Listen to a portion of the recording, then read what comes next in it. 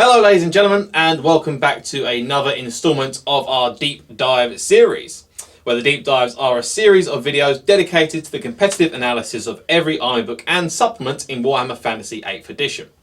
In this video we'll be breaking down my first 8th edition love army, as it were. It's the one that I've always used if you know me for a very long time, and that would be the Warriors of Chaos army book, which is here. It won't just be me, myself, Max the Chieftain Hurley. Going to the frozen norths of the old world will be James the Lawmaster Lemon, and we'll be taking the Warriors Chaos Army as well. Too, because Scott's not here. Scott's not here today. It will just be us two doing the deep dive with you guys. So you just got the dream team. The dream team That's in itself. You got the dream team, guys. When I went on my hiatus, you guys weren't kind about my absence. No. So we won't be kind here. No, we won't. So through the deep dive, we're going to look at the Warriors Chaos Army special rules, their chaos powers and mutations, the laws of Tzeentch, Nurgle and Slaanesh. You are sport for choice when it comes to magic laws. Yeah, there's lots. The unique magic items, and analyse every special character and unit choice with our dedicated competitive rating system. If you're looking for the ultimate guide to building a competitive Warriors of Chaos army, then you've come to the right place. And so before we get started, we're going to quickly break down the contents of today's video. So there'll be 5 distinct sections. The first will be outlining how the rating system works that we use in every deep dive. Then we'll go through the army-wide special rules, and then we'll follow on with the special character and unit ratings, followed by the analysis of army-specific items, the chaos power, the chaos mutations and powers, and the laws of Tzeentch, Nurgle and Slaanesh.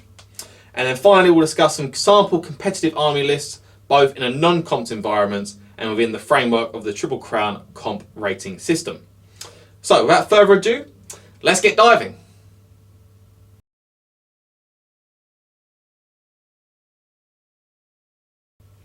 So as I said, before we get into the meat of the video in itself, we're going to quickly go over a brief explanation / recap of how the rating system works. If you've watched the deep dives before, then obviously you can skip through this section very quickly. May take about, I don't know, 5 minutes or so. If you're new here, stick around, see what we're talking about. It's quite important. It's quite important, otherwise you don't know what we're going on about. With the rating system itself, firstly we divide every unit in the army book into battlefield roles. This creates a system that accurately represents how competitive a unit is at its job.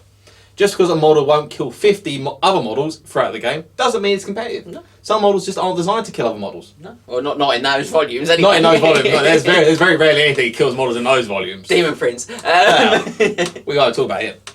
So the battlefield roles are as follows. We have our battle line units. These are the regiments that form the fighting heart and soul of your army, as it were. We have our flanking units. These are the shock units that you use for hitting enemies, unsurprisingly, in the flanks in support of your battle line units. Then you have your range units, exactly as it sounds. They're your range threat for the army. Not many for Warriors of Chaos. No, that's not a big section in this video. Not a big section for this one. Then we have our chaff units. These are the units you hit for hitting lone battlefield targets like war machines or lone wizards, or sacrificing for battlefield advantage. Then you have your support units, which are the uniquely Warhammer units that offer buffs and debuffs alike to your opponent's army and your own army. And then we have our special characters, which is just exactly as it says. They're your named unique characters. And within each of these roles, we have 15 different criteria for scoring. However, each of the battlefield roles are scored on the 6 criteria which are most relevant for their roles. So we're not going through each 15 for every role, otherwise we'd be here all day. And the videos are long enough. The videos are long enough anyway. So there'll only be six criteria for each battlefield role, which gives us a max score, because there's only 4 points per criteria, max score of 24 per unit. We'll outline which criteria used for each battlefield role and the full details, and you can find the full details for each criteria. It's broken down for you on triplecrownwargaming.com. I believe it's on ratings page. Yes. Yes? Yeah, it's the rating system. Rating system page on triplecrownwargaming.com. But I think the cheat sheet that you've got is less helpful there. It's less helpful here because it doesn't tell me exactly where it is. If we can, the link it will be posted in the video below the video itself. In there. It's pretty in-depth stuff and well worth checking out to better understand the deep dive content in its entirety and to help you think critically about your own army's units as well. As I said, each criteria is worth up to 4 points, as I said, giving a total of 24 for each unit of the army book. The higher that number is, the more competitive it is at that certain criteria. Simple stuff. The criteria for each battlefield role are as follows. Battle line units are scored on strength of attacks, number of attacks, special rules, the command options, survivability, and cost. Flanking units are scored on strength of attacks, number of attacks, special rules, maneuverability, survivability, and cost. Ranged units are scored on threat range, strength of shot, accuracy, versatility, survivability, and cost. Chaff units are scored on maneuverability, their number of attacks, their special rules, their slot, their survivability, and their cost. Unsurprisingly, Getting into a pattern now. I'm getting into a The last pattern. ones. My mouth is starting. It's now muscle memory at this point. Support units are going to be scored on their maneuverability, their special rules, their synergy to the army, their risk, their survivability, and their cost. And then the special characters are scored on their output, their special rules, their synergy, their risk, their survivability. And can you guess what the last one is? I think it's their cost, man. It is their cost. It is unsurprisingly their cost again. And a handy tip in general throughout the deep dive is that if a unit scores 18 or more, it's a pretty solid competitive. It's very strong. It's a very strong competitive choice. A lot of competitive choices don't get those lofty heights. No, they don't. Not so. If you're non-competitive, you're going to be scoring the dismal depths of single digits. Yeah, that's a rarity as well. It's a rarity. So that's the breakdown of the rating system. So without further ado, I think I'm going to get into the special rules of Warriors of Chaos, guys.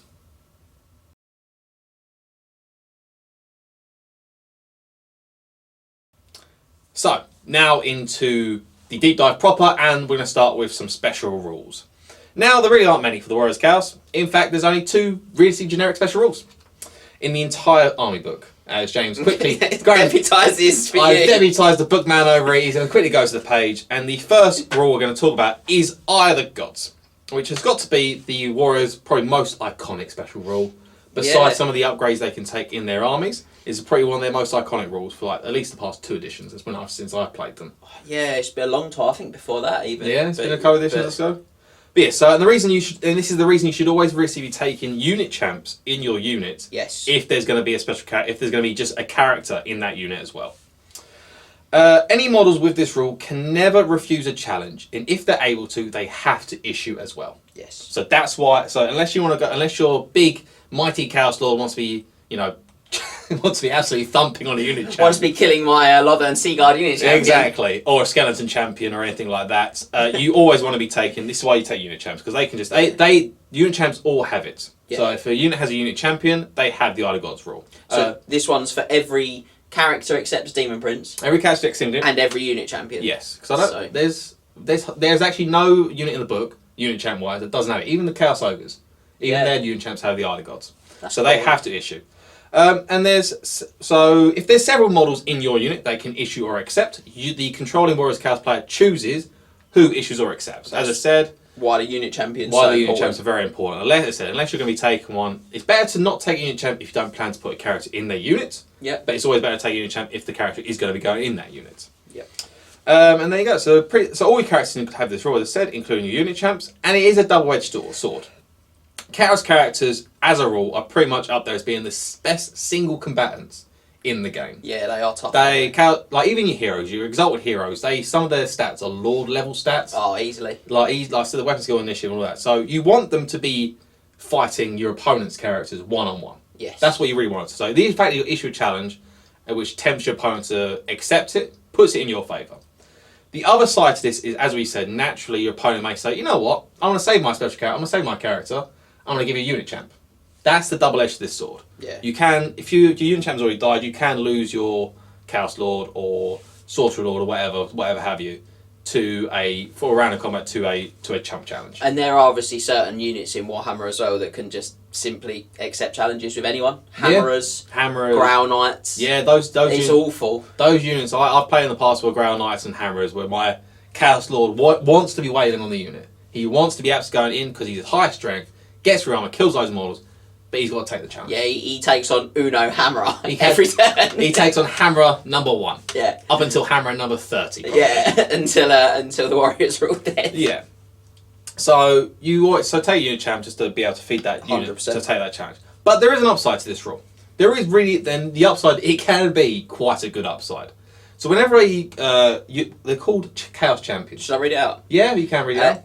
So it says, in addition, if a Chaos Champion kills an opponent in a challenge, or if he kills a monster, immediately make a 2d6 roll on the table opposite Once the result of the roll has been determined, make a note on your army roster. That model now has the reward from the table, that's the Eye of the Gods table, I don't know why it doesn't say that there, for the rest of the battle. So it says, a Chaos Champion can have several rewards, and it can even be the same reward multiple times. Yep. The rewards cannot increase a characteristic above 10 or an armour save beyond 1+. Yes. If for any reason a reward cannot be applied, the result is treated as the Eye Opens result, which is one of the results on the table. Do you want me to skim the table? If you go through a table quickly just so we know what happens. Yeah, so you roll 2d6 and compare it to this. On a 2, you've been down by Chaos. So the Chaos Champion must take a leadership test on his own unmodified leadership. The test may not be re-rolled for any reason. If the test is passed, the champion receives the Insanity reward. If the test is failed, the Chaos Champion instead receives Spawndom. So if he gets Insanity because he passes the test, he gains Stupidity. If the Chaos Champion already has Stupidity, he is -1 to his leadership to a minimum of 2. I don't know how many times you have to be stupid. Spawndom. If you have a spare Chaos Spawn model, you can place it anywhere within 6 of the champion. That is more than 1 inch away from any unit or impassable terrain. Note that this is a normal Chaos Spawn. It retains none of the equipment, upgrades, magic items, marks of chaos, chaos mutations, and powers, special rules, or spells that were possessed by its former existence. They have all been lost. The mark's a big kick because Spawn contain marks. Yeah, you do lose the marks. You lose everything pretty much. If you do not have a spare Spawn model or it cannot be placed on the board because of the aforementioned restrictions, then no Spawn is placed. Finally, the Chaos Champion is removed from play as a casualty. Yeah. If the Chaos Champion is mounted, his mount is also removed from play. So you can't have a Spawn riding a dragon. Unless it's a chariot or a ridden monster. Oh, so you can have a Spawn riding a dragon. Well, I guess he comes off of it, and the dragon just runs around on his own. Probably. Yes. 3 is Evil Eyeball, +1 ballistic skill. Excellent. Absolutely with useless. With the shooting presence of chaos. 4 is Unholy Resistance. You get +1 toughness. Very good. 5 is Iron Skin. You improve the armour save of the Chaos Champion by 1. Very good. 6 is Murderous Mutation. The Chaos Champion gains +1 weapon skill. Reasonable, but they start pretty high. Then 7 is the Eye Opens. That's the result we talked about earlier. The Chaos Champion can reroll 1 failed roll to hit, roll to wound, or saving throw until the end of next turn. Yes, you have got to use it quickly because it's only after a turn. Unearthly Reflexes. The Chaos Champion gains +1 initiative on an 8. On a 9 is Dark Fury. The champion gains +1 attack. On a 10 is the Slaughterer's Strength. The Chaos Champion gains +1 strength. On an 11, the Aura of Chaos, the champion has a 6+ ward save. If they already have a ward save, it just improves their existing ward save by 1 to a maximum of 3+. Very good. It's very and good. 12 is Dark Apotheosis. The Chaos Champion must take a leadership test on his own unmodified leadership. The test cannot be rerolled for any reason. If the test is failed, the Chaos Champion receives Divine Greatness. If the test is passed, the Chaos Champion instead receives Demonhood. Yeah. So Divine Greatness, so this is if you fail the test. The champion is stubborn. If the Chaos Champion already has Stubborn, then they get +1 leadership. Woo, that's pretty solid. Demonhood is the option if you pass the test. If the Chaos Champion does not already have the Mark of Chaos, he immediately gains 1, only player's choice. With the exception that if they're a wizard, they can't pick Khorne. Then, if you have a spare Demon Prince model, you can place it anywhere within 6 of the Chaos Champion that is more than 1 away from an enemy unit or impassable terrain. Sorry, any unit or impassable terrain. The Demon Prince will retain any equipment, chaos mutations, and powers, magic items, or other rewards from this table gained during its former existence, if it had any. If the Chaos Champion was your Army General or Battle Standard, the Demon Prince remains your Army General or Battle Standard. Yep. Excuse me. There's a lot to read here. If the Chaos Champion was a wizard, the Demon Prince retains his wizard levels and knows the same spells as the Chaos Champion did before turning into Demon Prince. If the Chaos Champion had the Mark of Khorne, Tzeentch, Nurgle, or Slaanesh, he will have the Demon of Khorne, Tzeentch, Nurgle, or Slaanesh upgrade respectively. If you do not have a spare Demon Prince, or if it can be placed on the board according to the aforementioned restrictions, then no Demon Prince is placed. Finally, the Chaos Champion is removed from play as a casualty. If the Chaos Champion is mounted, his mount is also removed from play, unless it is a chariot or a ridden monster. So yeah, that's the Eye of Gods, and that's the result. Now, a lot of those... Ooh, is there any more? It just says new models created by these results do not have any upgrades or award any victory points. That's for Demonhood or Spawndom. Yes. So if your Chaos Lord does this, you actually give away yes, you do. So their points. Give me a point I'm going to talk Sorry. So that's fine. That's fine. Jumped you. That's fine. So a lot of the results on this table, they are pretty spicy. Yeah, there's some good stuff so there. The Evil Eyeball is just useless because all your Chaos Champions don't have any shooting attacks. So it's just like, oh, I'm going to go an eyeball in the middle of my head. Obviously, Spawnedom and Demonhood, they're the ones that transfigure your model. Well, I will say, word of one with those Spawnedom and Demonhood, the rolling model must be removed. Yeah. There is no ifs and buts that you lose the model. The model. And it's not just you lose it and the model becomes a demon prince. It's removed as a casualty. So as James just said, you lose the victory points for it. Yeah. And your characters are very pricey. So you Chaos Lord, if he becomes Demon Prince, yeah, he becomes a Demon Prince. But your opponent gains killing the general and the victory points, and the Demon Prince doesn't give away any points as it is anyway. Yeah, it's not great, is it? So in all honesty, Demonhood's good, but at the wrong point of the game, it can cost you. They do retain the generalship though. So they do retain generalship. Sort of they give the inspiring presence still, but I definitely think that if that happens, that Demon Prince needs to become like an absolute machine weapon. He needs to throw in and just try and get as many victory points. He needs to make it back up. Yeah, realistically, big time. The biggest results you're going to be looking for is the Stubborn from the failed Dark Apotheosis. Yeah, that's excellent. That's a really good one. Or stuff like +1 ward save, +1 armor. It's all really good. The mid-table results are the all very good, results, which is lucky enough because you do get a lot of mid-table results. Yeah, I mean, statistically, you're more likely to get a mid-table result than a top or bottom, just because the outs on the dice. So again, I think like +1 attack, +1 strength, +1 toughness, +1 armor save, +1 ward save, all very good. They're all very good results. Very good results. It's just towards the lower end and the top end, you want to kind of be a bit careful. And obviously, you're on your own unmodified leadership with no reroll. So if you fail and become a spawn, or you pass it and you become a demon and you don't want it, you've got no choice. You're stuck, mate. You're stuck with that. I did see my unit champion for Warriors Chaos kill a warrior priest and become a demon prince on turn 2. Yeah, that was spicy. That was pretty good. I think that's the thing. And again, we're back to, so that's why it's so good with the unit champion. Just take a unit champ, chuck him in. Yeah, and the thing is, if the unit champ kills another unit champ, he gets an Eye of Gods roll. Yeah, he does. It's like almost free of charge for unit champs. So always take one if you want to save your characters from damnation. I would, because I think the Chaos characters start with such great stats anyway. Yeah. It's not a big hardship. But that's it for Eye of the Gods. It's a substantial rule and one you always have to be considerate of. You have to always remember it's there. Unless you have anything else to say on it. Just there's a note at the bottom of the section which I'll quickly touch on because it's worth being clear about for everyone at home. Chaos Champion must cause the last unsaved wound on the model to claim the kill. If a model suffered multiple wounds simultaneously, randomise the sources of the wounds to determine what caused the final wound.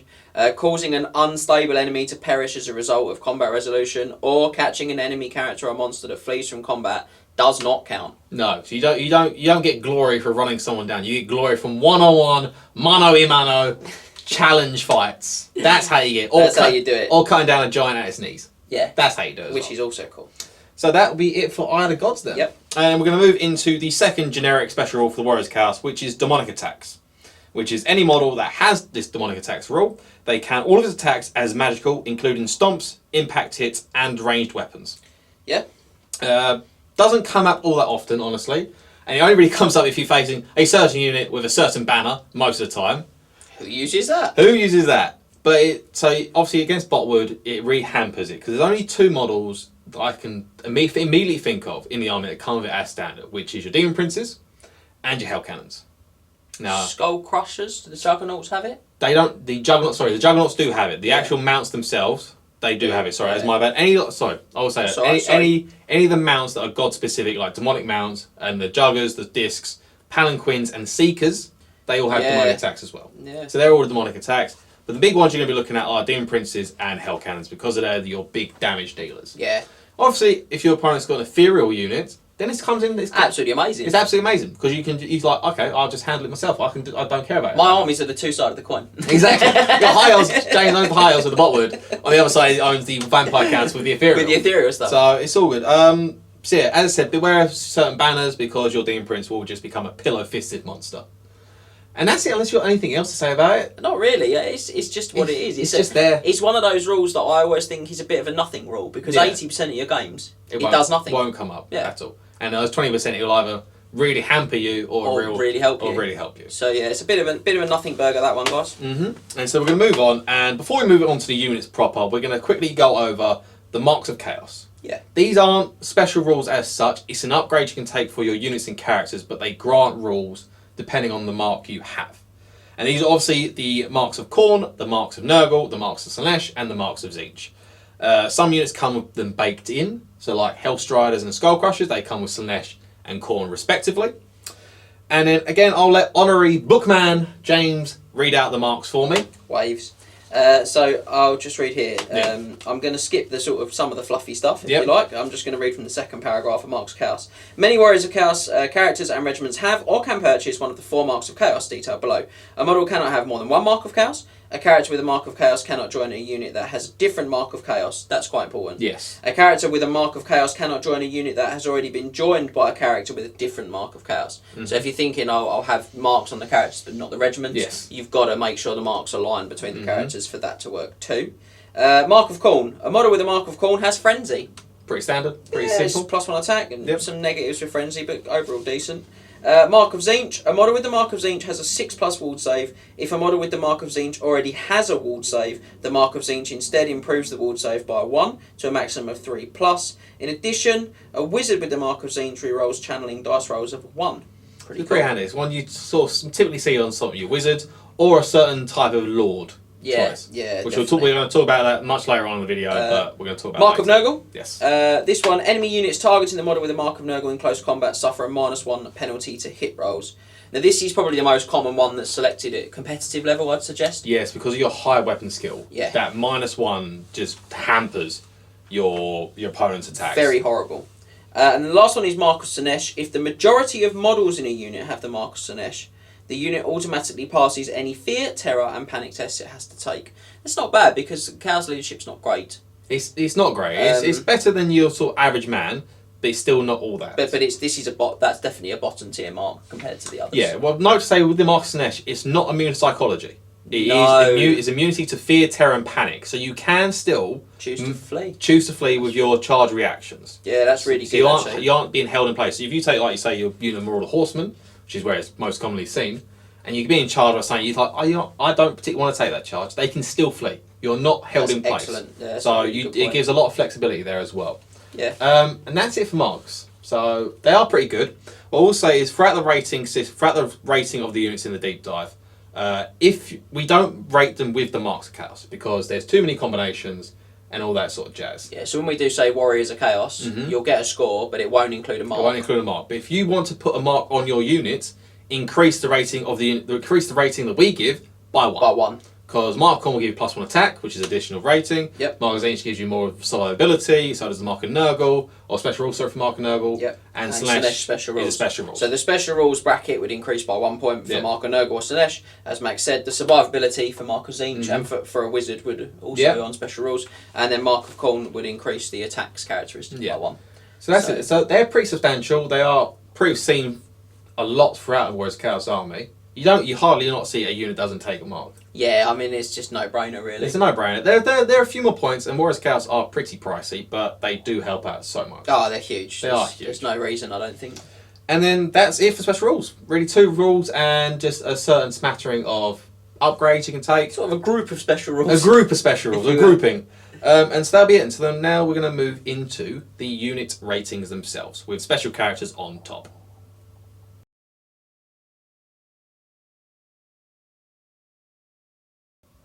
Right, so now we're going to move into special characters and unit ratings. But before we do that, we're going to address an elephant in the room, which is just generic character profiles. When putting together a system of rating choices in Warhammer that actually has a value, it's incredibly difficult to do this for generic characters. Units like Chaos Lords, for example, have so many options that undoubtedly the choices that you make at that stage will define the competitive value of such a choice. Yeah. They have a lot of options. Maybe not as many as some armies do, but they do have a lot of options. Oh yeah, they do. So during the deep dive, we won't be covering generic characters, but we have devised a way of getting a rating system on them for all you watching. When you come up with your generic characters build, head over to triplecrownwargaming.com and put the character through our rating system we use for special characters in these deep dive videos. That way you'll get a competitive rating for your build that will compare directly to the ratings we give here. Yeah. Alternatively, drop us over your army list with the character in it and we'll take a look at it and try to feature it in a future video. Or just do both. You can email us or do it yourself. We like hearing what other people's armies. It's really interesting 100%. What people come up with. And that's that. So with that out of the way, we're going to divide the army book into their respective categories and give them their competitive score. Remember, if we feel a unit could be used in multiple categories, we'll put it into multiple categories. So we're going to start with battle line units for the Warriors of Chaos. We have Chaos Warriors, Marauders, Forsaken, Chosen, Chaos Ogres, and Chaos Trolls. Some good stuff in there. There are some big heavy hitter names in there. A lot of people have heard these names before and shuddered at the thought of fighting them. Oh, yeah. And speaking of shuddering, the first up is the Warrior of Chaos. The Chaos Warrior himself. The humble core warrior. The humble... And yeah, this guy is a core choice, which is going to make a difference for when we read it out. He comes with a competitive rating of 13 out of 24. Which is... surprised he's so low. For a core choice, he's Yeah, like. For a core, he's a core choice. There are He's some... high for a core choice. High for a core choice. For battle line unit, there are obviously bigger choices out there. White Lion spring to mind again. They keep coming up. So we're going to get there with a score of 2 for strength of attacks, 2 for number of attacks, 1 for special rules, 3 for command options, 3 for survivability, and 2 for cost. And with this rating, we have included them with shields. Purely because you're going to take something and you're pretty much always going to have a use for a shield. Yeah. It gives them like that super survivability they're known for. This is going to be the mainstay of most Warriors armies, seeing as they are the aforementioned Warriors of Chaos. The namesake of the book. With the big man himself on the front cover. The main points that people always point out were Warriors of Chaos. It's a core choice. This is your main... This is compulsory. You have to take, not these guys specifically, but you're going to take some of these guys. And they have weapon skill and initiative of 5, 2 attacks per model, and a 4-up arm safe base, 3 up if you take the shield. Yeah. You only really see that on sort of your special or even rare choices. A lot of armies can't even get 3-up infantry. No, they can't even take that at all. Because that full plate armour, or that chaos armour, which we'll discuss properly later. We're going to discuss it later on. It effectively gives them a 4-up to start with. So, Yeah. like the shield's excellent. Now, with that rating, is there... If I swap the weapons, does it stays the same, doesn't it? If I swap the equipment on them, no. They drop a point for survivability on the loss of the parry save. Yes, so obviously there are options for like great weapons and halberds. Halberds, you lose the point of survivability if you're losing the shield in combat, but you gain a point of strength. So you get they stay the same. The only one that will really change would if you take a great weapon. So if the great weapon put you to strength 6, which give you 2 more points of strength, and you'll lose a point of survivability for the parry save. Yeah. So you'll go up to a 14 out of 24 with a great weapon. But you do have to consider the fact you're going last. You are going last. Excellent initiative of 5. You lose initiative 5, you're going last with Raven. You get 2 points of strength, but sometimes strength 6 isn't really needed. Unless you find something that's really, really tough. There's a lot of stuff in this book that can do there's a lot of big stuff strength that as well. can, and there's a lot of stuff that can do it because of the strength of themselves, or the rules themselves that are able to do it themselves. Yeah. So there's that. So, yeah, Warriors of Chaos, they're incredibly hard units to shift. And in my opinion, they are up there as one of the best core choices in the game. That they are. I know a lot of people sort of dislike their points. We talk at length about their points when we're not on the channel. We talk about whether they're worth the points. I think for a 14 points of model base, 15 for shield, and you got the upgrades like, say, halberds, marks, and all that sort of stuff. The maximum points I think I put my Warriors at is 18. And at that point, I think they are very expensive. Just about workable, aren't they? They're just about workable. They're not too many points. They're not too little. They're not exploitable. But you put them on the table. You let them do their work, and they can carry a game themselves. You've lost all your big stuff. You lost your carrots. You lost your demon princes. You lost your crushers. You've got your Warriors of Chaos left. They crack the knuckles. They roll into Warriors. They roll into your opponent's army, and they do the work. They actually do the work for you. Yeah, I think it's worth pointing out that with the weapon options that these guys have got, you can take an additional hand weapon or a great weapon or a halberd basically. Yep. Or as Max says, you can purchase shields, and actually purchasing shields can be purchased alongside all the others, everything. Yeah. Which seems really odd, but I suppose it's for the shooting. It gives you the 3-up arm save for the shooting. Yeah. Now I actually think that for me the upgrades time with the marks really well. The ones you pick. So you'd get an extra point, which would push them up to 14 with the mark. With the mark. So again, I think that I think we probably agree on this, but mark or corn, additional hand weapons. That's the combo. That's a pretty good combo. Works together. Because you effectively get 4 attacks per Warrior of Chaos at that point. From the front rank, you do. Which is pretty scary. I've seen attacks. Again, halberds is also very good with corn. For the extra strength, we just kick some stuff as well. Yeah, we can kick some stuff. But for the extra strength of 5 and that good initiative with 3 attacks a model, you certainly don't want to look at going for the parry save because the frenzy from corn will cost you that. Yeah, frenzy from corn. The others are a bit easier to kind of work out. Mark of Tzeentch and the shield and sword for the 5-up parry is excellent. Mark of Save does increase. The Mark of Tzeentch does increase your parry save. It does. Mark of Nurgle with the halberds and shields is also pretty much mainstay. That's my go-to combination is a Mark of Nurgle with halberds and shields. Yeah, and very lovely. I think that the great weapons can work with. Great weapons can work best with Nurgle as well. And Slaanesh Not often seen on a Warriors Chaos unit because it doesn't give them much, does it? No. When you look at like the comparison to the other marks, Slaanesh, whereas like Khorne gives you more output, Tzeentch just makes you more tanky. Nurgle just means you can't get rid of them. Slaanesh doesn't do it. Doesn't give you any of that. You got to go basically working with a base Warrior Chaos that sometimes doesn't run away. The positive for Slaanesh, I think, is to stick with the sword and shield and just make them really cheap. Yeah, make them cheap. They're not going to panic or get the cheapest carried mark, off. I believe, at 1 point per model. It is, yeah. But you could also go great weapons. It's controversial. But you could go great weapons and forget the shield because you know they're not going to fail the terror checks against monsters. Yeah. So you could use them that way to go monster hunting. But they're a very flexible unit. They are very flexible. Expensive. They are expensive, so you can put them into almost anything, especially when combined with spells and characters, and like as is with Warhammer, combinations work really well. They're just there. Yeah, I do think the halberds overall are the best choices. Yes, they are the best choice because you do get your arm. You take your arm save. Your strength 5. Strength 5 is an amazing strength. Particularly for a core unit. For a core unit, is absolutely insane. And that's it really for the Warriors Chaos. Unless you've got anything else to say for them? Oh, not really. No, I think we're ready to move forward. A top tier unit for me. I always take them. So, and we're going to move into the Marauders, which come in with a competitive rating of 7 out of 24. Very low for them. We get there with a 1 for... James hides his face as we've gone from 13 to 7. Yeah, that's not we're going to get there with 1 for strength of attacks, 1 for number of attacks, 1 for special rules, 2 for command options, 0 for survivability, and 2 for cost. And this is without any upgrades. It's just the base Marauder you get. And obviously there's plenty of options that we have for them, which we can discuss in a bit. Yeah. From the heights of the Warriors Chaos, we come down to the Marauders. They get survivability because without upgrades, they are literally just in their pants. They have no armor at all.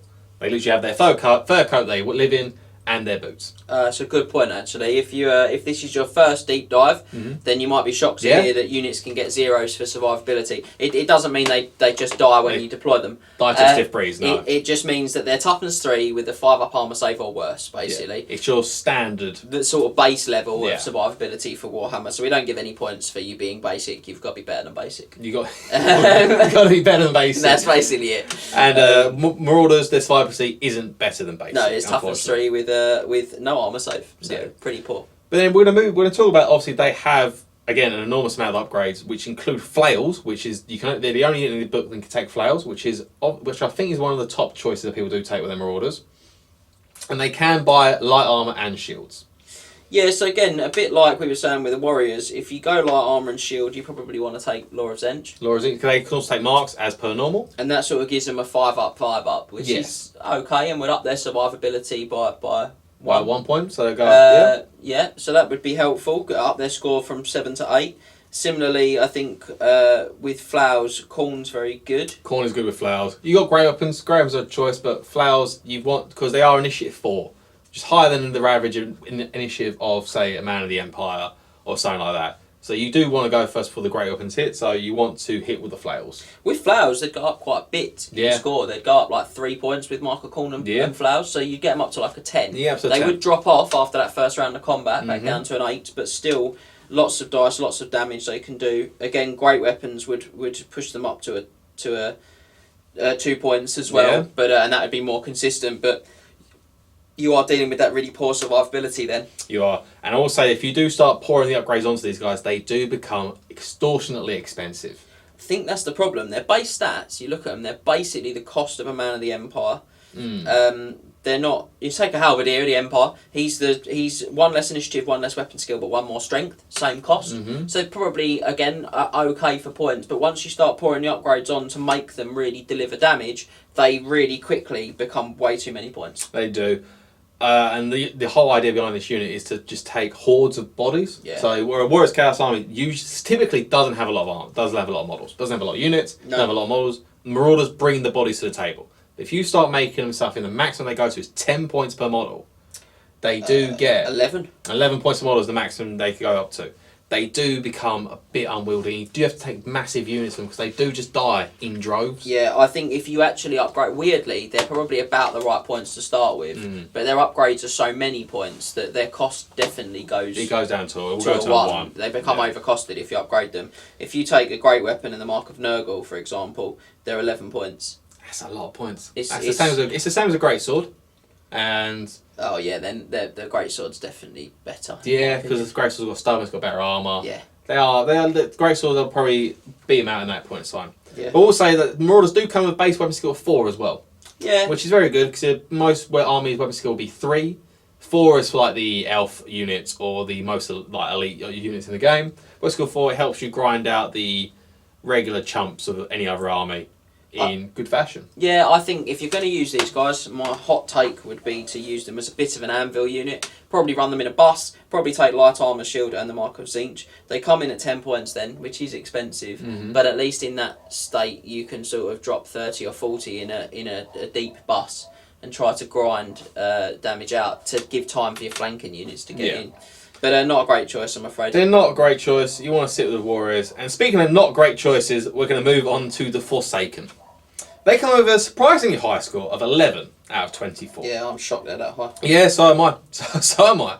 And we get there with 2 for strength of attacks, 3 for the number of attacks, 3 for their special rules, 0 for command options, 2 for survivability, and 1 for cost. Okay, so yeah, I mean, 3 for number of attacks because they do have D3 attacks. D3 so attacks. They could score 3. They also have Frenzy as well, so they have D3 plus 1 attacks. Oh, okay, so you've averaged them. I've averaged them out, yeah. Yeah. So they get average out about 3 for a number of, like 3 for their rating on the number of attacks. You get about 2 to 3 attacks on average. Yeah. Say so. Maximum of 4 attacks per model. 3 for special rules because they do have. I believe it's what's it called? The Freakish They've got Mutations. Freakish Mutations. So yeah. if Would you James, like me to find them? If James will quickly find the page for me, Freakish Mutations. So I think it's the beginning of every round of combat they're involved in. They have to roll on their table. Yep. Yeah. Yeah, it's start of a close combat phase, roll a d6. This lasts until the end of that close combat phase. So on a 1, they get slug brains. They always strikes last. Yep. Terrible. On a 2, they are armor piercing. Pretty good at strength 4. On a 3, they have always strikes first. That's good with their stats. 4 is venomous fangs. They have poisoned attacks. 5 is healing flesh. They get regeneration 5+, which is probably the best one actually. And 6 is decapitating claws. They gain killing blow. Yeah, and they also note of worth here is that they have different marks to a regular model. They have the Forsaken marks, I believe They do, yeah. So Forsaken of Khorne have hatred instead of frenzy. Forsaken of Tzeentch have magic resistance 2. Forsaken of Nurgle have fear. And Forsaken of Slaanesh have swift stride. So probably Forsaken of Khorne is the only one of those you would, I think, about taking. The swift strides are quite nice. They are movement 6. They're pretty fast. Yeah, they are. Faster than the average. But so the mutations and the marks, they can give them pretty good punch with the amount of attacks. But their downsides, however, are glaring. They are 19 points a model. Oh, it's base. insane. It's more than points than a Warrior of Chaos is fully upgraded. Yeah, and you pay 2 points for Khorne, 1 point for Tzeentch, 2 for Nurgle, and 2 for Slaanesh. Yeah, so it's there's going to be 21 21 points. points per model. And for a model that has frenzy, can be led around the board. Like doesn't have like any sort, doesn't have stun, doesn't have command options. You can't take musician, banner bearers, can't swift reform, Can't flee because you're immune to psychology. They have 4 up safe base because they come with chaos armor, which is very nice. But again, as I said, frenzy tends to be led around the board quite a lot. There's just so many also, points. only weapon skill 4. Yeah, because I mean they are. Which is high, I know normally, but when you're comparing them directly to a Warrior of Chaos, which, as Max said, you can deck out to the max level for less points. The fluff behind these guys, they're the midway point between a Warrior of Chaos and a Spawn. So obviously the web skill drops from a Warrior of Chaos to Forsaken to Spawn, which makes sense from a fluff perspective, but crunch-wise, it's not great. It's just their points. I think if they were a lot less points, you'd actually think about taking. If I don't say, I want to say maybe 15 points. 14 points. 14 points. I think they'd feel expensive like that, but you'd probably get by with them. But then when you get the marks on their points, like say 17 or 16 points, I reckon they could be taken. They're a core choice. You can just take 625 points. I'm turning the page. I'm turning the page. James Dunn, I want to see them work, but I don't see them being. They're terrible. Yeah, just maybe tiny units with Khorne. Maybe units of minimum size, which is 5+, which is probably reasonable. Maybe 6s. Maybe units of 6 with Mark of Khorne could be something that you could think about, just for the hatred and just chucking them at something and seeing if you can get a killing blow on a wizard or seeing if you can do the damage. But I mean, honestly, they're just not worth the points. No. 100 points is too many for unit 5. So from Forsaken, we're going to move into our first special unit of the book, which is the Chosen. And they come with a competitive rating of 15 out of 24. They have 2 for strength of attacks, 2 for number of attacks, 3 for special rules, 4 for command options, 3 for survivability, and 1 for cost. Yeah. And we have given them, again, like the Warriors Chaos, we did give them shields off the bat because shield is just such a ubiquitous item just for survivability. It pumps them up to a 3-up arm save again. They're the more elite, if that's possible, of a Warrior of Chaos. They are the elite of the elite of your army. They have the exact same stat line as Warrior. The only difference is they have a weapon skill of 6. Weapon skill 6, he's ace for a regiment. It's them and Swordmaster Hoeth. That's it. That's it. The Swordmaster is the one. So if you got and Swordmaster at that point hit on 5. I don't even think anything in the Dark Elf book has 6. No. Execs or Blackguard. That's the only thing. No, they're 5. Potentially. They're No, 5. so they're like the only ranked up units in the game that have weapon skill 6. Dragon Princes. 5. 5. Well, there you go. They said they have the Lord level weapon skill of 6, and they also have the Rewards of Chaos special. Okay. Which is a special unique to the Chosen, which I think is a pretty good rule. He's a very good rule, and I'd say straight off the bat, it's basically at the beginning of the game, a unit Chosen will roll on the Ida Gods table. Not the unit champ, not a single model, the entire unit. Every model in the unit will gain the benefit of the Ida Gods roll, and you roll it on a 3d6 and pick the 2 dice that you want to apply to the unit. Yes. The amount of variety and stuff you can get here is ludicrous. So Ida Gods is good on a single model, but say you get +1 strength, +1 toughness, +1 armor save, +1 attack, +1 wall save, +1 wall save, Marker Tzeentch. Like also some of the other stuff in there is like +1 initiative 6. Like you're pushing. High elves just aren't getting their rerolls at that point in time. Like elves just aren't getting the rerolls. No, and +1 strength. +1 strength. Solid. I think the only problem with this is like all random things in a competitive setting. Is that like so if you were looking at say the Aura of Chaos for the ward save, you'd probably want to take like hand weapon and shield potentially on these guys to max that out. But you don't know if you're going to get it. Now similarly, +1 strength is probably quite good on hand weapon and shield, but it's amazing if they've gone for the halberd. Because they do have the exact same options as the Warriors Chaos. Again, the initiative is great with the halberd, but it's terrible if they took the great weapon. Yes. So I think this is the issue that they face. The issue is that they can get a buff, which is really good, but because you can't be certain what they're getting, it's very difficult to make the unit kind of be perfect with that buff. It is somewhat mitigated by the fact you roll 3d6 and you choose the 2 dice you want, which does help you mitigate a lot. And there's other units in the army that help you get more dice to your Ida Gods roll again, so you can get even more variety. I will say that at the beginning, though, Spawndom and Demonhood only affect the unit champ if you've taken one. Yeah. Or I think it might just be a random model if you don't take a unit champ. If the result of Damned by Chaos or Dark Apotheosis is rolled, that result is immediately applied to the chosen champion. Okay. If it doesn't, instead just treat it as the Eye Opens result. Oh, okay. So even if you don't have a unit champ, you don't get it. So it's not even Demonhood or Spawndom, it's Damned by Chaos or Dark Apotheosis. So your stupidity or your stubborn will only apply to your unit champs. So, say your unit champ dies, you'll lose the stubborn from failing. No, Divine Greatness is the stubborn. Yeah, so Divine. Oh, yeah, but it comes under Dark Apotheosis. Yeah. Sorry, cool. Yeah, so Dark Apotheosis, you failed Dark Apotheosis, you failed the leadership test, you gain stubborn. That stubborn only applies to unit champ. So, say unit champ dies from the challenge he has to issue, you lose the stubborn. Yeah, it's upsetting. So, overall, I really like Chosen. I think they can work. They are a lot of points. There are a lot more points than they are for a Warrior Chaos. They're too many points. Yeah. You do have to, if you are going to take them, you have to seriously consider what you're going to be taking alongside them. And what you're going to be losing out on if you do take the Chosen. I mean, that's the thing, isn't it? If you take a halberd and a shield and a mark, they're 25 points a model. That's the price of like cavalry at that point. I mean, if you take Slaanesh, they're 24, but I mean, no.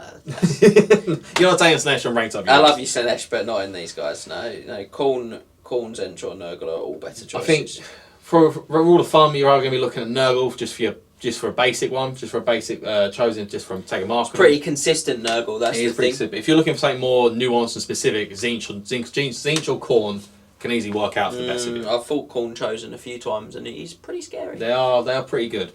And that'll be it for Chosen, unless you've got anything else to add?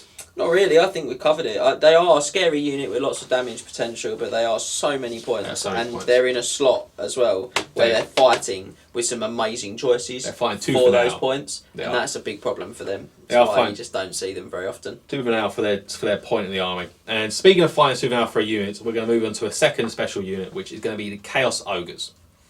and they come with a rating of 15 out of 24.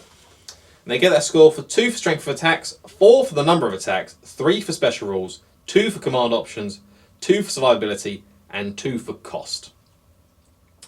So, the ogres, have decided to join a real army rather than being their own army. Oh, I bet he wishes he was here now. I really was hoping he was going to be here, because that's what that was in there for. Yeah, ogres decided to join a real army here. They come from the ogre tribes and join the warriors of chaos themselves. And they keep the exact same stat line they do in an ogre army. And same rules. Same rules, same stat line. The only rule they gain is that their unit champs, I think it's called the ogre mutant. Yep. He gains the Isle Gods rule. So he has to, obviously, as his challenge, accept it, and gets the Isle Gods rule if he kills something in challenge or monster. And they can also take marks of chaos, which is a very interesting choice for him. Yeah, it does really change them up. It changes the dynamic extensively. So I think they can take additional hand weapons, I believe, as an option, or they can take a great weapon. Yep. So you're looking at like a mix between an ogre bull, an ogre man, an ogre iron gun, and an ogre man eater. The customization of is not as good as a man eater, but they can become more attacks or get a great weapon themselves. And then you can take the marks of chaos as well. So Tzeentch, Nurgle, Khorne, and Slaanesh as per usual.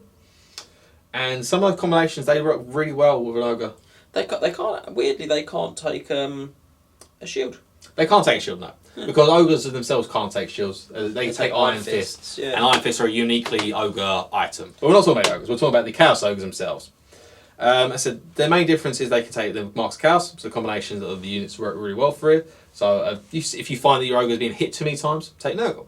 If you want even more attacks from your ogres, take Mark of Khorne with additional weapons. You're pumping out 5 attacks per model. Yeah, I think they're the only 2 I'd bother with though. Yeah? Yeah, I think Tzeentch is poor without a shield. Tzeentch is poor without a shield, and Slaanesh, they're core sphere, so that rules out that rule they get from Slaanesh. Yeah. Terror doesn't particularly cause much issue for them because it's just a fear test. It's a fear test. And panic can be an issue at leadership 7, but you should have your general nearby. Yeah, you should. So maybe Slaanesh, but and he's half the points of the others because they're 4 points other than the Slaanesh one, which is 2. But I think you're right. I think you've been a bit kind to them on their special rules as well. Ogre charge, I get an impact hit, so I suppose it is quite consistent. So maybe I'm being unkind. Yeah, I was just thinking of the big charge. When you do big charge is, but when you do get the charge, you do get an impact hit. So I think in my mind that's consistent because hopefully you are always charging. Yeah. Fear is a situational rule. Yeah, that's fair. No, you've literally applied the letter of the law. Yeah, they're a funny choice, Chaos Ogres. You don't see them often in a Chaos army. Being special again is we've got some stuff we'll talk about in this slot that really is always demanding a space in your army list, and that's a big problem for them. Yeah, that's it really. They are a Chaos unit that can take command, and they're a bit of a funny army, Chaos. They're a bit like Vampire Counts.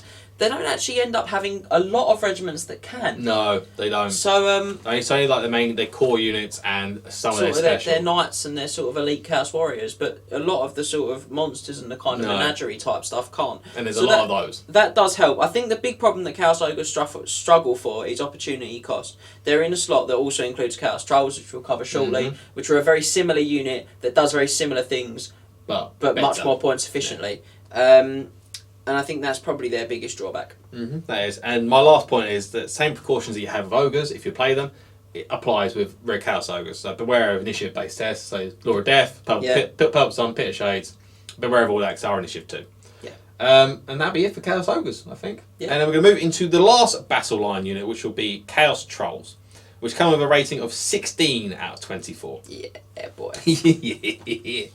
So they get there with a score of 3 for strength of attacks, 4 for the number of attacks, 3 for special rules, 0 for command options, 3 for survivability, and 3 for cost. It's just those command options that hurt them. The command option does hurt. If they had maybe even like a champ or I don't know.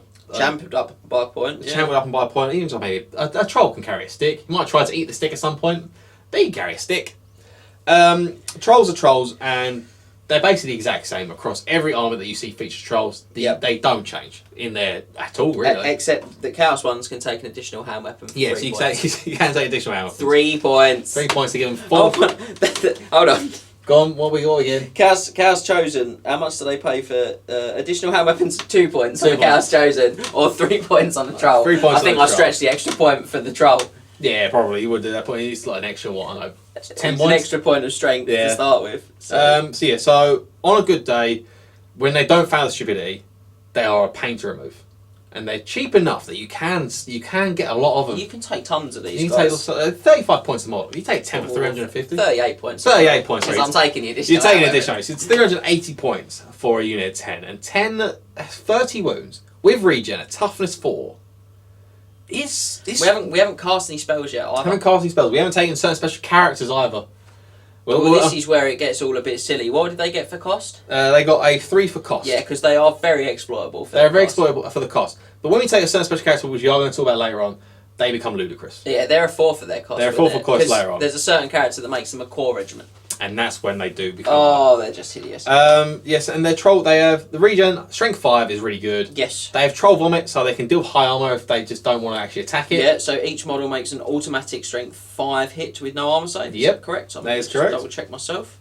The troll. If you get charged by knights and say you only have 3 trolls left, I'm going to vomit. That's just 3 knights dead. Yeah, it's the automatic hit nature. The automatic hit. So strong because they're only weapon skill 3. Weapon skill 3. Obviously, their trolls have downsides as they always do. The stupidity at least at 4 is a nightmare, so you need to be babysitting them really well. And unless the general's there, they can't particularly have a character involved in them because there's not many special characters of monstrous beasts apart from 2. Well, there's 2 special characters that can characters. massively improve them, and I think both become really competitive They choices in Light of Trolls, which we'll cover in that section. And also just being near them is okay. Yeah. Chaos have also got some excellent survivability for characters that run around on their own. They're one of the best armies for that. And things like a Demon Prince, which is very common mainstay in a competitive Chaos army, means that these guys are probably going to be Leadership 9 most of the time. Also, if you are running a character alongside them, so not in the unit but alongside them, Chaos characters aren't cheap. No, you need to, if you're taking a unit of trolls, you need to seriously consider what you're doing to babysit the unit. Yeah. So you need to invest the points into them. But the trolls can eat cannonballs. The trolls can eat cannonballs because they're one of the only units that can stop a cannonball, especially when they pass that regen. If they fail the regen, don't cause 3 wounds. The cannonball's just there. Oh well. Very good choice, guys. It is a very good choice. Is a very a strong score, yeah, and it gets better when you make them core.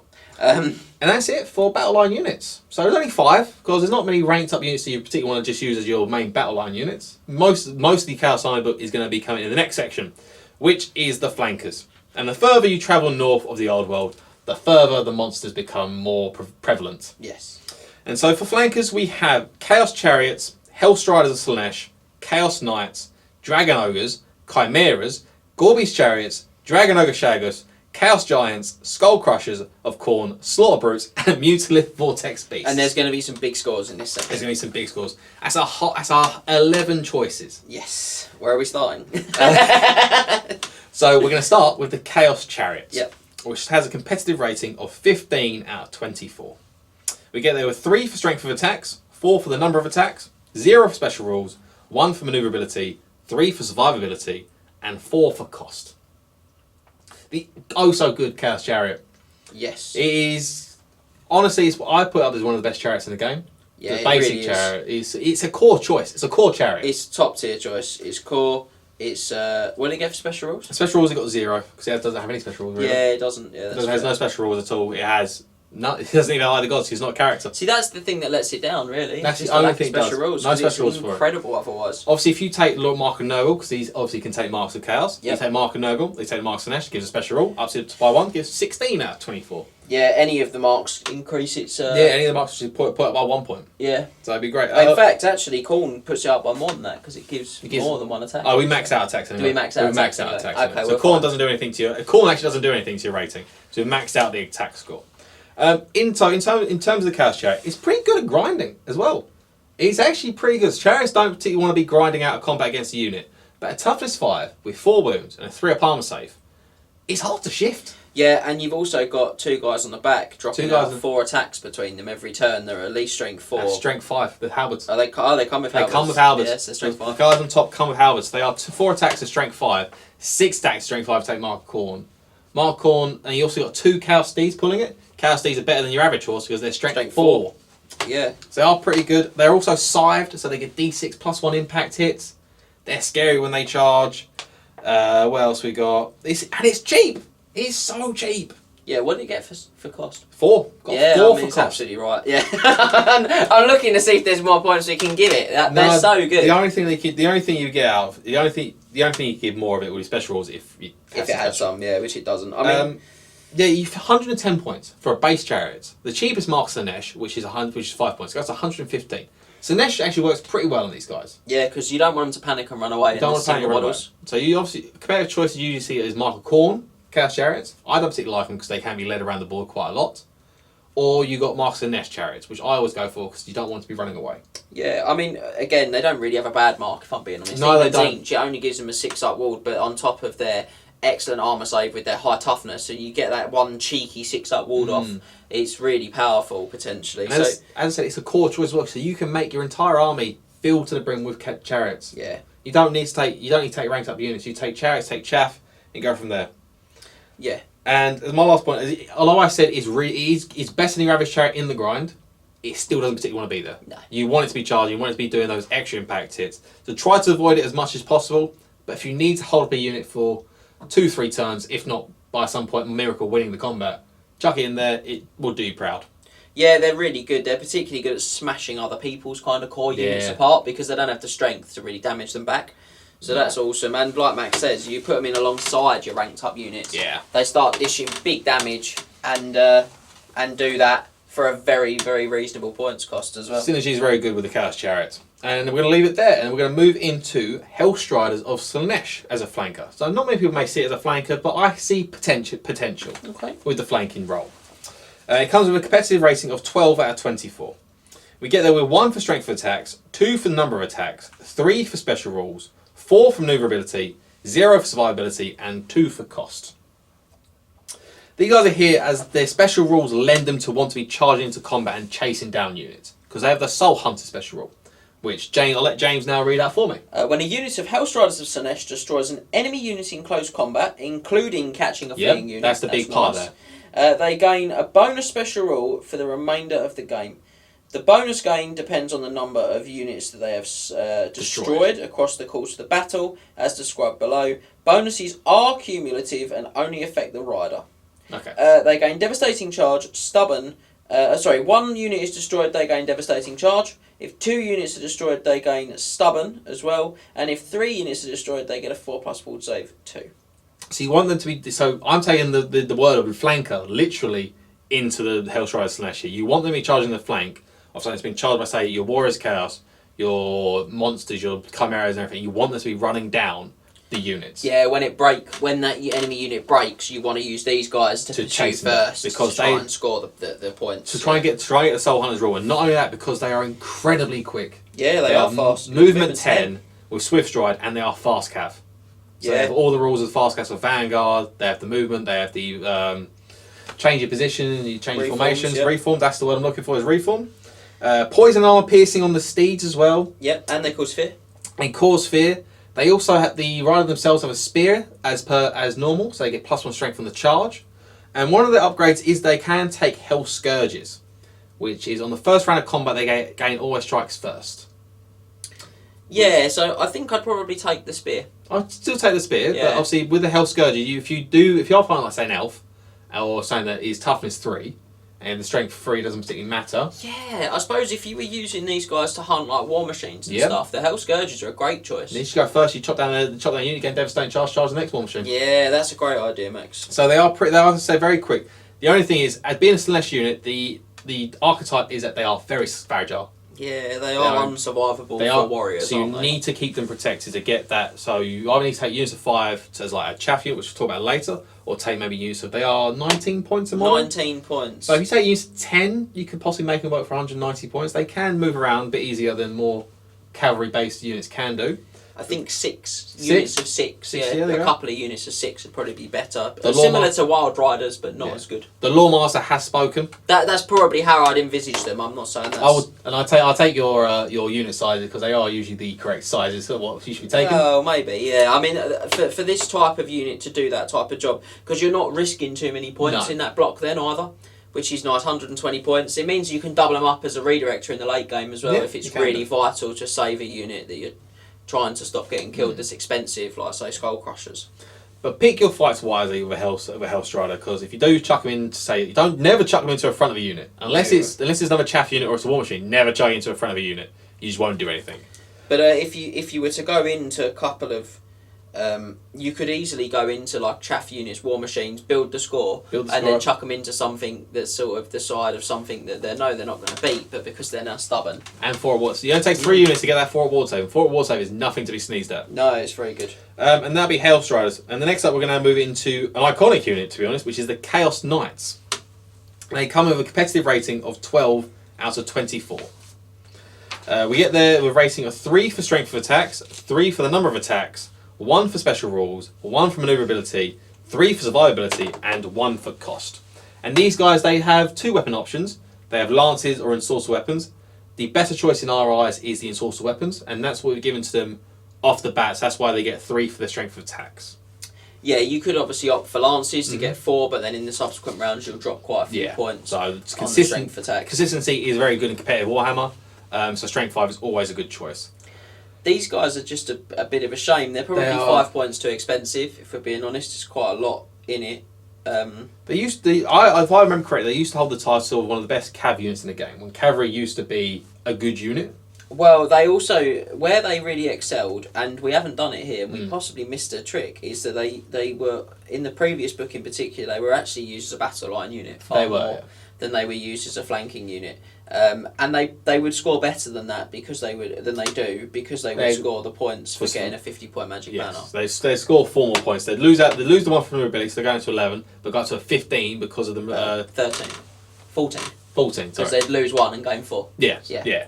So they've got quite a bit for gaining the command options, but I put them into because there's so many points, and there's only 1 point per model. I don't particularly see them as a battle line. But as I said, you can use it if you want an all cav army.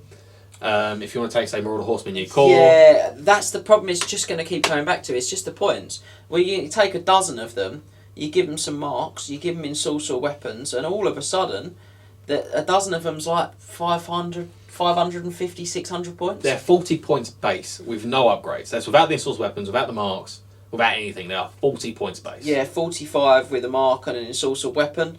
Oh, horrible. 45 points model, obviously, and then you have got that infamous one-up armor save. You do, but the one-up armor save is really good. Far.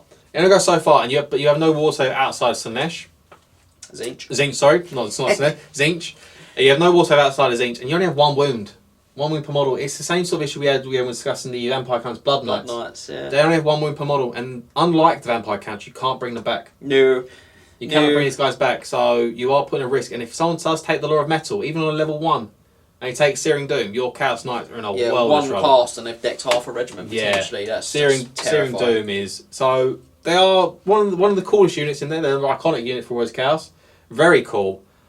But the infamous nature in fluff doesn't particularly work well in the crunch. They're also kind of stuck in that if they're not as good at flanking as probably a regiment of say Skull Crushers is. Yeah. Which does a similar type of role. They're in a slot that we've discussed already. Some fantastic big hitters from. We're going to discuss some more in a minute. Yeah, there's not a lot else to say, I'm afraid, guys. They're just way too many points. It's too many points for what they do, unfortunately. So we're going to move on from that. We're going to go on to the Dragon Ogres, which is a unique chaos unit, which is a very cool unit. They come with a competitive rating of 13 out of 24. And we get there with a score of 3 for strength of attacks, 4 for the number of attacks, 1 for special rules, 1 for maneuverability, 2 for survivability, and 2 for cost. A rarely seen unit, and I honestly don't see why, because they can be good. I think it's a bit like the Chaos Knights issue. It's not that they're not good, it's just that... They're fighting for a lot. Special is a very competitive choice in Warriors Chaos. Say I don't take additional weapons on them. They're 60 points. They're 60 points based on model. They can only take a unit champ, they can't take any banners. I mean, it's a Dragon Ogre Shartak. I love how you remember these things. I've been playing Warriors Chaos for going on 12 years now, so all these names they're in the brain. I think again they struggle with the issue of like I get 3 trolls for the cost of 2 Dragon Ogres. I get almost 4 Chaos Ogres. If I wiggle it round, I certainly am going to get 3 Chaos Ogres for their cost. They've got a 4th wound, which is lovely. They do have 4 wounds and 4 armor save, because they do have Scaly Skin 5+ and light armor. Yeah, I think the problem is that I definitely want to give them one of their weapon options as well. Yes, I think what's their shift 2? They're initiative 2, so you could go additional hand weapon, which wouldn't change their score in this rating system. But halberds would certainly increase their score by 1 to strength 6. Yeah, they would go up to a 14 out of 24. Which is very good. Again, great weapons would do the same. Yeah, put them to 14. Yeah, and I think actually they're both 8 points, the halberd and the great weapon. They're initiative 2, so there's not a lot to cut between that. I'd probably go for a great weapon. Yeah, strength 7, so they're strength 5 base. So a great weapon, they are strength 7, so they become tin open extraordinaires. And that's a rarity, actually, in any army to have strength 7 regiments that can really... And they would do it consistently. So you look at stuff like... You look at other knights, you look at steam tanks, you look at Frostar Phoenixes with a -1 to wound, or -1 strength, sorry. And then strength, they're still strength 6 at that point in time, they can still deck the Frostar. Yeah, they've got a lot of threat. They carry a lot of threat, but they do pay a real premium price for that threat. Yeah. And survivability is pretty moderate on a model that would be 68 points with a great weapon. That's it. Well, last bit I got here is saying they are, however, expensive, so you won't get many models in your unit, and they compete with the likes of regular ogres, trolls, and chimeras, which we're going to get onto in a second. What I was saying, exactly. Sorry, mate. They could be useful in a fast army if that fast army needed some hitting power. So that would be 7. Movement 7, which is to me immediately as a not chaos player, I'm like, that's really slow. But actually, in this army book, that's quite fast. It's a very fast unit. So you're typically very slow, maybe moving 4 base, moving 5. Well, if even you're your cavalry are movement 7, and if they're bardage, so they're not that slow actually. No. So that's Dragon Ogres, unless you've got anything else to say for them. And then we're going to move into one of the big heavy hitters of the army, and one you almost always see in a competitive choice, which is the Chimera. And this gains a competitive rating of 19 out of 24. Yeah, boy. Yeah, we're going big boys now. So we get there with 4 for the strength of attacks, 4 for the number of attacks, 2 for special rules, 4 for maneuverability, 3 for survivability, and 2 for cost. Oh, I think you've been really unkind to him on special rules. It doesn't have any. It doesn't have any special rules. He's got fly and terror. Hey, flight comes in from maneuverability. Yeah, but fly and terror is a god tier combination. I always give that a 4. Okay, well, James. There you go. I would make him a 21. I would make him a 21. I've made him. It's my army. It's my deep dive. It is your army, and it is your deep dive. I've made it 2 special rules because though terror, James really likes terror. I don't particularly see. It's more of a situation. I play you all the time. You play with me all the time, and it works. It works against me too many times than it should do. I think the fly and terror is such a good combination because it's internally very strong. It means you can always get a charge, almost always. It's very hard to prevent flying charges. In fact, that probably is a 20-0 tactics video I should do to show you how to prevent flying charges. But they are really hard to stop. And because I can plonk this guy out and then drop him in on a, potentially flying terror causing charge, I can just run units off without being particularly concerned. And even if I don't, then I just go with my 9 attacks and just eat their face. Potential 9 attacks. Yeah, 6 attacks base, and he gains an additional D3 attacks. It's not frenzy. He gains an additional D3 attacks. Those D3, something that doesn't come up often, is those D3 attacks, if you're being attacked in the rear, those D3 attacks get +1 to hit, because it's from your tail, because the Chimera has the 3 heads, and he has his tail head as well. Yep. The tail attack gives it +3, makes that noise. So the tail attack gives it a +D3 attacks, and if you're a bit attacks in the rear, you get +1 to hit with them. Yes. Which is all nice. So they are absolute monsters. A weapon skill 4 as well was really good for a monster. Monster in rules and in nature, purely. They are ungodly amount of attacks. There's a potential 9 attacks. Flying, 4 up armor save. 4 up armor save base. Yeah. So most people just forget they have a 4 up armor save. Thunderstomp and some downright disgusting upgrades. The upgrades they get is 2 automatic include upgrades. 2. If you got the point, if you got the points for it, but you should always try and make the points for it. The upgrades are regen, not 5+, just 4+ regen, and a strength 4 breath weapon. Flaming breath weapon. And on a flying model, that strength 4 breath weapon causes havoc. This is I rate these guys honestly. These are top tier. The venomous ooze less good. Poison attacks. That's poison attacks. And it's not bad. I'm just not sure that you would spend 15 points on venomous ooze. Is it 15 points? Yeah. 15 points is the same points for regen. Yeah. 15 points. The regen on the model is 15 points. The flame breath is 30 points. Yeah. But regen, both worth it. But 4+ regen is 15 points. This is why they're undercosted. The upgrades are undercosted, but they are their points. The model itself is their points, but if you take base, it is their points value. The actual upgrades themselves are 15. I'm going to say again, 15 points for regen. I think they're 245 points. Got They're they're 230. It says here, Yeah. but I think they're mistaken because I'm pretty sure they're 245 points. I think base. you find the 275 points. Base, And then I might choose not to take. I don't know when I'd choose. Maybe if I had 3, I might take 1 without the breath. Yeah. To save points, but I probably wouldn't. I'd probably just put all 3 breath weapons on the same enemy unit. There are some. Well, there you go. There are some negatives to the Chimera though. Yeah. They don't have access to marks. They don't have access to marks of chaos, and they have leadership 4. 5. 5 is 5. 5, yes, Leadership not 5. good. Sorry. Panic tests are a real issue here. You want them to be babysat by your general. You're flying goon squad, say like 2 Chimeras and a Demon Prince. Yes. That's terrifying. If that Demon Prince does have out dice, say a cannonball or some magic, those Chimeras are panicking. Yeah, and that's something Max is right. You if you can, you want to be like 6 1/4 inches away. Yes. So you're in inspiring presence, but out of panic range, if it's possible. I also think toughness 5 is good, but that is one of their weaker stats. One of the Toughness weakest. 5. 4 wounds as well. It's not the highest amount of wounds for a monster. No. No. And that's why they are the points they are. Yeah. Like they're what are they 2 for points cost? 2 for cost. And that's right. I think. Also, the other thing you got to be aware of is they only shift 2. So death and shadow magic, particularly, you got to be careful about. Bit of cracks call with for the Skaven Cracks points. for the Skaven, or brass Brass for the Skaven. Yeah. Anything like so, purple sun, pit of shades, that stuff you have got to be careful. Like say, oh, Do initiative. you kill based on initiative? Want to earn pounds, killing based on initiative? We have points if Chimera has initiative. That's exactly it. So I think, but honestly, Chimeras are a very, very strong choice. They are in that apex category of monsters with things like the Terrorgeists and the Frosthearts. They are just sniffing around that level of power. What they do have over those is that Chimeras are special. You can take 3. Yeah. You're not limited to 2. You can take 3 of these things. Yes. And and then they do become terrifying. And that's it for Chimeras, unless you got anything else to. I could talk about them all day. I think they're great. I feel like we could talk about all day here. 19 out of 24, one of the highest scores in the book so far. It's not the highest, but it's 21 over here, mate. Yeah. They're 21. 21 for James, but on the official deep dive, I've given it a 19. Yeah, which I can see the argument for. And then so we're going to move into our second chariot of the book, which is the Gorbeast chariot, which gets a rating of 15 out of 24. Gets 3 for strength of attacks, 4 for the number of attacks, 1 for special rules, 0 for movability, 4 for survivability, and 3 for cost. Yeah. This is a personal favourite of mine. A personal favourite chariot. I know James isn't, and I know you're not the biggest fan of them. Do you notice the manoeuvrability? Yeah, ease the movability. They are the slowest That's chariot. it. The slowest chariot in the game. They are movement 6. No, Corpse Cart movement 4. Oh, movement 4. Sorry, I don't count. You can't take that away from me. I don't count that as a chariot. But yeah, they are slow.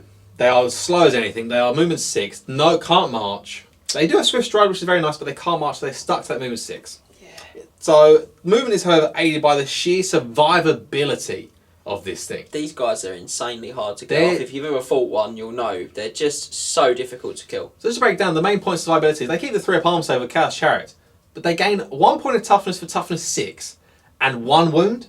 They are toughness 6 with 5 wounds. And again, I just... And again, what we're also going to say is the 20 cost. points more than a regular chariot. Cost, they are 140 points, 130. 130. 130 point base, and the maximum mark is 10 points. 10 point mark. Which in my choice, is Mark and Nurgle. Yeah. They Mark and Nurgle, they weapon skill 5 because the guys up top. The exact same guys that would be on a regular chariot. So you're hitting this thing on 5s most of the time. Yep. At toughness 6 with 5 wounds and 3 up armor save. Even if this is the grind chariot. This is the chariot you chuck into for the grind. Yeah, I don't even think about it in the way I think about a traditional chariot. No. This is as much a battle line unit as it is a flanking unit. It's actually really hard to quantify it in a bracket because, like Max says, you just stick it in. What's wounding it? It's toughness 6. It's got a 3 up armor save. Even the likes of, say, Frostart Phoenixes are wounding on 4s and hitting on 4s. We're hitting on 4s, wounding on 4s. 3, so weapon skill 6. Mark and Nurgle. Yeah. You say Mark and Nurgle is hitting on 4s, wounding on 4s.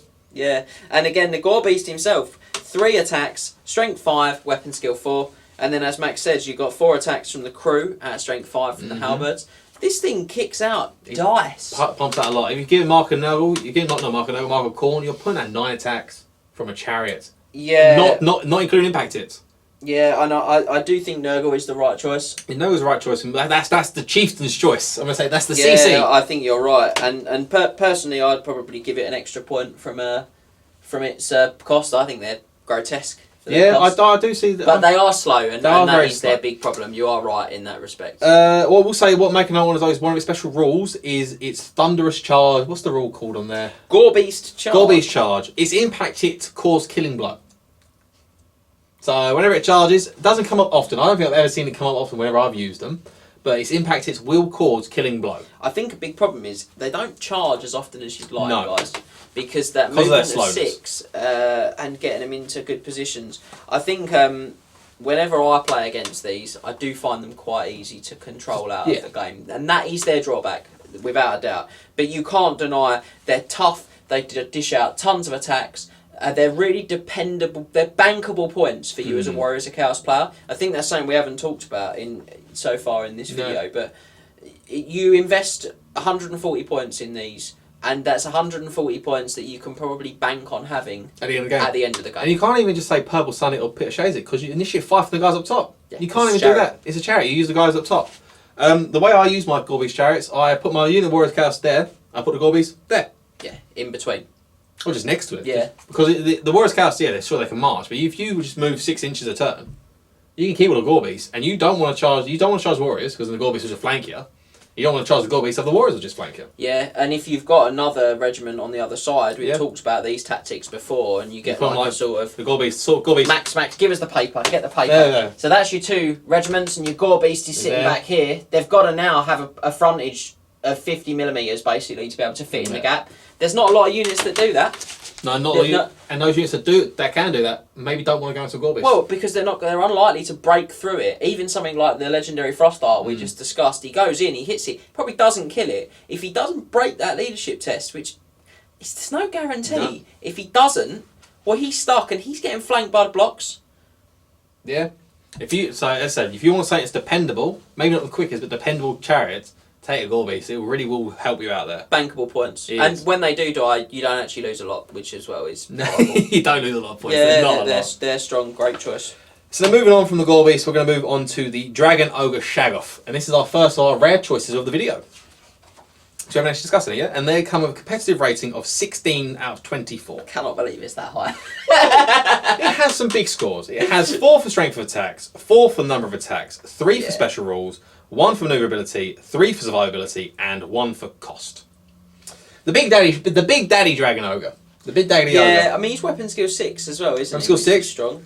So yeah, apart from some stat changes, so weapon skill 6 attacks, toughness 5, strength 6, initiative 5 attacks, initiative 4. So 2 points more initiative than Dragon Ogre.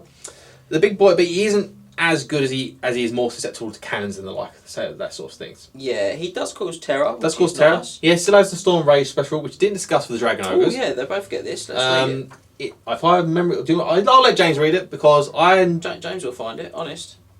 If he quickly goes with it, keep going. There we go. Chaos Giant that was. No. Keep going. Sorry, I got overexcited. There we go. There. Dragon Ogres. Storm Rage. Models with this special have a 2+ ward save against lightning-based attacks. This includes hits caused by Chain Lightning, Uranus Thunderbolt, Warp Lightning, Storm of Shemtech, etc. Weapons such as the Skaven Warp Lightning Cannons and other special abilities and attacks such as the Skaven Doomwheel's Zap, Kolek Sun Eaters, Lord of the Storm, etc. If a model with this special rule is hit by a lightning-based attack or effect, they immediately gain Frenzy.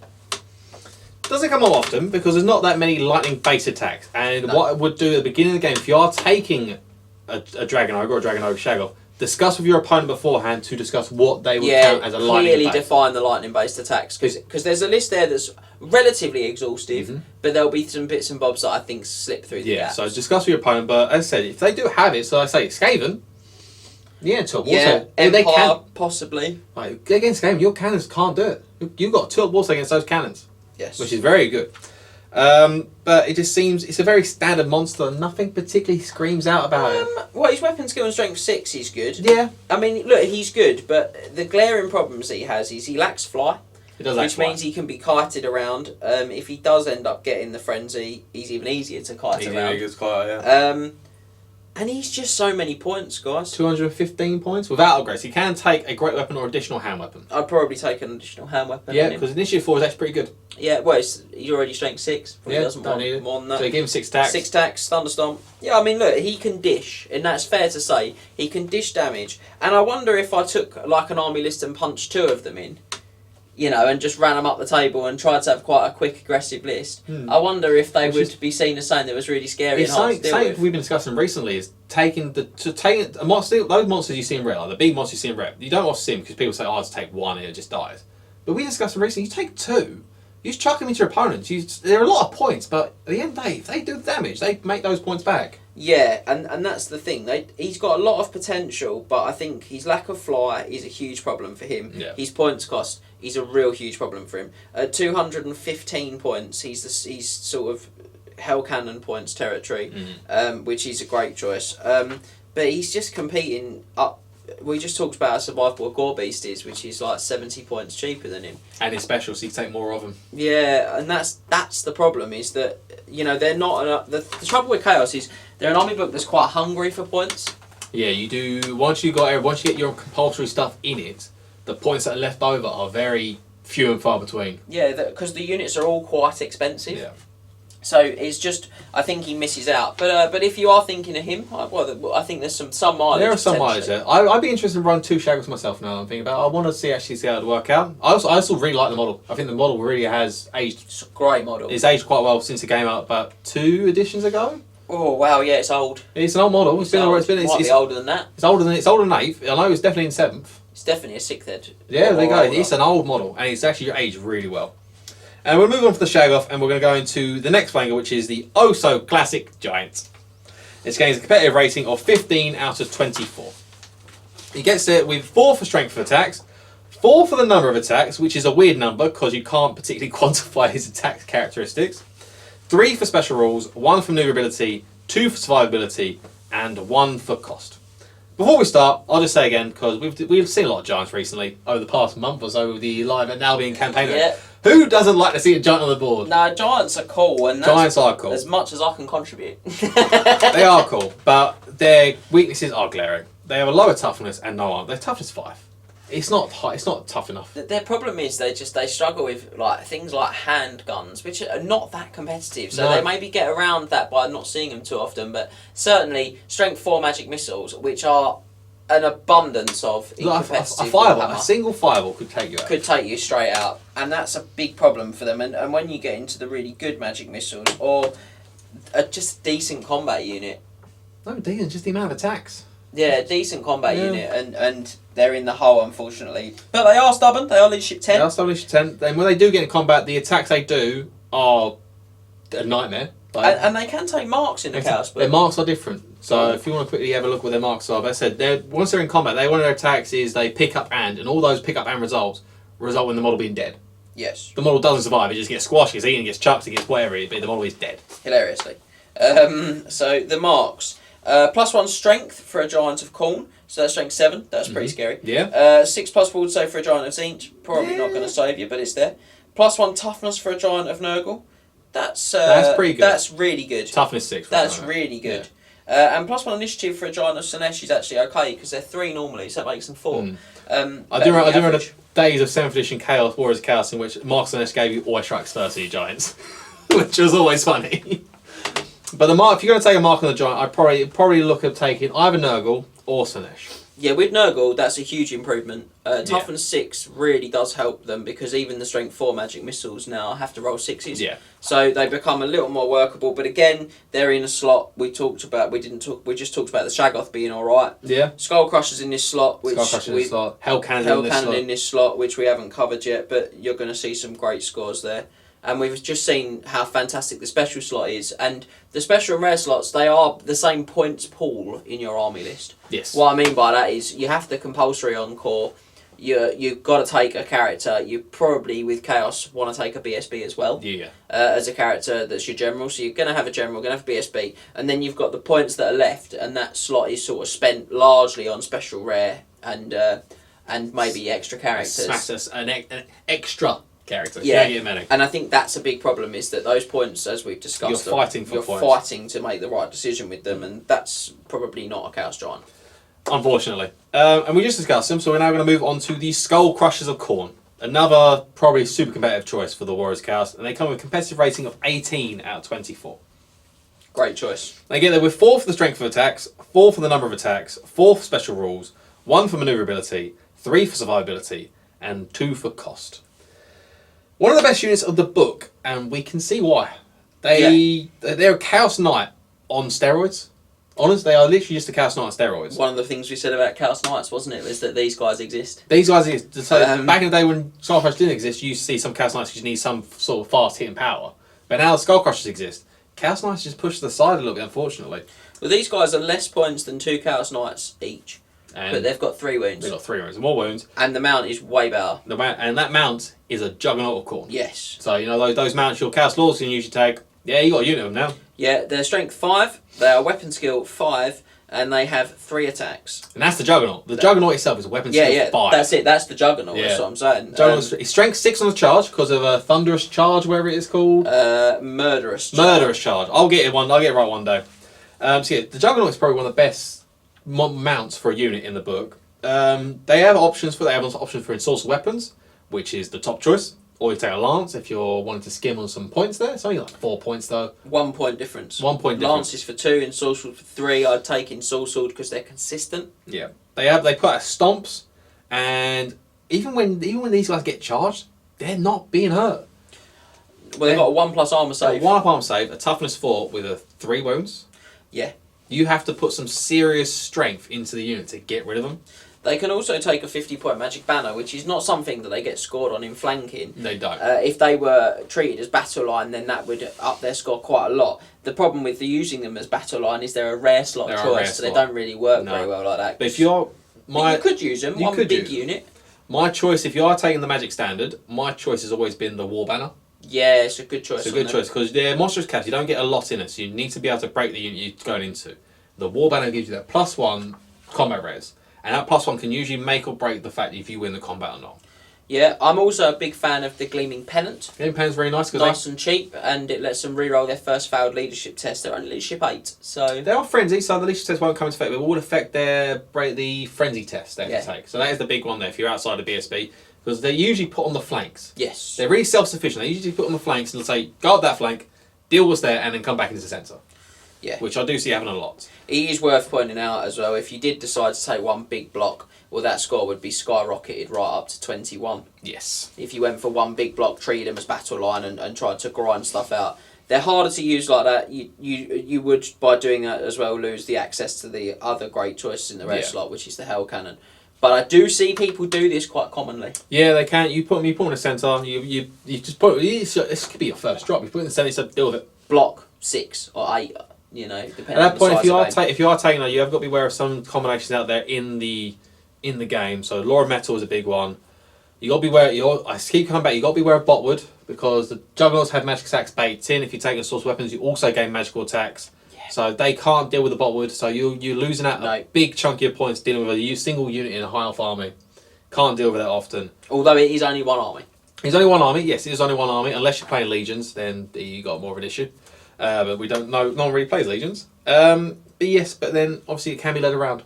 The Mark on with the frenzy. If your big block is running off chasing chaff, you've got to build around this if you want to use build it that around way. it. I do think Max is right. I think because of the way the book's set up, they are much better to use in a flanking role. Yes.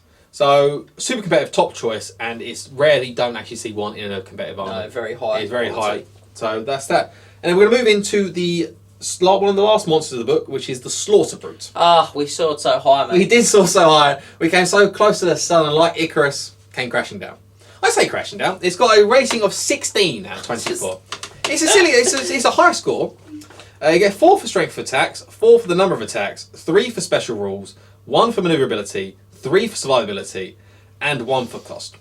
Have you ever seen one of these in action? When the book came out, yeah. I own one, and I used it when the book came out. I'm not surprised you don't see it. Strength 7 is a very enticing strength.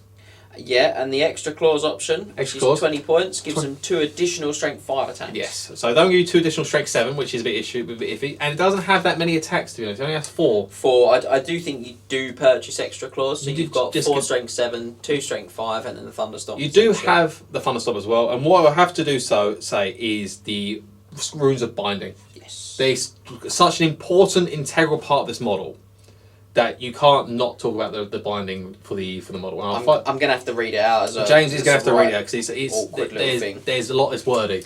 Runes of Binding. At the beginning of the game, you must nominate a single friendly lord or hero and make sure your opponent is aware of the model you've nominated. This is the Slaughter Brute's master. If you have more than one Slaughter Brute, you must nominate a different lord or hero for each Slaughter Brute. If you do not have enough lords or heroes for all of your Slaughter Brutes, the remaining Slaughter Brutes are treated as unbound. And we'll get to that in a second. Whilst the Slaughter Brute Master is alive, the Slaughter Brute uses the model's weapon skill and leadership of it as its own, unless its own would be higher. Now, it does say their current weapon skill and leadership. So if you put weapon skill initiative 10 on them from Laura Light, I don't know if you can do that very easily. You can't do it. Or if you boosted their weapons, if their weapon skill was reduced by an enemy using the Law of Shadow, there you go. Then the Slaughter Brute's weapon skill would also be reduced, respectively. What you got to look with this rule is you got to look at your characters, look at their weapon skill, and think, ooh. Yeah, you've got a weapon skill 6 or 7 monster without too much trouble. The lowest weapon skill you can get for a character is a sorcerer, which is weapon skill 5, which is excellent for a monster. And the highest you can get is weapon skill 9 for a demon prince. It does have unbound if at the beginning of the movement phase a Slaughter Brute's master has been slain, or if it started the game without one. It is unbound. An unbound Slaughter Brute has random movement 2d6 and frenzy. An unbound Slaughter Brute can never lose its frenzy, even if beaten in combat.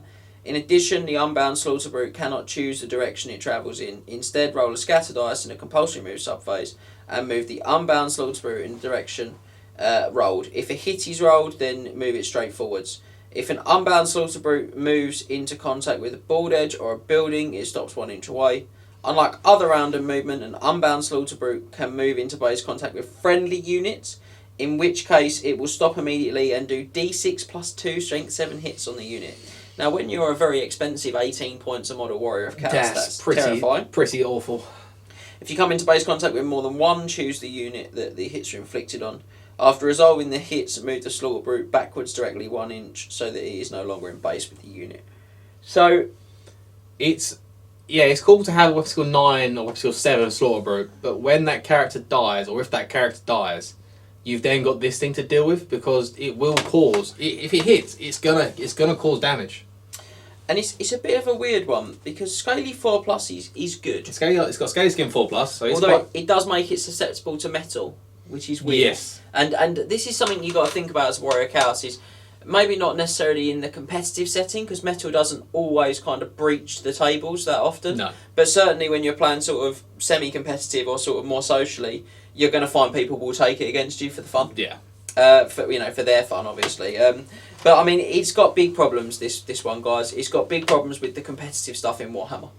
Yes, it's not a top tier monster. It's really not. It's terrible against artillery because even at toughness 5, even the sort of moderate artilleries like bolt throwers and stuff are big problems for it. Its 5th wound helps, but it's 5 is not 6, and that's a big issue for it. It's competing against the 6 wound monsters we discussed. It's also a lot of points as well. I think something like 240 points. Doesn't fly. 205 base, 225 with the extra claws. If you lose the character, it starts potentially decking your own men. Yeah. It's susceptible to any number of competitive magic missiles. Any of the Laura Light missiles are a big issue for it. The Doombolt is a big issue for it. 4d6 Soul Quench, big issue for it. Yeah, a lot of the time it's just one of those things. It's like it's cool. It's a cool model. Obviously it's very cool to have weapon skill 9 monster, but it's in a competitive sense, which is what deep dives are about. It's not usable. Pretty dreadful against poison too. Yeah, that as well. So anything that works against the monster works against this. This does not have any defense against those anti-monster tactics. Not really. So then, from that, we're going to then move in further into the realms of not so great, into the Mutilith Vortex Beast, which has a rating of 17 out of 24. A little bit higher. Really impressing me, the ratings on these guys, actually. So it gets 3 for strength of attacks, 4 for number of attacks, 3 for special rules, 1 for maneuverability, 3 for survivability, and 1 for cost. Is that actually 17? 3, 7, 10, 11, 15, 16. No, it's a 16. Sorry, guys, I added up wrong. It's still a 16 out of 24. That's my bad. Although I think it's a 4 for survivability.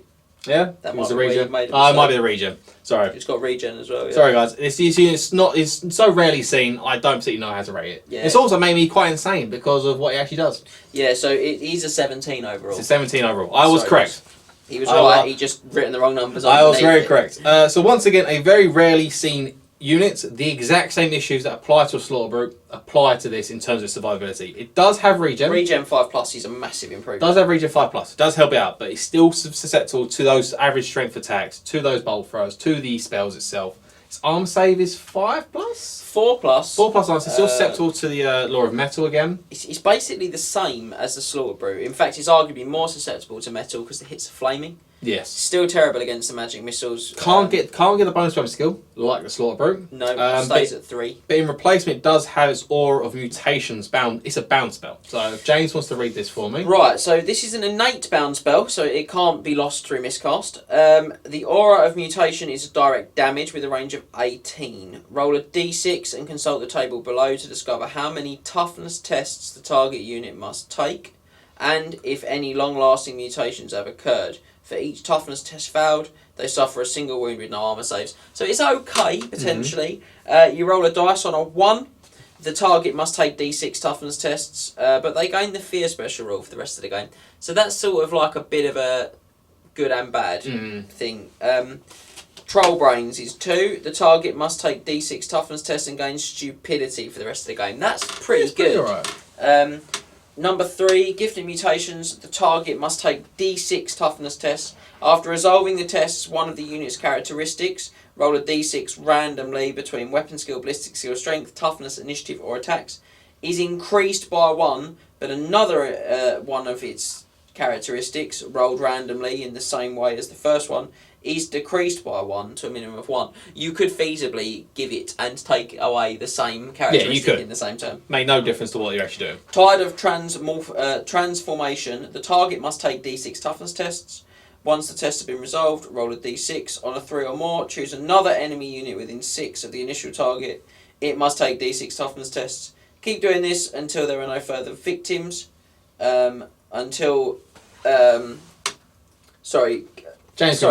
Keep rolling for further victims.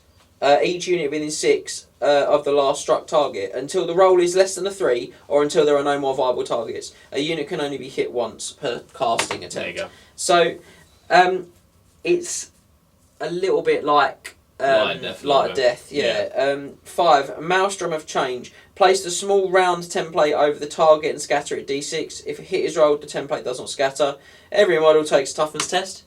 Pretty good. That's pretty good. And Spawn Change. Each model in the target unit must take a toughness test. If the target suffers 1 or more unsaved wounds, you immediately place a new Chaos Spawn within 6 of the target and at least 1 from the enemy unit or impassable terrain.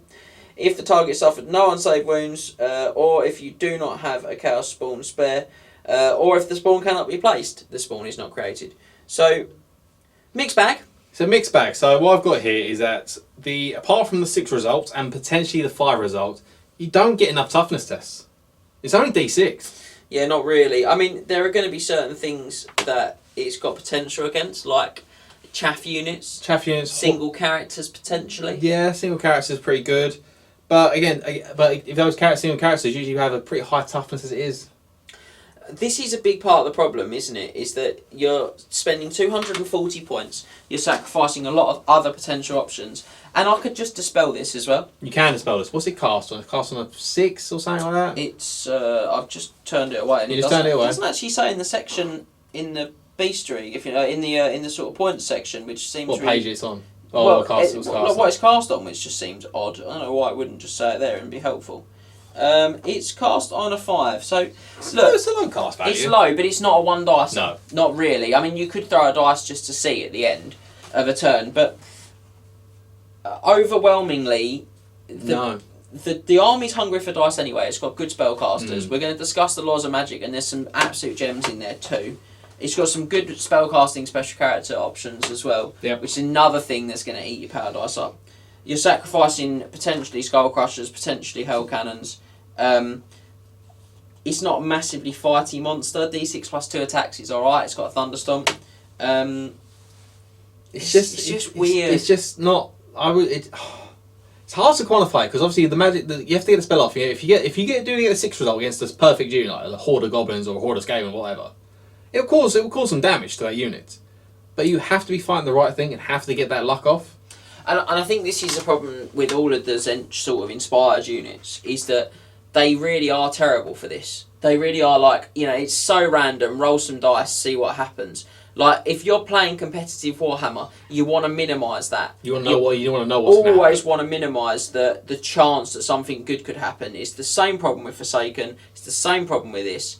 Now, if you've watched the Empire Deep Dive, you'll say, but James, you were singing the praises of the Celestial Hurricanum, and that's got a very similar random bound spell. I was, because it guarantees me a free power dice every turn, and it guarantees me +1 to hit if I'm within 6 of it. Most people don't take the Hurricanum for the spell, most people take it for the other rules. It's also 110 points cheaper than this thing. Yes. So, I'm looking and I'm saying, what does this guarantee me? And the answer is... nothing. Well, not a lot, no, it doesn't, if I'm honest. It guarantees me a mediocre monster in a book that has some much better monsters.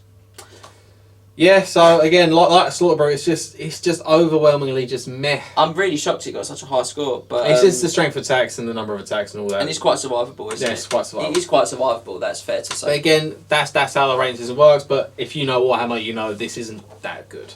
Yeah, I think you could probably take it and be okay. I think its biggest issue is its opportunity cost. Yeah. It also feels way too expensive to me. Way too expensive. So before James blows his brains out purely because of how much he's really just like, is it just I've really lambasted that one. Sorry guys, and I've made myself look like a fool because it gets a good rating score, but I think that's more because it does have potential. But that's it for flankers.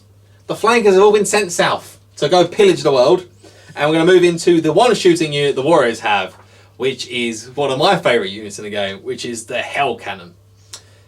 What a unit! What a unit! If you watch the Tales from the Wizard Tower for Hell-raising Hell Cannons, I believe Scott called it, I discussed why this is one of my favourite units in the game. Honestly, it's so good.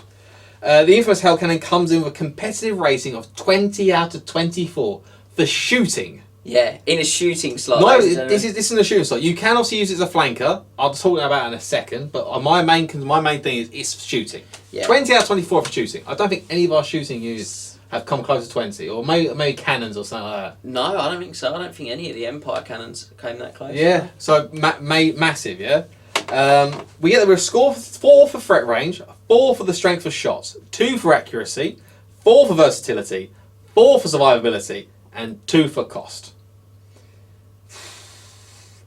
Holy hell, that is a high score. And I say again, that's it shooting. Yeah, holy hell cannon. Holy hell cannon. This shot is a stone thrower on steroids, being strength 10 on the hull with multiple wounds D6, and strength 5 around the base. You just can't get shot with it. It's just a unit you just don't want to be shot with. It's terrifying. And if you do get hit by it, if you do suffer a casualty, it's not a wound, it has to be a casualty. You have to immediately take a panic test at -1 leadership. There's a lot of armies out there that don't like this. I played recently. I played Bretonians recently. I played other units. I mean, it was like card. So I played units. I killed one dude, pants a unit, and ran off the board. Ogres terrified. Orcs and goblins terrified. Even like elves. Like you hit if they're out of the bubble and they're caught, their leadership's 7 after being hit with a hell cannon. And strength 5, you're running on 2s. You're killing them on 2s. The thing that's good about this is that even if it would do the damage to make you take a normal panic check because it kills like a quarter of the regiment, it doesn't matter because the -1 is like when you take the panic test. -1 is what you're after. Yeah. And you may think, oh Max, it's just a stone throw. I can easily do it with chaff. You would be wrong. Laughs in Hell Cannon. As you see, regular War Machine hunters are no good, as it is a monster. Literally, it's monster and handlers. Its profile is monster and handler. Yeah, it's terrifying. Its toughness 6, 5 attacks at strength 5, but 4 up armor save and a 5 up ward save. You aren't getting rid of this anytime quick, and it's base unbreakable, non-stable, just unbreakable. Yeah. You cannot panic it. You cannot get it. You have to kill it. Yep. It is a nightmare. It comes with Thunderstorm as well. I forgot about the Thunderstorm. Yeah, it's a monster, and it causes terror. It's a really big, scary monster. Other bits of speaks I'll say about the Hell Cannon. It does have bound Caged Fury special rule, which, if James wants to find it and quickly read for us. He will read Caged Fury for you guys. At the start of your turn, if the Hell Cannon is not in combat, take a leadership test. If the test is passed, the Hell Cannon acts as normal. If the test is failed, pivot the Hell Cannon to face the closest enemy unit. It is then subject to random movement 3d6 until the beginning of the next turn, except it can only move forwards, but you pivot it towards the closest enemy to do that. So, got hiccups there, and that was good, isn't it? This is actually really cool in general, because your leadership 9 from the Chaos Dwarf Handlers. Yeah. So, in general, you'll pass. Now, it is a slightly negative rule, but in general, you'll pass. But I've seen positives from this rule, to be honest. It's amazing, because you're lining up to try and get something in to stop the Hell Cannon shooting, then it just charges you instead.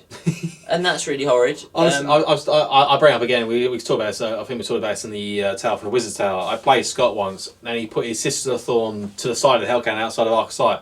It failed his leadership test. I could have re-rolled it for the BSB. Oh, you know what? I'm going to keep it. Yeah. I turn the Hell Cannon to face it. My Hell Cannon is sitting here. My lovely Hell Cannon I've had for so many years now. Yeah, long time. Long time I've had. The Hell Cannon, turn to face Sister of Thorn, move 3d6 inches base contact, wipe them all out and chase them off the board. Yeah, because it's also got a 5+ ward save. 5+ ward save. Demonic, and a 4+ armor 4+ save. armor save, toughness 6, Yep. 5 wounds. It's beastly. It's ungodly. It has its own special misfire table. It does. Which some of the results are just beastly in itself as well. So, you roll if it misfires when firing the stone thrower, you roll a d6 and consult this chart. Mm-hmm. On a 1, it is free at last. The demon breaks its bonds. Every unit within 3d6 takes d6 strength 5 hits. Then remove the Hell Cannon and Chaos Dwarves from play. So the thing with that is it does hit friendlies, but it's terrifying. I've used my Hell Cannon before, and I've seen it do that on turn 1, where the only hit units hitting is my units. That's rubbish. But I mean, that's like any piece of artillery. Yeah. 2 is Slurp. The Hell Cannon sucks its own handlers into the furnace. Remove all of its remaining handlers. Is an issue because once you use the handlers, you go down to leadership 4. Unless you're in range of your general. Unless you're in range of general, but if leadership 4, say towards the end of the game, say turn 4 or 5, yes. leadership 4 will cause an issue. It means you're probably not going to be shooting anymore. 3 is Thz. The Hell Cannon fires great pulses of raw magic. This is terrifying, this one. All wizards, friend or foe within 24 must pass a leadership test or suffer a miscast. Now, that very often is a bigger problem for the Chaos than it is for anyone else. It's not as good as it used to be, where every model on the where every wizard on the table immediately just takes a miscast. No leadership test, and it's every model on the board. Ignore any instructions to lose dice from the pool. Any spells lost are determined randomly. So you don't lose dice from those miscasts. You don't lose dice. Weird. So because it's in the shooting phase, you don't have dice to lose. Yeah, that's a good point. So oh. You're in the shooting phase, you don't got dice to lose. Number 4 is Gur. The enraged demon inside the Hell Cannon goes berserk. Remove D3 of the Chaos Dwarf handlers as casualties. So you're unlikely to kill all your crew with that one. With 2, you definitely do. Yeah. 5 is Blood. The Hell Cannon, it's got lots of O's. The Hell Cannon breaks its chains and rushes forwards. Move the Hell Cannon 3d6 directly forwards as if it was subject to random movement, and it was a compulsory move subphase.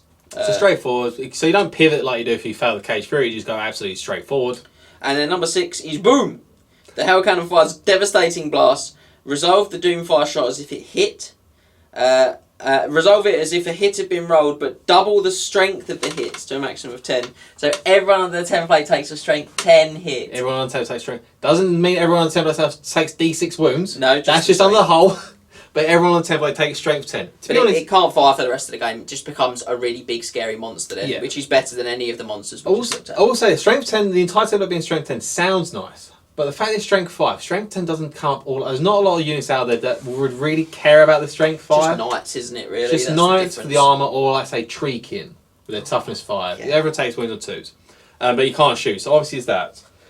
Or, honestly, people say this is not a good unit. This is not a competitive unit. I don't see where they're coming from. It's 210 points. It's not cheap, but it's certainly not overpriced for what it does. It's not overpriced for what it does. It's 210 points. You have a stone thrower on steroids. And if you want to deal with it, you have to go in combat with it or try and shoot it off. It's not easy to shoot off unless you've got like some serious anti-artillery firepower. Or you got to charge it. And in combat, you really don't. Unless you're tooled for it, you don't want that. No, not at all. And this monster's much harder to kill than many enemies. This artillery piece, if you like, / monster is much harder to kill than most other armies' monsters. Yeah. So it really is. As I said, this is for shooting. Honestly, you can put into flanking. it's not where he wants to be because its main use is going to be the Doomfire with the shooting, the Stone Thrower. And also, I'll say, it is movement 3. Yeah, it's quite slow. It's base movement 3, so it would take a while to actually get into any sort of flanking position. So you can put it in there. I don't know. I haven't worked out the score. I'm not going to work out right now. If you want to do it, you can go through go back to TripleCrownWargaming.com, go back to the ratings page and figure out what it would be in flanking role. But if you're saying Hell Cannon, I would honestly say don't take it for the combat's nice. Take the secondary bonus for the combat, but you always take it for the shooting prowess. Yeah, that's what it's about. It doesn't give its points up very easily. It gives a range threat to an army that doesn't have one, and it's a must deal with regiment for many armies. Yeah. A lot of people just have to deal with it. They can't just let it shoot all And game. if it kills like a character or a monster, it's probably made points back as well. So there you go. Hell Cannon, one of my favourite units in the game, and it's honestly it's really terrifying. great choice. Yeah. And that was a lot quicker than Flankers. It certainly was. That was a lot quicker section of Flankers. So now we're going to move into a section that Warriors have more option for, and it's the chaff units. And these include Chaos Warhounds, Marauder Horsemen, Hellstriders Slaanesh again, and the Chaos Spawn. So we'll start with the Doggos, the Chaos Warhounds, and they come with a competitive rating of 9 out of 24. Yeah. They get 1 for maneuverability, 1 for number of attacks, 0 for special rules, 4 for slots, 0 for survivability, and 3 for cost. Should always be really a first port of call for chaff in a Warriors Chaos army. I really like them. Yeah, they're not fast cav, so they don't have the maneuverability prowess that a lot of fast cav do, which is a bit of a shame. And that's still move 7. They're cheap enough. They're 30 points for 5. They're really well pointed, and me and Max talk about this a lot because they're very similar to direwolves in the Vampire Council book. Yeah. And I think undoubtedly direwolves are better because they're immune to psych, which makes them they're undead, so that's a big improvement. But I would buy the Vanguard. Max doesn't. I don't buy the Vanguard because I like to keep I like to put them the points that you pay for the Vanguard. I know it's not a lot, but there's those points you still put into other points. And I think that's because the book is so expensive, Yes. isn't it? But if you do go for the Vanguard, they go up a couple of points in maneuverability. Yeah. Because they get movement special rules, which is 3. But probably put them to a 10, I reckon, or an 11. well, put them to an 11. Yeah. 11, yeah. But again, I think Max does make a very salient point, which is that points are at a premium in this army book. So keeping these guys cheap is a good choice. I wouldn't worry about the Scaly Hide or the Mutant Poisons. Giving them poisoned attacks is probably not worth spending Scaly points. Hide is a 6-up Scaly Skin, That's which definitely not worth spending it's points just on. non-existent. No. So, but overall, like you say, they're the cheapest, most accessible core unit in the book. Imagine chaff unit in the book. Sorry, I imagine they got a 4 for slot as well. 4th slot, yeah. Yeah, because they're as good as it gets in that They slot. are. A couple of points I just got left to put on them. So is that they can't take marks, so you can't take Slaanesh. So you have to worry about panic. So keep your general nearby and your BSB, and that shouldn't be too bad. And they're also not, as I said, not quick enough really to get into a good, decent chaff position or to block frenzy charge. You can't go around the back of a unit quite as well as a fast cav unit too. Yeah, certainly they're a lot less good against the sort of War Machine side of the game, Yes, aren't they? but they're the best, I'd say, for sacrificing because they're the cheapest. I say you can easily keep them back, and they're a good turn 4 or 5 chaff unit. If you can keep them around for turn 4 or 5. I like Warhounds. Yeah. So that's Warhounds, and then we're going to move into Marauder Horsemen, which come in with a score of 13 out of 24. Well, they are more flexible. They are more flexible, aren't they? So we get there for 4 for maneuverability, 2 for number of attacks, 1 for special rules, 4 for slot again, and 2 for cost. And this is probably the best chaff unit in the book. Yeah. Not the cheapest, but they will be the best. They have a lot of options, to be honest, for their what they are really. They have access to all the marks. They have access to light armor and shields. Although if you take light armor, I think it is you lose fast cav. You do, so you don't take light armor. You always take the shields. Just take the shields. Don't worry about anything else. They take ranged weapons. The second unit in the book, they can actually take a ranged weapon. I'm not going to discuss ranged weapons here because that's not their primary use in my eyes. You can do it, but I think you probably would take throwing axes or javelins. I would always take the thrown axes, but that again, like the Hell Cannon being a bit for combat, I treat the shooting as a secondary aspect. They're not a shooting unit, guys. No. The range of their ranged weapons is 8. 12 for a javelin, 12 for a javelin, 6 for a thrown 6 axe. for throwing axe. There you go. So, I mean, they're not a ranged unit, but the ranged element on them is massively helpful because it does allow them to deal more with enemy chaff as well as doing their own chaff job. But then if they want to deal with enemy chaff, they can always go into combat because they can take the marks, they can take Mark of Corn, and take flails. Yeah, they can. I would. My hot recommendation would be Slaanesh and spears. Yes. Slaanesh is always good with the spears. Say if you wanted to go for say take a unit of say 5 or 6 with the flare spears, Slaanesh is quite good just keeping around. If you want to go to like say a flank of a shooting unit, so that a crossbow unit or a handgun unit with corn and flowers, you can put a lot of work for them. Yeah, I think the problem they're going to have there is they stop being chaff though. They do stop being chaff. They're not very good at it. Then they can get kited off. And they're having to declare charges they don't want to declare. So Slaanesh is always the top tier choice for them. Yeah, and they'll get an extra point on the score when they're taking when they take Slaanesh. Just remind everyone again of that. So if you take Slaanesh, you also get 2 for special rules, so pump you up to 14 out of 24. I don't know if that's the highest cost we've got for chaff in the deep dive so far. No, it's not. It's not? No, I don't think so. I think there's others that were better. Okay. But I'm trying to big up the Warriors Chaos I have to remember. But I mean, they're good. The spears let them be strength 4, which is great. Pumps their. They get a number of attacks, don't they? 2 for number of attacks. Yeah, that's because they got the horseman, the Morley himself, and the horses. Yeah, and again, if you purchase throwing axes or javelins, you can up that to 3 realistically because they've got a way of doing more attacks across a turn. So you could get these guys up to as much as sort of 15, which would put them in the top echelons of fast cavalry in Warhammer. And then they are really, because they're core and they're not too many points. I mean, even with all that we just discussed, Mark Slaanesh makes them 15, throwing axes makes them 17, and a spear makes them 18, which makes them the same points as basically every other fast cavalry, or actually slightly less than some. A unit of 5 with shields, Mark Slaanesh, and throwing axes 100 points. Yeah, and that's really good. It's really good for what they can do. So overall, a good unit for chaff, and they get the job done really well. Yeah, they do. They're great. And so we're going to move into the Hellstrider Slaanesh, which is a returning unit from the flankers, and this is where people might more often put their Hellstriders. And they get a competitive rating of 13 out of 24. They get it for 4 for maneuverability, 2 for the number of attacks, 3 for special rules, 2 for slot, 0 for survivability, and 2 for cost. Where did they go down from? Have they gone down or up from the... where are they? Hellstriders, they got a 12 in flanking. So they get 1 more point for chaff. It's not a surprise. They're definitely better chaff than they are flanking in general. Because the sort of stuff you want to build their score up with, I actually think is the sort of only chaff targets. Things like war machines and other people's chaff units. Their big problem is going to be that they're compared directly to Marauder Horsemen, which are in the core slot. Yeah, Hellstriders aren't special. They're not enough better than a Marauder Horseman, in my opinion, to make them the jump to take them. No, honestly, the last line here, they would beat out Horsemen as the best chaff if they weren't special choices. Yeah, I completely agree. So honestly, the exact same issues they have for the flankers apply to chaff. Even more so that because it's a special choice. Yeah, they are better than Horsemen. They're not core. They're just so you would special. take the Horsemen. So yeah, nothing much more to say about Hellstriders. We've discussed them already. And lastly, we're going to have the Chaos Spawn.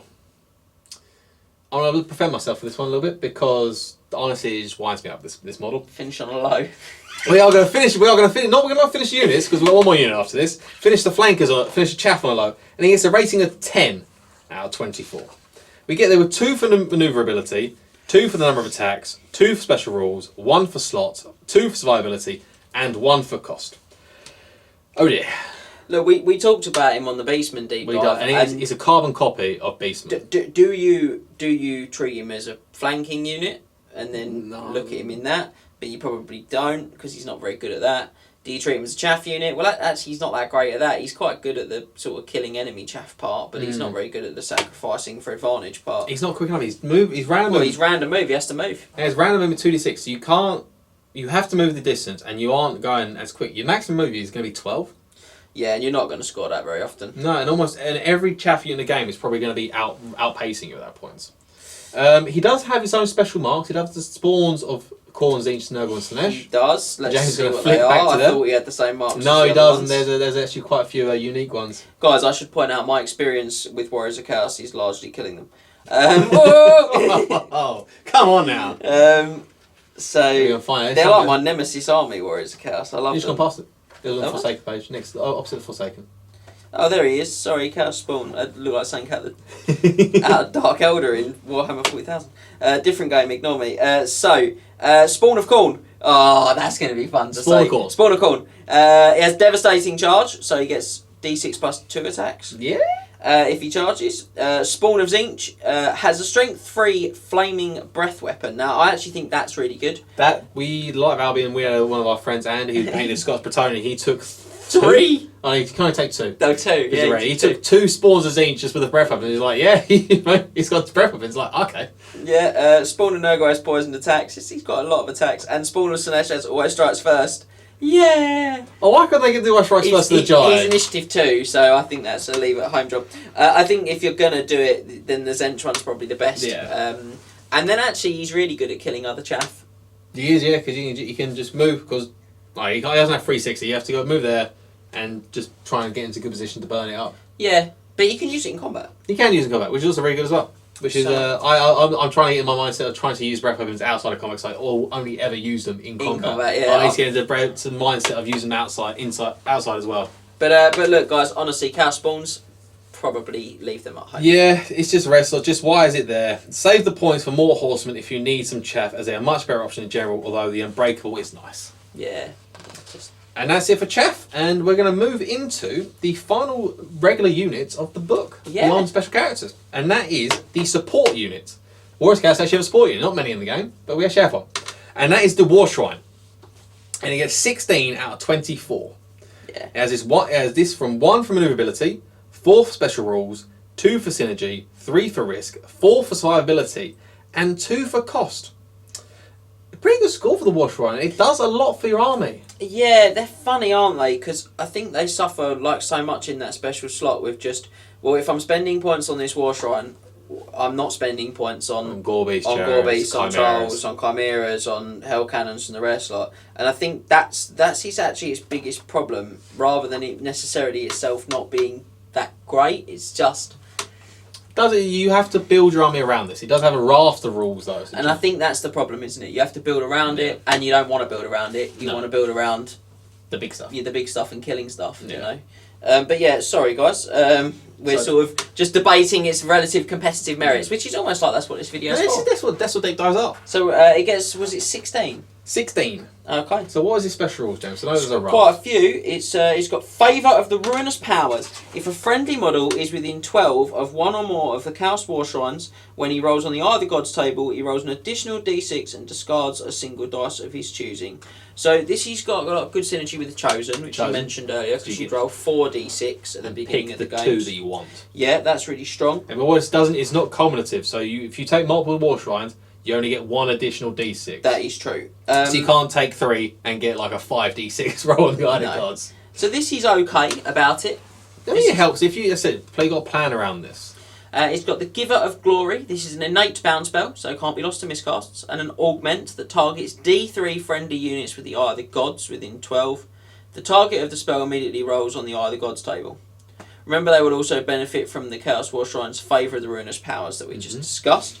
So you can sort of throw out 3 Eye of the Gods rolls. 3 Eye of the Gods rolls, which we discussed. The thing with the table, it's good. But it does have it's random and it does have some problematic options. Also, again, I'm going to put it back because I think this pairs so nicely with Chosen. This bouncer wouldn't affect the unit.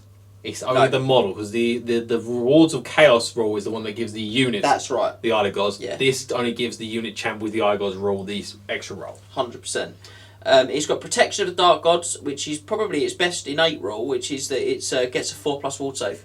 So it makes it very tough to shift. And it has a war platform. Unlike other chariots, it has neither Swift Stride nor Impact hits. Yeah. If a Chaos War Shrine has Frenzy from the Mark of Khorne, the Shrine Master and the Chaos Shrine Bearers each gain an additional attack. Finally, if a Chaos War Shrine is required to take a dangerous terrain test, you treat its troop type as infantry. So it's not going to run into a wood and explode. And blow up. But it's not charging its units and causing oodles amounts of impact hits. And this is where we get back to its problematic qualities, which is that you're bringing it in to basically give buffs to the Eye of the Gods, which is a mediocre part of your army book, really. It only really affects your characters and champions. We just discussed how we don't massively want to risk our characters rolling on the chart all that often. No. This would probably make me take the risk more often. Take the risk more because you have got the choice. It's the only way you can avoid Demonhood or Spawnedom if you really want to avoid those results. Because you can, unless you roll 1s or 6s, you can avoid it. Yeah, so it helps. In all honesty, this is a true support unit. because it doesn't actually want to be in combat at all. It wants to sit at the back lines and give out the buffs. No, it's got D6 plus 2, strength 4, weapon skill 3 attacks. Not From the so Shrine good. Bearers, yeah. And you've got 2 attacks at strength 4, weapon skill 5 from the Shrine Master. But like Max said, it doesn't do the like I said. In fact, it doesn't do the impact hits and stuff. So that hurts it. It's toughness 5. Does have 5 wounds. That's 5/5, and it doesn't have its own set of unique marks of chaos. So it does benefit from the generic ones, and the one you're always going to be looking at is Mark of Tzeentch. Yeah, for a 3+ ward save. 3+ ward save on this thing. We're back to looking at points that we can bank on being alive at the end of the game with a model like this. I don't think it's too many points either. It's like 125 points. It is basic, yeah, 125. Yeah. Pay for the mark on top. I think it's 15. 15 for Tzeentch, I think. They do rate it up for whatever it can do. No, only 10. Oh, it's only 10. So 135. So not bad. I think the issue though is there isn't really points in a Warriors of Chaos army to just put something in to deny the enemy points. No. And that's what its best role is that it doesn't give its points away. And I think the other thing with it is, as we said, the Eye of the Gods is, I think it's only an alright table in general. Yeah. Like, you're not rolling on it super often. If I refuse challenges, you don't get to roll on it. If you take the challenges with your champions, they are probably rolling on it. If you do decide to go for characters, I'm not too fussed because I can probably let you kill champions with your characters, and then that saves the characters wailing on my units. It doesn't really. You're right. It's an absolute ultimate support unit. Yeah. I don't get what it. You don't get what it wants. What it does, what I want to do with it. Having played Warriors Chaos, I can see its uses. Yeah. I haven't played Warriors Chaos for the amount of years I have played. I can see its uses. Obviously, I know James is a good player. No, I'm not a good Warriors of Chaos player. Yeah, I'll tell you that. so I can see the uses it has here. You do have to build around it. You have to build. I would probably don't take 2. There's no point in taking 2. I'd only ever take 1. If you're taking 1, I'd strongly consider taking a unit Chosen. Yeah, I'd definitely say Chosen. Yeah, if you're taking a War Shrine, you're taking Chosen. If you're taking Chosen, you take War Shrine. Yeah. It's null and void. You take it both together, purely to get the results you want. And then beyond that, you probably just take some your core as well. I wouldn't take Warriors and core if you're doing this. Probably take a unit, some Chariots and some Marauders, just because your Chosen will get eat up a lot of points. Yeah. Beyond that, I'd probably take some shooting like Hell Cannons or something like that. I have written a list for this sort of army. I actually want to We'll discuss that properly then. Well, no, not in this. Like per person, not for deep dive. I haven't written it for the list discussion later on today. I wrote personally for myself. A list I want to see if I can in the future get on the channel. It'd be an interesting list, but it's something to consider. But you do have to play around with this. You do have to work with it.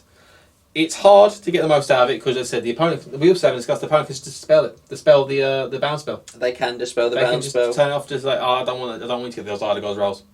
Okay, but as I said, it does have its uses. If you do want to take it. You have to build around it though. It's quite a finicky model. Certainly is. And that brings us to the end of the generic units. Whew. There was quite a few in there. Yeah, it's a big section, that. Quite a very big section. So before we move into special characters, we're going to take a quick 5-minute break. We're going to take 5 minutes. You can take it longer. You can just pause the video. Or you can pause till tomorrow morning if you want to. Yeah, guys, you've earned it. Grab yourself a beverage. There you go. And we'll see you very shortly.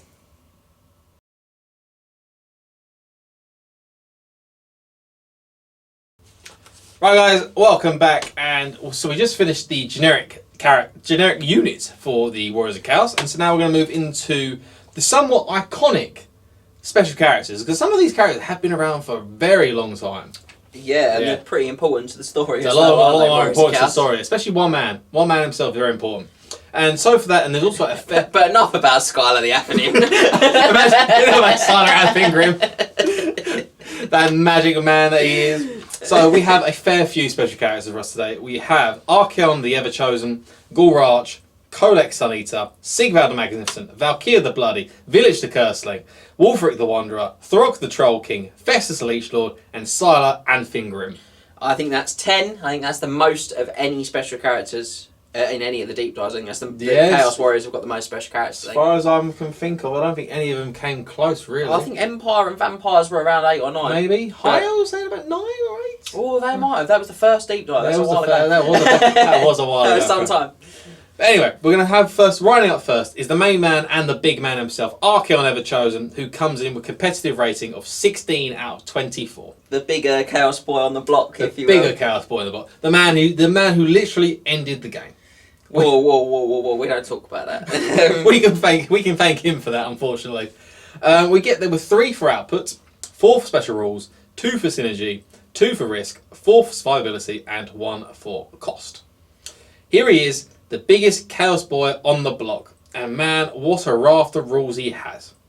First, I'm going to say, straight off the bat, we have put him on Dorgar. We have mounted him on Dorgar, because he does have the option to become on foot or on Dorgar, and to be honest, you always want to really take him on Dorgar. Makes him not better, but just makes him. Makes him cooler. It makes him better. Makes him better. Makes him better. It makes him better. Yeah. Does make him more points though. Yeah, it does, and it does make him sort of easier to hit, doesn't it? Because he's a monstrous beast. But anyway, so the good. We're going to talk about the good first for Arcan. He is nigh unkillable with his stats, armor, and ward save. He has, and a lot of his rules as well. So obviously he has the armor of Morkar. He does, which is a 3-up armor save, I believe, off the bat. Yep. And he can never be wounded on better than a 3+. And that includes anything that wounds automatically. It says attacks that wound automatically always wound on a 2+. Okay, there you go. And so on. We'll still need a 3+ to win. There you go. So if you use your Runefangs, your Galmarazes, they still got to roll a 3+. Still roll for 3+. And yeah, so that in itself is really good. So your cannibals, like as you said, he can be really hit by cannibals because he's a monstrous inventory. But they will only ever win him with 3+. Yeah, he's that's really, helping. Really good. He can go in a unit of Skull Crushers as well. Can go in a unit of Skull Crushers if you want to, and it's actually pretty good because of one of the other rules he has later on down the line. He also has the Eye of Shirian. He does. Which grants him his 4-up ward save, which is a 3-up because he has the Mark of Tzeentch. Yes. So he has a 2-up because he also comes as a shield, a basic standard shield. It's not the arm. It's not a shield of Morkar. It's just a shield. Yeah. So he has a 2-up arm save and a 3-up ward save on foot, or 1-up if you mount him on Dorgar. Some of his other items, he has the Slayer of Kings, which is a bit more wordy. Do you want me to read it? Yeah, if you want to read it for me. The Slayer of Kings is a magic weapon. No armor saves are allowed for wounds caused by the Slayer of Kings. In addition, Archaon may unleash the power of Urzel at any close combat phase. If he does this, he fights with double his normal number of attacks to a maximum of 10. And he starts with 5, and he does have Frenzy because he does have the Mark of Khorne as well. Cover that in a minute. But if he rolls any hit rolls of a 1, when he makes those Urzel attacks, will strike either himself or friendly models in base contact, controlling player's choice. Archaon may not reroll to hit rolls of a 1 when unleashing Urzel. Once Urzel is unleashed, Archaon must use the special ability in every close combat round for the rest of the battle. Yeah. So at the beginning of any close combat phase, he can double his attacks to a maximum of 10. But once he does that, he can't go back to regular Archaon again. But at the end of the day, it does also mean that even without unleashing, Archaon always ignores arm saves. He does. You never get an arm save. The first part of that's the first part. He always ignores arm save, regardless if you unleashed the demon or not. Yep. And he also has the Crown of Domination, which I remember vaguely. And what's that? Enchanted item. The Crown of Domination grants Archaon the Terror special rule. In addition, any friendly units within 12 may reroll failed break tests. That applies to Archaon as well. Yeah. So he himself is like a he's a battle standard. Battle standard bearer, yeah. This is a common thing with Chaos actually. Quite a few of their characters can let you reroll tests like this. Yeah, he's pretty good. Really helpful. All these items and all of this means that no one realistically can go one-on-one with him. No, not really. No, there was like we did the big boy beatdown. See Big Boy Beatdown for more details. See Big Boy beatdown. Spoilers: 3, 2, 1. We had Tyrion fight Archaon. Tyrion he put a fight, but he couldn't particularly put it out, could he? No, and I'd got rid of items off him. You'd even got rid of the magic armor for Archaon as well, which is pretty significant. Significant on it. Yeah. But beyond like the end times characters, there's really not a lot that can go toe to toe with him. No, not at all. I'll just touch on a couple of things you mentioned. Uniquely, Archaon is the chosen of the gods, there you go. Which means he has the mark of Khorne, Tzeentch, Nurgle, and Slaanesh, and it doesn't prevent him from joining units with other marks. So I know at the beginning we said they can only ever have one mark. Yep. Well, he ignores that stipulation. He's the ever chosen. Yep. In addition, he may reroll any Eye of the Gods rolls, but the second result stands. So he's also quite good with the Wash Run. Now, Lord of the End Times, he has an 18-inch inspiring presence, but he must be your army's general. And he has the Swords of Chaos. If your army includes Archaon, one unit of Chaos Knights that does not have a Mark of Chaos may be upgraded to the Swords of Chaos. They gain Hatred and immune to Psych. That's a huge buff for them. That pumps those Knights up by sort of 3 points in terms of their rating. Does, but it means they can't take marks. I think it is. That is one of the Yeah, so stipulations that of sort it. of knocks them back a bit, doesn't it? So with the Swords of Chaos, Knights, as we discussed earlier on, they aren't particularly great. No. It does help They're them. better than regular Knights, though. They are better than regular Knights. They're a lot better than regular Knights. The loss of marks is a significant loss, but the hatred sort of makes up for it in a little bit. Yeah, it's a really big buff. A really big buff. But now, so that's all the good for Arkel. He's weapon skill 9, because that's higher than a regular Chaos Lord. Strength 5, toughness 5, you've got 4 wounds, which is quite nice. And obviously we talked about the aforementioned. He's leadership 10 as Leadership 10 is one of the only 2 characters in the army that has leadership. 3 characters, sorry, in the army that has leadership 10. Just quickly as well, he's a level 2 wizard, because we haven't mentioned that. He's also a level 2 wizard that can take, I remember off the top of my head, Fire, Shadow, Death, Metal, and Tzeentch. Spot on. Yes! I'll be playing this army. So that's the good for Arkel. The bad is somewhat also pretty substantial. So at his points level, you cannot take a level 4.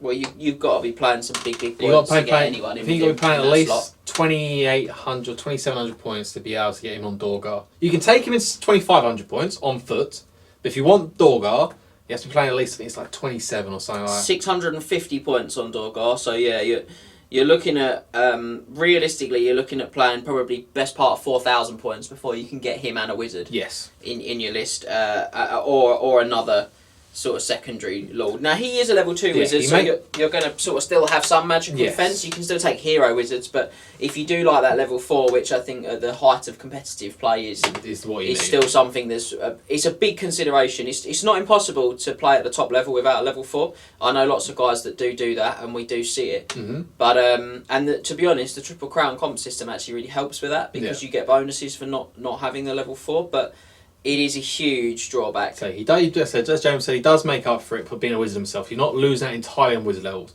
The next main issue that I've always found whenever I use him, he comes on 4 marks of chaos, so he has all the benefits of it. He also has the negatives of Mark of Khorne. Yeah. So he is frenzied. So regardless if his unit is frenzied or not, he's dragging his unit with him. Yes. Which is it's really big, because you're going to be putting him into a unit, say Skull Crushers if you're on Dorgar, or a unit of Warriors Chaos or Chosen if you're on foot. And without say you've got a Stubborn Crown in there alongside him, you're putting yourself in a flank charge at least. Yeah, I actually think that's what makes me say you would put him in Skull Crushers, because he's frenzied already, so you might as well take it from them too. But so if you do that, but you have to be careful. So Marks of Chaos, they do have their upsides, but the Mark of Khorne is the only one that has its downsides as well. Mark of Tzeentch also allows them to reroll channel attempts of 1, which is very nice. So he has all that. I think overall with him, my feeling on him is, obviously I'm not as emotionally attached to him as you are, because he's that sort of big bad boy of chaos, but I think from an outside looking in and trying to be purely competitive, he's definitely good. His big problem is his cost. It's twofold. He is very expensive, and probably too expensive, if I'm honest. He's good, but I'm not sure he's 650 points on that horse good. The second problem is the bigger issue is the opportunity cost. 650 points is a lot. That's a lot of points. Even if I'm playing 3,000 points like we did in the Big Boy Beatdown, Max's army wasn't huge. No. You guys can check that video out and see how big his army was. It wasn't massive, because Archeon is a fifth or more than the fifth of a 3,000 point army. Huge amount of points. So he stops you getting more in that Lord slot, and he costs you points from other parts of your list. I have used him on foot in a Triple Crown before. It was a couple of years back. I did use him in Triple Crown. He was pretty good. He put me in a chaos unit. He's not good, and you can't particularly shift him. No. But you do have to again. It's coming back to you have to play around with him, because the points are so competitive for him, so sought after. To put him into your army, you have to think about what else you're putting in. Yeah, and what else you're leaving out. Yeah. Overall, he's an alright character, but one that hardly sees competitive use, unfortunately. And I think we've probably covered why. And so swooping in next will be Gorash, the first Chaos Dragon, with a competitive rating of 14 out of 24. We get there with 1 for output, 3 for special rules, 1 for synergy, 3 for risk, 4 for survivability, and 2 for cost. So the output's a really interesting one, isn't it? It's a real problem, because what do you compare him to? We compare him to a Chaos Dragon. I suppose you compare him to a Chaos Dragon. That's why I did compare him. The output I did compare him to. So the output is we compare him to the generic version of what that unit type would be. Obviously, there's no Chaos Dragon you take by itself as a mount, so I just compared him to a standard Chaos Dragon. And in all the stats that matters, he's the exact same. Yes. He's initiative 6 though. He's initiative 6, so he's got 1 point. He's got 3 more points of initiative, but he's the same strength, same toughness, same wounds, same attacks, same leadership. I think as well. 9. Yeah. Yeah. So he is basically pretty much the same as a Chaos Dragon. Yeah. For the synergy of 1, he doesn't do a lot for your army. He gives an 18-inch Inspiring Presence, which is 1. Which is the only one you can get. But that's it. He doesn't actually do anything else. Yeah, it's interesting, isn't it? Because I suppose you could compare him to a Chaos Sorcerer, because he is a Sorcerer. He's in which case you'd get a ridiculously favourable write-up. 4 for output at that point. Yeah, he's a tough one. But the sadomasochistic dragon himself, because he doesn't like himself. On the face of it, Gulroch isn't much different to a regular Chaos Dragon in the stats that matter, with the same weapon skill, strength, and attacks. Where he does differ is that he's a level 4 wizard. Huge. He's a level 4 wizard. He's a dragon that's level 4 wizard on the lore of Tzeentch.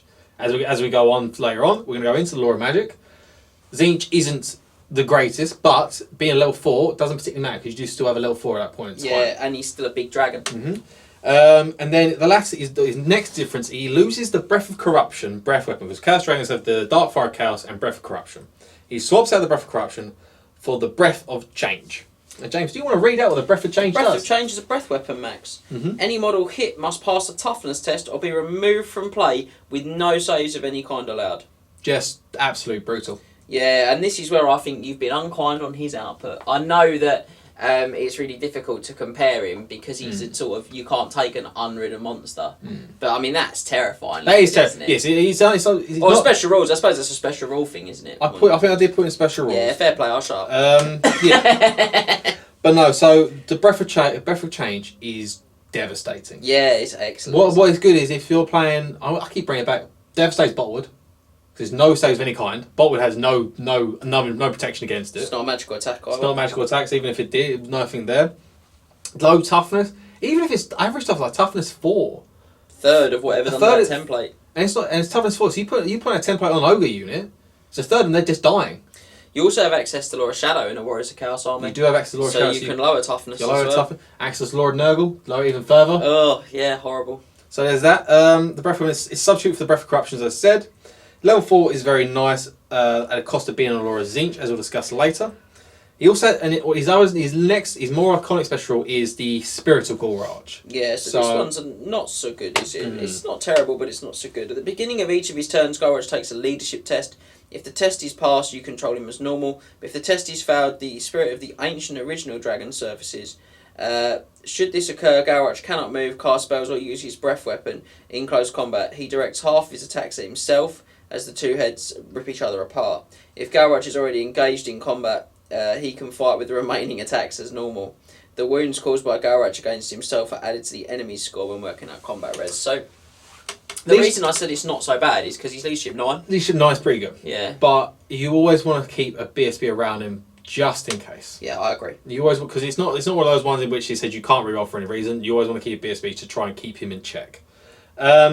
So yeah, the Spirit Gulroch, it can devastate you. He does still get his Thunderstomps by the sounds of it. Doesn't say anything about he can't do his Thunderstomps. Yeah. So he still gets Thunderstomps and all that sort of stuff.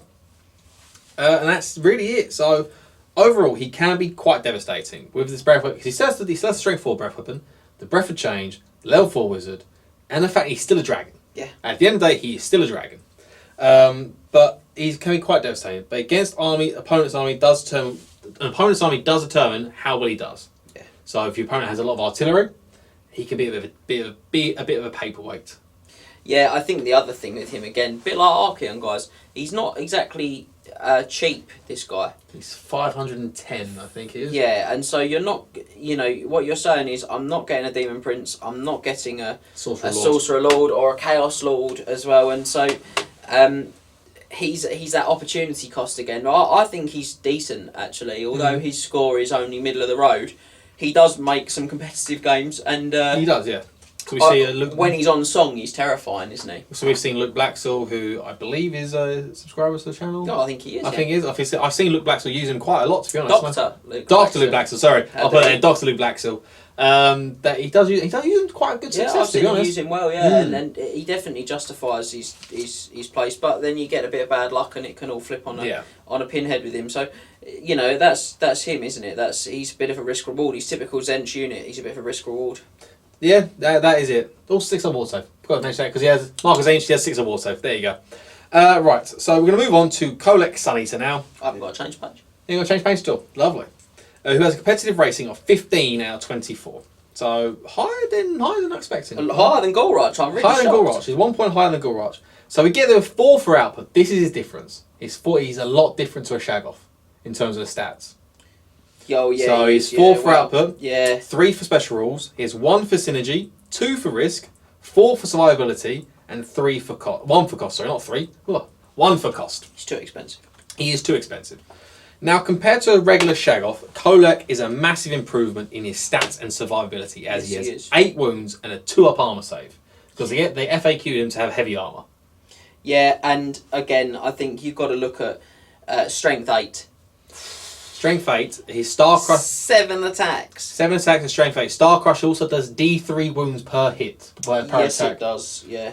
So that's that. Effectively, he can deal with chaff himself, as he has Lord of the Storms ability. If James wants to read that for us. Yeah, this is actually really good. It's a good rule. Each of Kolek Sunny's shooting phases, you may choose a single unengaged enemy unit within 24, and in the front arc of Kolek Sunita. Roll a d6. On a roll of a 2 to 6, a bolt of lightning hits the unit, inflicting d6 strength 6 hits. On a roll of a 1, the lightning hits Kolek instead, but then he benefits from his Storm Rage instead. Kolek Sunita may use his ability even if he's engaged in combat. That's what's good about it. That's the big thing. But their strength 6 hits, so even against really tough enemy artillery pieces or lone models, things like the Sky Cannon for the Ogres, what's that called? The Iron Blaster, that's what it's called. Or a Skull Cannon for demons. Toughness 5 again. Or enemy chaff that wants to go to Wood Elves, terrified of anything like this, it just does automatic hits on what a unit of something like Wild Riders or something like that. So yeah, he's a funny old thing. Kolek. He is funny. So as James said, he also get this. If he rolls a 1, he gets the benefit of Storm Rage. He gets a 2 board save and then gains Frenzy. So it goes with 8 attacks, Strength 8. He is a beast. Weapon skill 8. He's weapon skill 8. He's a beast, but he has massive glaring downsides. Again, he's far too many points to include him and level 4 wizard. He's just How many points? 545 points, guys. So a top tier monster. He's double the points of a Shaggoth. Mm-hmm. And he probably isn't as good as 2 Shaggoths, if I'm being completely honest. Probably not. No. I mean, he does have the Lord of Storms ability is very good. It's good at clearing out chaff. It's good at just maybe. It does only hit 1 unit though. If you got like a lone monster or say a wound on a 2, yeah, it could be quite good there. But his main thing here is that he's initiative 1. Oh, yeah, that's a big drawback. Big drawback. Initiative 1, so any Purple Sun, any Pit of Shades, anything like that will drop him down a hole, and that's 545 points gone. He's just not worth those points. If he was 400 points, I think you'd see him really commonly because he's a beast. Yeah, he's a beast. But he's not 545 points worth a model. Again, I'd love to see him like a Femi army with, say, a lot of Dragon Ogres, a lot of Shaggoths, and him leading the charge and that sort of stuff. Again, if you made him core or something like that, I'd almost sort of be in there and be like, that's really cool. You could do a cool monster list, though, with him and Throg, the Troll King, which we'll talk about in a bit as well. He also doesn't do much for his armour. Apart from like a big 18-inch Aspiring Presence. That's about it. He doesn't do much else. What's his leashes? Leash 9? 9. Leash 9, so it's pretty good. So, good for a theme army, but pretty much that's where he ends, unfortunately. Now moving on, flamboyantly prancing into the next slot, we have Sigvald Magnificent, with a competitive rating of 15 out of 24. The Scion of Slaanesh, the Geld Prince. The Geld Prince. We get there with 3 for output, 4 for special rules, 1 for synergy, 1 for risk, 4 for survivability, and 2 for cost. So he's the first of what I'm going to call the marked characters. Yeah. Because you have a character for each of the gods in the book. And he is a Slaanesh variant of a Chaos Lord. There's no difference in stats from a Chaos Lord apart from his initiative. So he's still with strength 5 with 4 attacks. 5 attacks. 5 attacks. Sorry, that might be... No, Chaos Lord's got 5. Has he got 5 or 4? I don't use the Chaos Lords that often. I said that really confidently without actually having looked. They've got 5. They've got 5 attacks. There you go. So I was right. So his main perks are his rules and his equipment. His rules are varied, I would say. They are very varied, his rules-wise. Yeah, so he's either Gods and Marks Slaanesh. He's also Strider. He's stubborn, but he does suffer from stupidity. Mm-hmm. So he has to, so he's stupid because he likes to look at himself so much in mirrors and stuff that he has to test that. He gets caught looking at his own reflection in the shield. He calls his shield bearers up in the middle of a war and wants to look at his own reflection. Yep. He does have some additional rules that are specifically for him. He's got Favoured Son. If Sigvald the Magnificent is required to roll on the Eye of the Gods table, do not roll any dice. Instead, he always counts as rolling Dark Fury, which is +1 attack. +1 attack. So that's really good. So he starts with 5 and he's going to pack them up pretty quickly. He has Supreme Vanity. Sigvald may never re-roll a failed stupidity test nor use another's leadership when taking a stupidity test. He's far too self-absorbed to take notice of anyone other than his handsome reflection. This also applies to any unit he's currently joined to. Now, it is worth pointing out that he's leadership 10. So there's no point actually, unless his leash has been lowered for whatever reason. He's always going to be leadership 10. But not being able to re-roll is pretty... Bit of a pain. But at least 10, you've only got a 2 in 12 chance of whatever it is. I can't. It's 10. It's like 4 in 36. 4 in 36. Something like that. I said that confidently. Yes. The mathematician's not here, so we're going to have to do it confidently ourselves. No, it's 3 in 36, isn't it? Oh. 5 and a 6, 6 and a 5, and a double 6. There you go. There you go. 3 in 36. 3 and 36. So there's that. And 1 in 12. His equipment. There you go. That's where you got your one. His equipment is also pretty good. He has a really good equipment as well. He does. Yeah, he's got the Silver Lash magic weapon, +2 attacks, and always strikes first. So he has 7 attacks off the bat. Always strikes first. Initiative 8. Weapon skill 8. Initiative 8. Initiative 8, weapon skill 8. So he's probably always going to be re-rolling the hits. Yeah, strong. He's strength 5. He can beat down, and he's always probably going to win those challenges and killing monsters. He's going to be getting more and more attacks. Yep. You can only gain 3 attacks from the Ogos purely because you can't max out and pass 10 because the Ogos rule. Yeah. So he's going to be maxing out at 10, but shouldn't be hard to get there. But he'll max out at 10 quite quickly, that's the thing. He's got the Auric Armour, which is magic armour, and grants him a 2+ armour save and regeneration, which is regeneration 4+, because it's not specified. Pretty good. I think he also, in his equipment, does have just a generic shield as well. So he has a 1-up armour save. Oh, does he? I believe the Auric Armour is just his body. I think he does just have a generic shield. Goes quickly to find him in the main section. He does. So it's a 1-up armour save. Very, very strong. So he has a 1-up armour save of 4 regions. So he's actually very hard to get rid of. You can't just take him head on because he'll probably just cut you down, and you can't. He's hard to shoot off because of what his armour is regen. Yeah.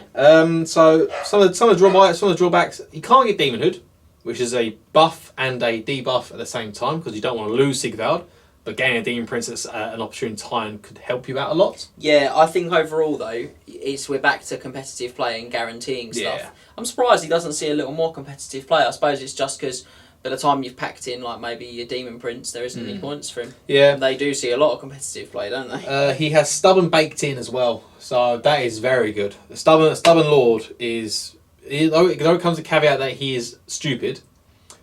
Stubborn, you leash of 10 stubborn, you're like, yeah, that's pretty solid. I'd always want to take that. And he's also, and one thing that's not been considered enough is that he's also cheap enough to get level 3 in. Yeah, 375. So that's to get in at 2,500 points. Isn't it? So you get level 3, you can get him and a level 3 wizard with 10 points to spare. I think the way you've. I worked it out because I need to make sure that I was right. No, so I think you're wrong. You're wrong. Am I wrong? Chaos Sorcerer Lord, 270 points at level 4. So, and he's 375. So you would have. No, you are correct. 250, not 350. I thought it was 275. No, 350. So you can get level 3 in with I think it's like 10 points worth of upgrades for it. Yeah. So you could get him in. So you technically could see it. I'd be tempted to see what that actually put out, to be honest. I'd be interested with that one. Yeah, I think again it's just it's opportunity cost that sees him not appear that much competitively. If you're paying 3,000 points, I think he's arguing big time for a spot. Yes, yeah. So that's Sigvald. He's a pretty good character. All over. Decent character, good survivability, good output. Very good. Next up, we have Valkyria the Bloody. And she gets a rating of 18 out of 24. It's insane. I think that's the highest combat character rating we've had in the deep dive. Possibly, unless Tyrion came close, I'm not entirely sure. Yeah. No? Yeah. Well, there you go. So you got 18 out of 24. She gets there with 3 for output, 4 for special rules, 3 for synergy, 2 for risk, 4 for survivability, and 2 for cost. So this is the Khorne Chaos Lord, and surprisingly, she does a lot for her army apart from just murdering stuff. Yeah, it's a bit of a weird one, isn't it?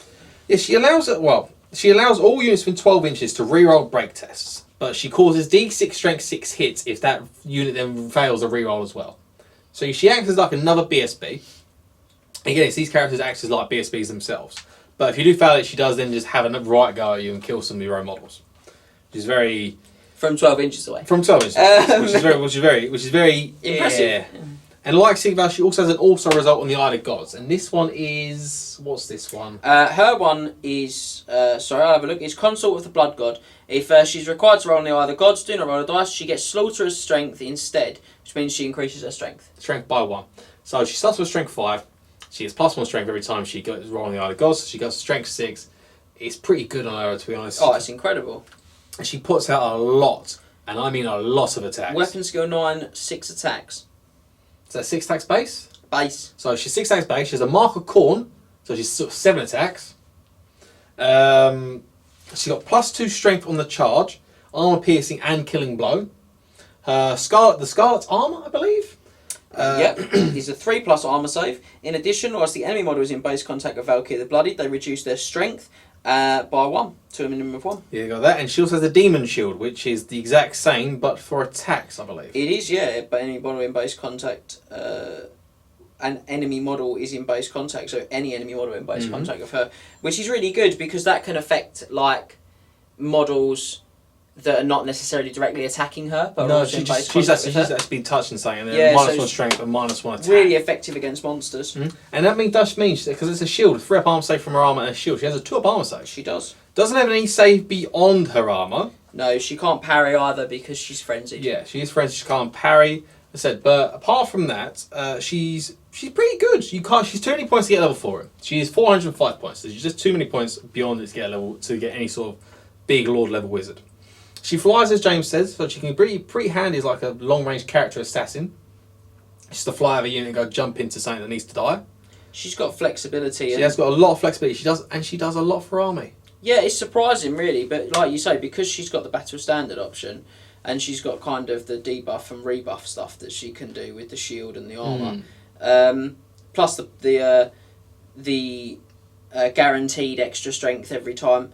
I've played against her a few times, and she's actually really, really dangerous. Her biggest problem is that people just don't really engage her. No. She flies out on her own. She's still got the Eye of God, so she has to issue a challenge, and then she fights a unit champion and probably possibly breaks on a combat res unless she can really build it up high. Well, I would say the fly is nice, but I would always, unless like last turn he's saying to die, it's pretty far away. I'd always try and keep her in her unit. Yeah, I would as well. Unless flying characters can join. Can flying characters join? Flying characters can join non-flying units. Non-flying units. There you go. So she's not stuck on herself. So that's actually pretty good. She does remain infantry as well. So she can still get lookout surge from your warriors regiments and things like that. Overall, she's actually surprisingly good. You just again come back to you got to work around her because work around the fact you're not going to have a big lord level wizard. She's also an incredible model if you've got. The model. She's a fantastic. I've got her at home and she is gorgeous. She is, in my opinion, the best model in that range. But she's very good. Followed closely by Festus, but we'll move on from that. And our last lord choice, as you are spoiled for lord choices, really there is 6 lord choices. Yeah, there's 6 lord choices. We have Village the Curseling, who is the Tzeentch Chaos Lord for your choices, and he comes with a rating of 11 out of 24. Oh, we flew so high. We literally flew so high with Valkyria. We get them 2 for output. Excuse me. 2 for output, 3 for special rules, 0 for synergy, 3 for risk, 2 for survivability, and 1 for cost. A disappointing wizard lord who gets beaten out in the helping of his army by the Khorne Lord. Well, I think the problem is that it's all about the way that you kind of. You have to use him, sort of thing. You use him and you score that. I think one of the big problems is that he is a level 4 wizard who uses spells from the lore of Tzeentch.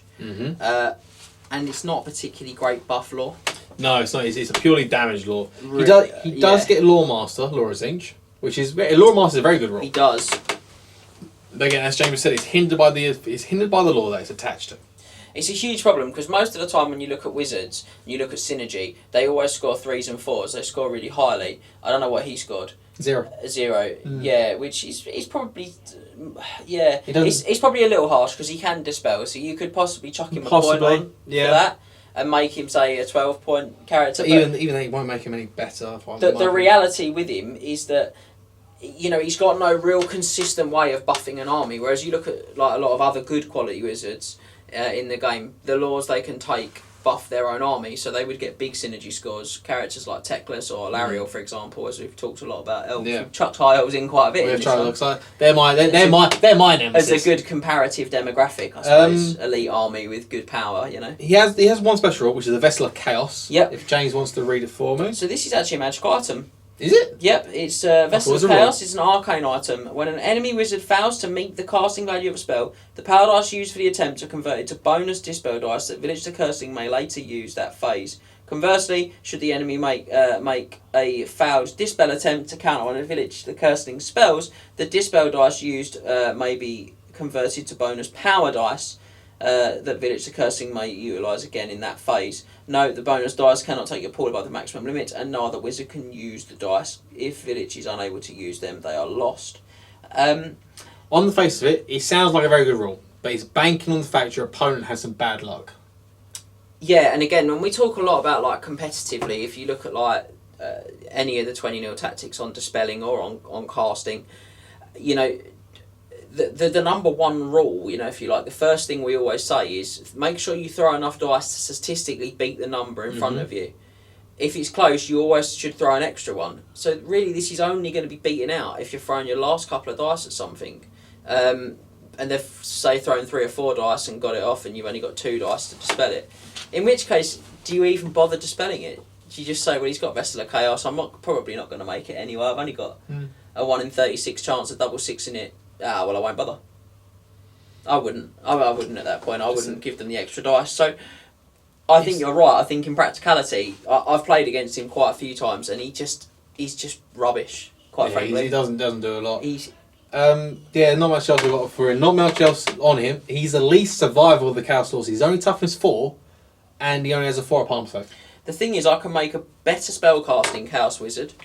Oh, really? 100% I can make a better dispelling Chaos Wizard, in real terms. I can make a more killy Chaos Wizard if I didn't want to take arcane items and wanted to go for slice and dice and take, you know, sort of +2 attacks, potion strength, you know, whatever. So, again, I can just do... And in a lot of ways, I can do probably 2 of those things better than I can do with Village on one model. So... He's just... I don't get where they were going with him for this one. He's a very nice model. His model is very nice.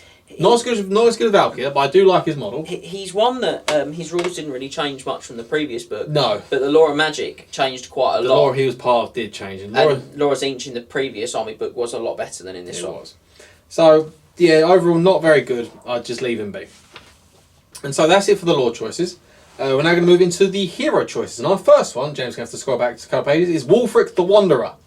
He is. It's opposite of Ark. Yeah. I know, we looked at this earlier. We did. So, Wulfric the Wanderer. On there. He gets a rating of 12 out of 24. He gets there with 1 for output, 4 for special rules, 1 for synergy, 1 for risk, 3 for survivability, and 2 for cost. This is a Marauder character, but the damage characteristics he has is pretty much Lord level stats of damage. He's like weapon skill 8, initiative 7, 4 attacks, and strength 5. He's pretty beastly. You actually don't want to get in contact with him. He has a few good special rules. Oh, his special rules are what make him. His special rules are what really do make him out. So James really likes his character, so I'll let him. I do, yeah. I'll let James read the special rules for this one. 12. Just to preface this, 12 doesn't sound like an incredible slot number, but he's a hero. He's a hero. He's not a spellcasting hero. No, and actually, there's some cool options with this guy. I think he gives you some choices.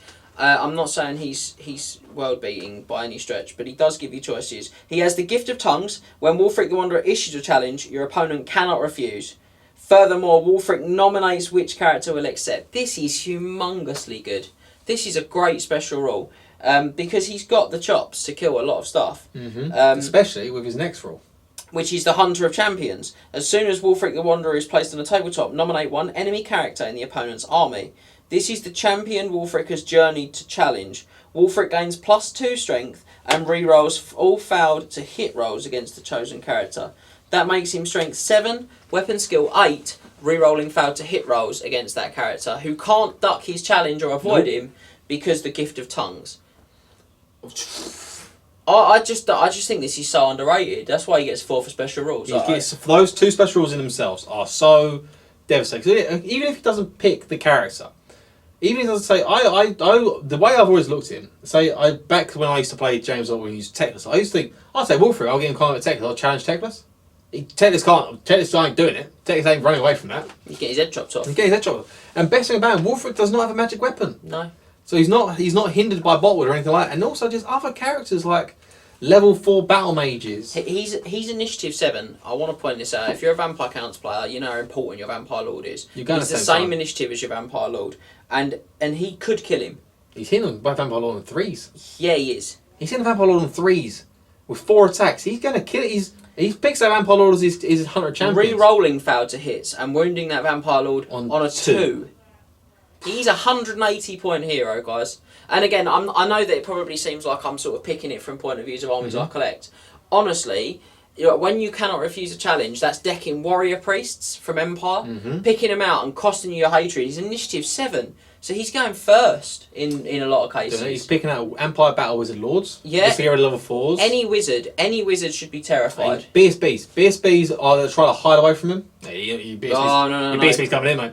See you later, mate. Graces can't run. Graces can't run from the top of the bell. No, it's huge. Honestly, he's good. And he's got Sea Fang, which is his boat in the fluff, which I really like. Before any units are deployed, Wolfric the Wanderer may take a single unit of Chaos Marauders. He may choose to use Sea Fang to encircle his foes. If he chooses to do this, they have the Ambusher's special rule. When rolling to see if they arrive, roll once for both Wolfric and the unit. When they arrive, the unit must be deployed with Wolfric joined to it. So, it has to be a unit of Marauders. So that's my main downside. It has to be a unit of Marauders. Yes. You can. So if you're doing this, you are probably going to have to take an expensively tooled up unit of Marauders. But I'm going to flip the coin on this and say, here's something to think about, guys. There's no limit on the size. No, there is no limit on the size. We look at a lot of those other items that allow you to ambush something, and they always cap the size, and it always tends to be a poorer unit like Marauders or Spearmen or something like that. The Moran's Waystone or whatever. Yeah, which caps the unit at 30. It does. This doesn't. You can take a unit of 50 you take Marauders. 50. Now, I know you're thinking, wow, that's a lot of investment. There's 50 Marauders rocking up behind your opponent's army. And what was James is also a big fan of this rule, is that you can choose. Before any units are deployed, Wolfric the Wanderer and a single unit of Chaos Marauders may choose to use Sea Fang. They don't have to choose to ambush. So in those games where you think, it's not very beneficial to me, I don't want to risk him not coming on exactly when I want him, well, you know what, you don't have to. That's great. Anything where I can choose to have tactical advantage or not is incredible. We always talk on the channel about how good we think ambushers would be if you could just choose to use it. And Wolfric is the only character out there in which you can choose to use ambush. Yeah, and so I think he gets. I think he's missed a little bit by people. I think the fact that he's a hero is nice. He's got a 3-up armor save and he's got a 6-up parry as well. So, you know, he's not the most survivable, but he's only 180 points. Doesn't have to be my general. Only 2 wounds as well. But as I said, people honestly see him just like only as a character assassin. He's a good character assassin, but he also puts out a lot of work. Like he gives that 50 Marauders in the back lines and whatnot. He's a great control piece as well, because I can pick, say, your general. And know that you're now going to be trying to keep that general's unit away from him. So I get that control piece there. And of course, if I don't choose to go for the Sea Fang stuff and do the ambushing with Marauders, just bang him in a unit Warriors Chaos. You can't just go and Warrior. It doesn't have to go with Marauders. No one says, he must be deployed in that. No, just I can't use Sea Fang. So that is that. So he's writing this actually made me think, maybe. I mean, we checked his deep dive rating together, didn't we, earlier? Because I was like, I just feel like I want more from him than 12. We did, and it was just... It's just how good a regular Exalted Hero is. Yes. We're singing up his stat line. He's basically the same stat line as a regular Exalted Hero. Yeah, so that's when the one for output is lackluster, but it's lackluster against the fact that you're comparing to an Exalted Hero who's amazing. Who's amazing. Yeah. So following that is Throg the Troll King. Infamous isn't the word here. He has a rating of 18 out of 24. Yeah. And we get there with 4 for output, 3 for special rules, 2 for synergy, 1 for risk, 4 for survivability, and 4 for cost. Warriors players love him, everyone else wants to be him. So this is obviously, we did a free article a month or 2 ago, I think it was. It's on the free tower a long time ago. It was a free tower. The top 5 special character heroes. And Frog was number 2.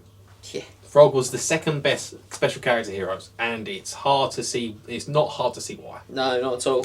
His ability, he's infamous. He's purely infamous, pure for the fact that he can bring a unit of trolls as core. Is it a single unit or is it any unit? Well, I'll tell you what. I'm going to read out his litany There's three other of rules. disgustingness. So he has either gods, he causes fear, and he has troll vomit, which we know from earlier is an automatic strength 5 hits with no armor save. He, on top of regular troll vomit, has copious vomit, which gives him an additional strength 5 breath weapon that no armor saves are allowed against. I mean, what? Okay. So he has to challenge. I played him once. I played Luke Blackster, Dr. Luke Blackster once. I played his Frog. He charged my Demon Prince. So Frog, I'll challenge him. Like, okay, I'll deal with Frog. Didn't kill him. Frog went, threw up all over Demon Prince. Ignored his arm save. I'm like, oh. He might kill him. He did. He did like 7 hits, 5 wounds, with no arm saves. Whoa, I was like, spicy. alright. Now, he is the Lord of the Monstrous Horde. If your army includes Throg, units of Chaos Trolls count as core. So it's not just one, it's all trolls are core. And again, I go back to we gave Trolls a 3 for their cost, and I think when you start saying they're core, for me, I think it's criminal to suggest they're anything less than 4. Core Trolls, whatever we said for Trolls earlier, add 1 to the point. Yeah. I think they were 16 Trolls. I believe they was. Oh, look at that! Look at the luck of that page. Bang. 16 for 24. So 17 straight away. 17 out of 24 if you Because take 4. that's an incredible improvement. Mutant regeneration. Throg has regeneration, 4+. In addition, if he passes 2 or more regeneration throws in the same phase, he gets to roll on the Eye of Gods. So, I mean, it's a mixed bag, that one, good and bad, because you could turn into something unpleasant, but he probably won't. He probably will. And he'll probably just get better again.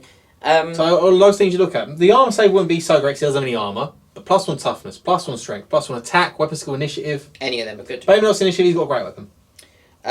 He does have a generic great weapon as a weapon. And he Does has. Yes, I believe he does. It's that giant stone mace he carries around. Yeah, I've just never looked. I just try and run away from him. Never actually try to fight him. No, never try and fight him. He'd be crazy. He does have a great weapon. It's a great weapon. Right. So the initiative maybe something like, but weapon skill, strength, or attack. Then he has the Wintertooth Crown, which is an enchanted item. Providing he's not fleeing, all friendly war beasts, monstrous infantry, and monsters within 18 inches use his leadership instead of their own, unless theirs would normally be higher. Now, his leadership is 8, which means that your trolls are going to probably pass their stupidity test now. Things like the Chimera we talked earlier about ensuring he's in the leadership bubble, well, this can really help. This is if he's not your general. Yeah. This is not it increases his inspiring presence. It's just they can use his leadership. Yeah, overlapping fields of leadership bubbles. Got your general as well. And then you start looking at his actual stat line. Weapon skill 5, incredible. He's a troll. Yeah. Where does he get that from? Strength 6. Strength 6 base. Strength 8 of a great weapon. Yeah. Toughness 5. So better strength, better toughness, 4 wounds. So additional wound on a troll as well. 5 attacks. Initiative 2's his only real drawback, which he could buff with his ability. With just by passing regeneration saves, he could increase his initiative. Also, to look at as well is that he's a troll that doesn't have stupidity. Nope. So you'd be silly not to take him with trolls. But if you don't want to take the trolls, you put him in a unit of Chaos Ogres. There's no stupidity you have to worry about here. Nope. He's a smart troll. No. At leadership 8 as well. He's a beast, and then we start looking at his actual points cost, and this I want to break down just a touch because I've broken this down with people before. He's 195 points, right? Sounds like a lot, but it is kind of a lot. Yeah. But then the breakdown as James goes on now. But I mean, we talked before about looking at, well, I mean, if you look against him against something like an ogre bruiser. We looked at that before, didn't we? I can't think of his points cost off the top of my head now. Going to embarrass myself. 90? Yeah. So for 100 points, I get an extra point of strength. I get an extra attack. I get the vomit, the strength 5 breath weapon. I get 4+ regeneration. Extra point of leadership as well. No, I think they're 8. Okay. But again, if you look at the bruiser against him, just in those base terms, extra point of strength, you pay 20 points for that. So that's now the gap's now 80 points between the two, right? I've got an extra attack. You pay 20 points for that as well. So that's now a 60-point gap. 4+ regeneration save. You pay at least 45 points for that. So now the gap is 15 points. For 15 points, I get a troll vomit attack. I get a strength 5 no armor save breath weapon. Now, a minute ago we had a strength 4 flaming breath weapon costing us 30 points. Yep. So we're already well over the sky now in terms of points. I've got a great weapon which I haven't had to pay for, which would be about 7-8 points on a character like that. I also I haven't talked about the fact I've got an 18-inch giving out my leadership, and I've just made Troll's Core. Made Troll's Core. He's ludicrously efficient for what he does. He's just so cheap, and you wouldn't even be sad if he was your general, because he's got such a fantastic survivability and tough stat line. Mm-hmm. But at leadership 8, there's so many options in the book for you to pick instead. If you want to be risky with him and aggressive, whatevs, you don't need to worry. The only thing you've got to worry about with him is if you are taking his troll unit, you have got to worry about the big ones with the Purple Sun and the Pit of Shades. Yeah, which we've said a lot of times. We have said a lot. It's a big issue, but you have to play carefully with it. Some people, I know he's really good. I know his troll unit's really good. I don't particularly like having the fact that if that use spell does go off, I've pretty much lost the game. Yeah, but I mean, Ogre Kingdoms players live with this every day. Yeah, but so do dwarves. They've got. You guys have got to live with it. That's your problem. Yeah, and I think that's fair, but yeah, he's just very good. He's just very good for what he does. Again, James, because I think me and James could wax lyrical about him for a while. James loves to talk. James loves to talk about trolls. And then we're going to move into my personal favourite of mine, which is Festus the Leech Lord. Yeah. I think he's an absolute gem.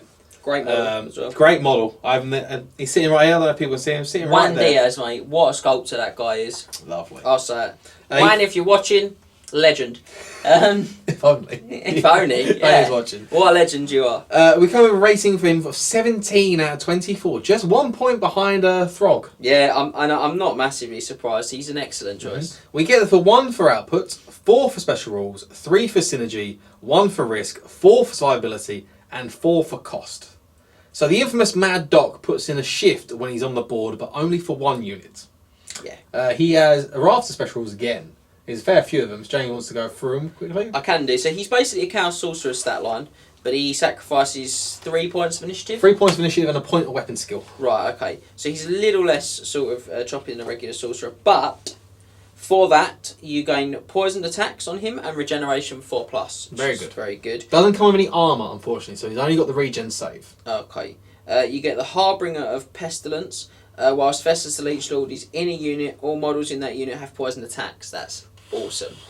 He also has healing elixirs. Whilst he's in a unit, all models in that unit have regeneration. So what's good about this is he's a good star character because he can apply that to characters that join the unit. Yeah, as well. He does. It's all models in the unit, which is really cool. So those 2 rules in themselves are the reason why people do take him. Yeah, he's great. So you put him in a block of warriors, Halberd, Shield, Mark and Nurgle, which is what I do.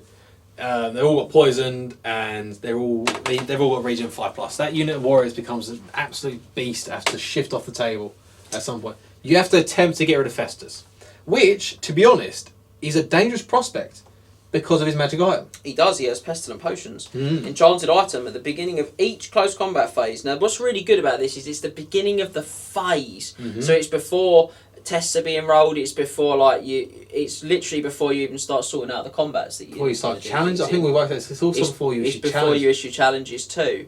So it's really strong. This one basically. Festus may either drink his potions, in which case he'll immediately regain a wound he lost earlier in the battle, which is excellent because that makes him harder to kill. Yep. Or try to force them down the throat of a single enemy model in base contact. If he does the latter, both players roll a d6 and add their model's unmodified strength to the result. If your opponent's total is higher, nothing happens. If Festus's total is equal to or greater, and that's quite rare that the attacker gets the rub on the equal to. Yeah. Normally equal to rubs for the defender, so that's good. His victim immediately suffers D3 wounds with no armour saves allowed. Any unsaved wound inflicted counts towards combat result. This is huge. I played James. I played James quite a few times with this. I've also surprised so many people with this rule. They Festus is going to challenge. I think you did your Vampire Lord once. I've had High Elf Princes once. So before you do the attacks, I'm gonna make you drink some potions. I beat your strength. You're dead. Yeah, it's the no armour save element that makes this so good. It's no armor saves that before any attacks are struck. And it's D3 wounds, not a wound with that causes D3 wounds. No. And that's an important distinction because I then can make saves against each of the wounds. Yep. I don't make one save to ignore the lot. So that can make, certainly on a lower wound model, that actually often works out better than on a higher wound model. And what I'm also going to say is that, you say, but if the model's of higher strength, then it probably won't go up. I'm like, mate, I'm looking at it, it's like, your strength 4. The highest strength the model's probably going to be against you is probably going to be strength 6. This is unmodified. Yeah, it's their strength on their profile, and I think that's something people miss, is that in general, like, when you see high strength damagey characters, it comes from their magic weapons, it comes from their equipment, but it doesn't come from them. Base strengths, I've done this to Khemrian War Sphinxes.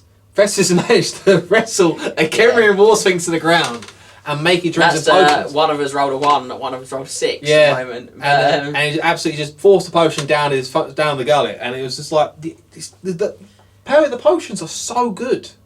It's really scary good. I've got to be honest, because it carries so much like weight of threat. That's the reality.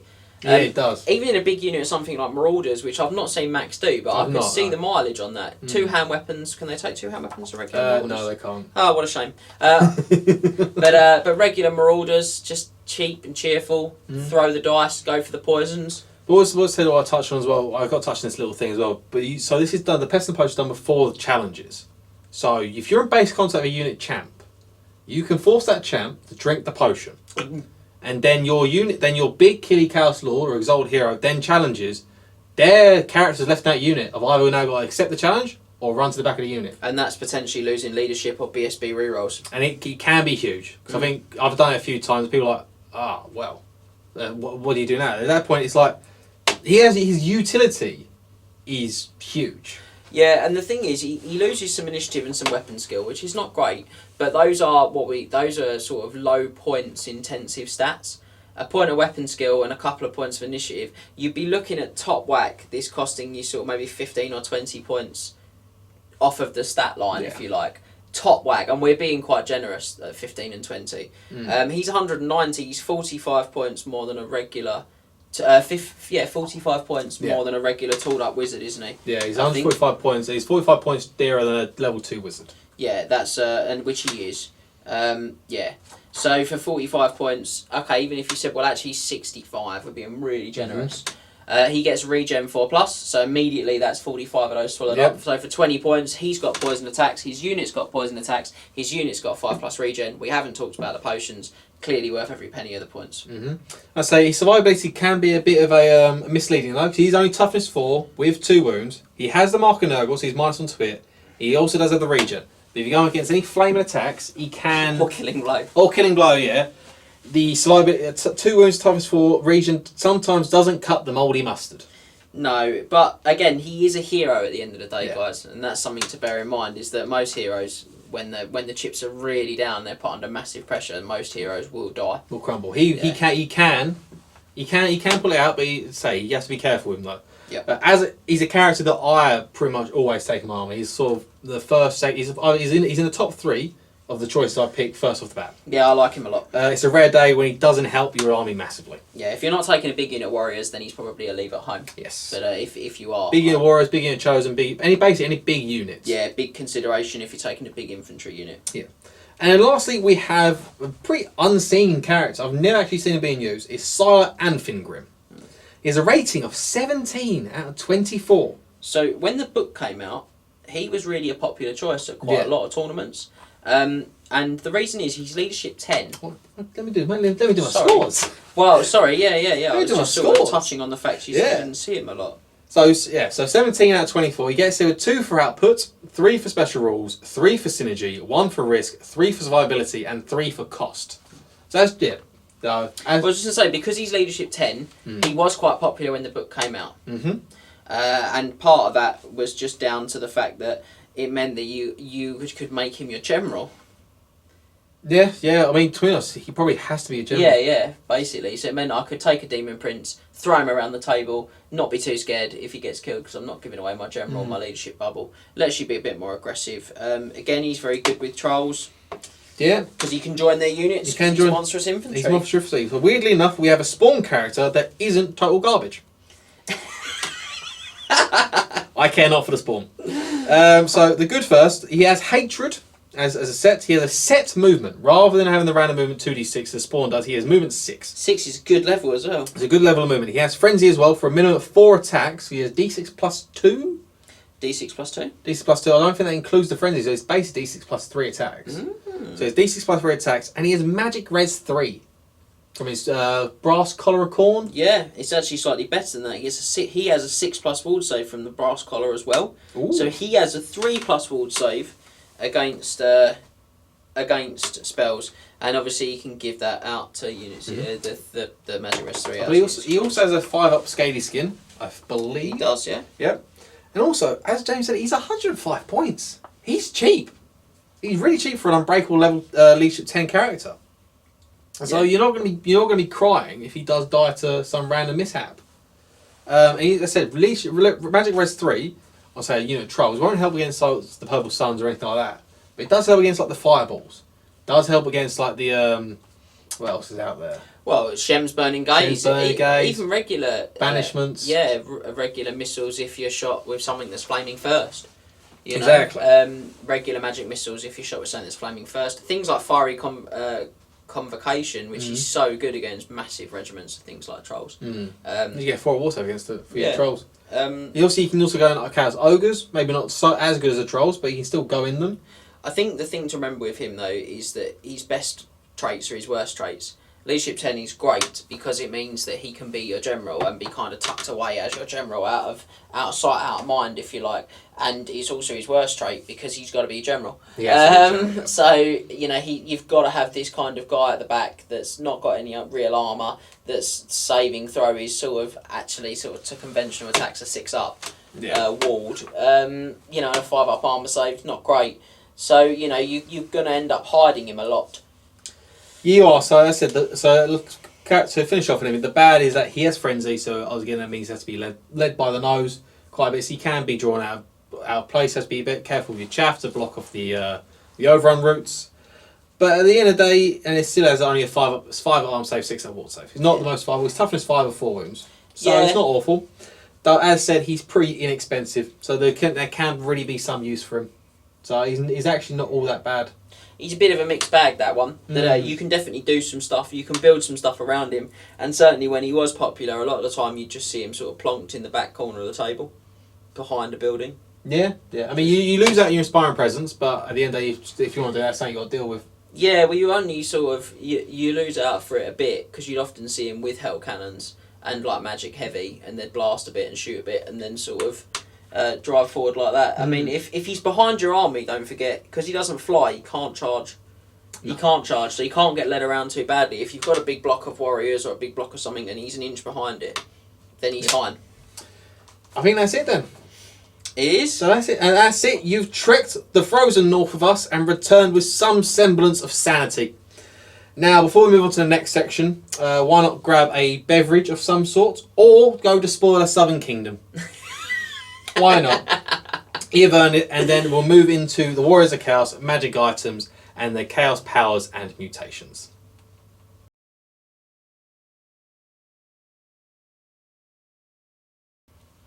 So, welcome back again. We finished our analysis on the Warriors units, but units alone don't make an army. And to get the full picture of how to play each army competitively, we also have to look at the magic items, and in the Warriors case, their chaos powers and mutations. So I'll begin with an analysis of the unique Warriors' dread artifacts of chaos and the chaos powers and mutations, as said. But before that, we'll mention the only generic equipment in the army, which is chaos armor, and it's a belter. Belter. A model wearing this gains a 4+ armor save as standard. Plus, wizards can wear it and can still cast spells. And you better believe that all the wizards come with it as standard. Yeah. Well, everything does, doesn't it? All the infantry except marauders. All the infantry except marauders. Yeah, anything that's pretty much important. Yeah. I mean, background-wise, they're sort of fused into the armor. Yeah, once they put their helmet on, they cannot then no longer remove the armor itself. They're sealed inside. So it's a life choice. A marauder can obviously go back to being a marauder when he's done warring, but a warrior chaos will always be at war. Yeah, it's a lifestyle. It's a pretty, being a warrior chaos is a lifestyle. It's a pretty metal choice, to be honest, for them to do it, but it's still pretty good. It's hardcore. It's hardcore to the floor. So most units, as James said, most of the important units in the armies have this, and it's one of the reasons why warriors have a rep of survivability. Yeah. Having this across your standard units, Demon Prince can take it as well. Also, forgot to mention that they can take it as an upgrade. It's very lovely. Their survivability will skyrocket. What army book wouldn't want this item? Like no one, there's no army in a game that if I said to you, you can have this, you can have a generic item that gives you a 4+ armor save. Oh, and your wizards can cast spells as well. I think the big thing is that wizards wear it. Your wizards are probably the most survivable wizards out there in the game. Yeah, they're up there. Well, they're like vampire survival. They're like vampire level survival. Yeah, at that point, I mean, it's scary. So you never underestimate chaos armor. Always put your money. In fact, I'm lying. They're better, aren't they? They are much more survivable. Because they've got 4 up to start with, and they can still combine this with other equipment. But they can't take generic shield, can they, a wizard? They might be able to. I'll double check it. I don't think they might not be able to, but you can still take the enchanted shield. You can still take the enchanted shield, though, on the charm shield, and the spell shield, and the shield of Ptolos. The shield of Ptolos. Yeah, there's a lot of shields out there, guys. Just quickly double check. I don't think they can. They can't take a shield, but they can take magical shields because they wear regular armour. They wear magic armour. I suppose the big drawback, actually, it's just worth a quick mention, is that the heavy armour of ward saves and the heavy armours that kind of give you other bonuses are not very good choices for warriors. No, because you lose out a point of armour, actually, from taking it. Your armour gets worse. But, I mean, that's such a minor thing. Oh, I've seen it come up. I've seen it come up a few times where we went to a tournament before where you have to share your magic items across like each a team event. A team event where you got to share your magic items. I took a Sorcerer Lord, and he had to take the Armour of Destiny because I was playing with a Tomb King player that wanted his 4 ward save on his Hierophants. Yeah. Which was a fair point. Fair point. It's entirely understandable. So, the first magic item proper is the Hellfire Sword. Unsurprisingly, this is a weapon. Book Deputy, can you read the rules, please, for the Hellfire Sword? I can. So it's close combat attacks made with the Hellfire Sword have the flaming attacks and multiple wounds D3 special rules. No armour saves can be taken against wounds caused by the Hellfire Sword. After all close combat blows have been struck, roll a d6 for every foe slain by the Hellfire Sword.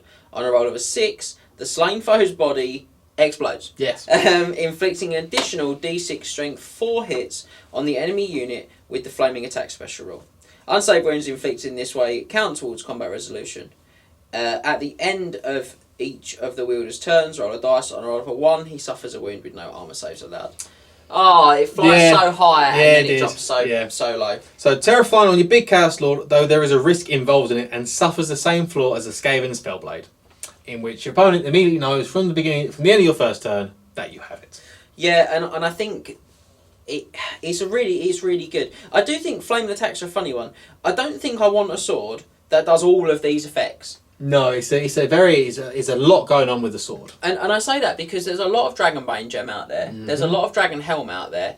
And so I kind of, if I want a flaming weapon, I probably don't want to spend 65 points on it. That's another thing with this weapon. It is a lot of points. I probably want the other effects without the flaming. Do you know what I mean? But I think overall it's still good. It's just that one. I genuinely think if you had the last line at the end of each of the wielder's turns, roll a dice on, roll of a 1, he suffers a wound with no arm saves. If that line wasn't there, you'd see this all the time. You still would see it all the time. Even though it's 65 points, it does a hell of a lot for you. Yes. So yeah, your opponent knows you have it on first turn. There's a risk in which you take your wounds as well. At the end of the day, it can be good, but maybe not in the competitive sense. Taking a fluffy list, or if it's playing like a big 3,000 point game, which you take multiple lords, take a Chaos Lord as item and go ham with it. Yeah, it's very cool, but not that competitive. Move swiftly on to the Sword of Change, which is another weapon, and it's another wordy one as well, which James wouldn't be so kind as to read for me. So this one's 30 points, guys. If an enemy character or monster is slain by the Sword of Change in close combat, roll a d6. On a roll of a 4+, the model is transformed into a Chaos Spawn under the control of the owner of the Sword of Change. Exactly as if the enemy model were a Chaos Champion that suffered a spawned and result on the Eye of God's table. So it's back to that, got to be an inch away from everyone, can't be impassable terrain, got to be able to be placed or can't be put in. Lose all equipment, magical items and mounts and all that sort of jazz. It's an incredibly situational item. And the fact that you have no strength or armor piercing increases to your actual base stat line, you're very unlikely to actually kill a character or a monster with this weapon. And you're getting spawn, which is a bit rubbish. Spawns aren't very good itself. It's just not very good item. It's not that pricey. It's still 30 points, which is still pricey enough to say no. This is a no for me. I guess sort of might 20 points plus sort 1 strength. Yeah, exactly. That I think. That's a free spawn. If you wanted to go to the Tzeentch themed army, I still won't take it. There are still better Tzeentch things out there for you. Yeah, I agree with you. But yeah, so Sword of Change is unfortunately. Change it for a different sword. Change it indeed. Change its physical makeup. And the next weapon we have is the Filth Mace. It's an absolute chaos classic. This is a classic. It's been around for Forever. a while. And then, so another... Close combat attacks made with the Filth Mace have the poisoned attack special rule. Once the wielder has killed an enemy model in close combat, he immediately gains the Terror special rule, and from the start of the next close combat phase, all subsequent attacks made with the Filth Mace that result in successful poisoned attacks have the multiple wounds D3 special rule. Right, so you start with poisoned, and you then have to kill a model in a challenge, or is it just kill a model? Killed an enemy model in close So combat. you have to kill someone in close combat. So to actually get the secondary benefit of the weapon, you can actually take a bit of time.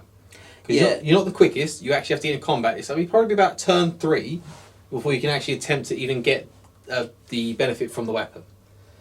And then the benefit is pretty good. It's poison attacks cause D3 wounds, you cause terror. So it's not bad.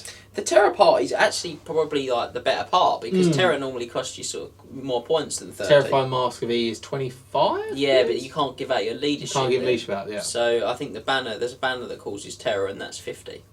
Okay. So it's alright. It's very situational. I still wouldn't go out of my way to take this item. I think there are better magic items, or just go with your base stats like Halberd or something like that. You're much more sorted out with it.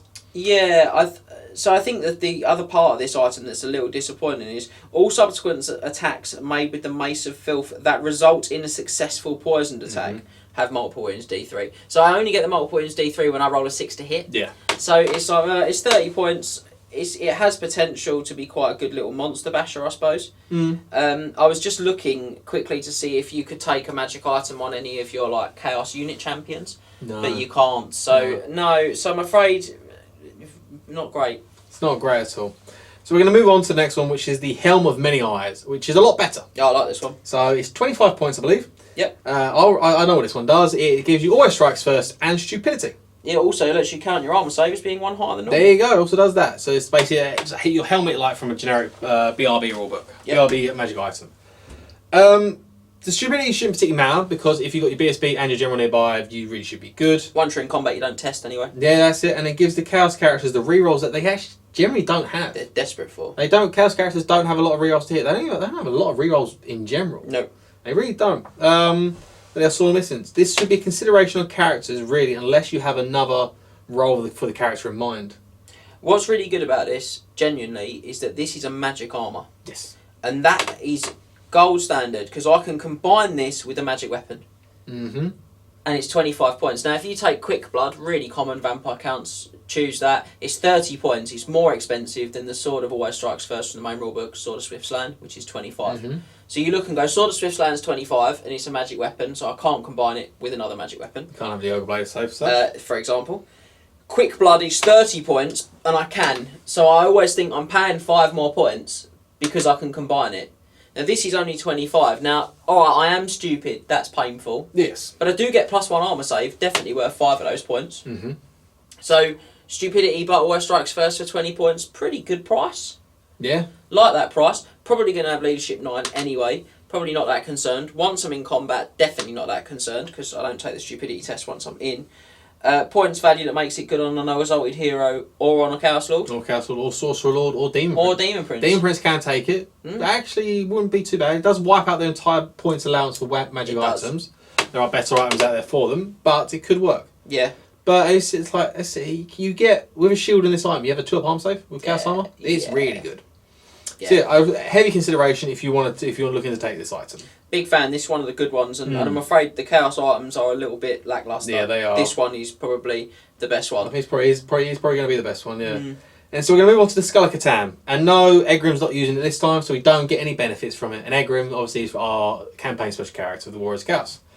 And then, so, I know what it roughly does. You get 6 attempts to channel. Yep. You can choose to use. You don't have to use if you don't want. So you get 6 attempts at channeling. If any of those dice roll a 1, you lose a point of leadership per dice that roll a 1. That's correct. And if you go down to leadership 0, the model is removed as a casualty. I believe, I think that's everything. That's right. The only difference is a wizard with the mark of Tzeentch may not re-roll channeling results for 1 when using the Skull of Catan, so you can't get around it like that. No. So 15 points. It's actually not bad for 15 points. It's not an expensive investment.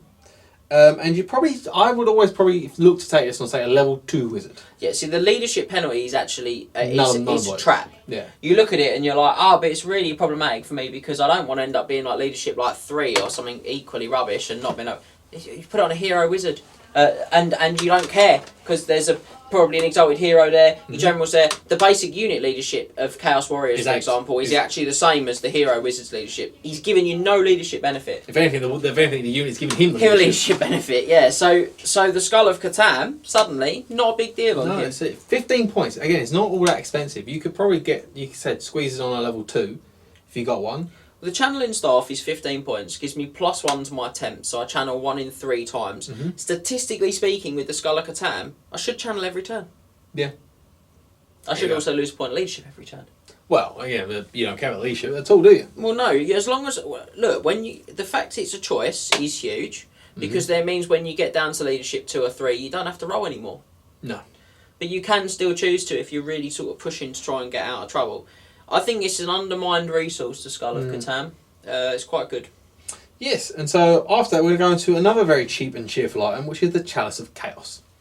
This one's it's a wordy table one that we have to go through. So if James wouldn't mind reading it. It's an enchanted item, it's 10 points, and it's 1 use only.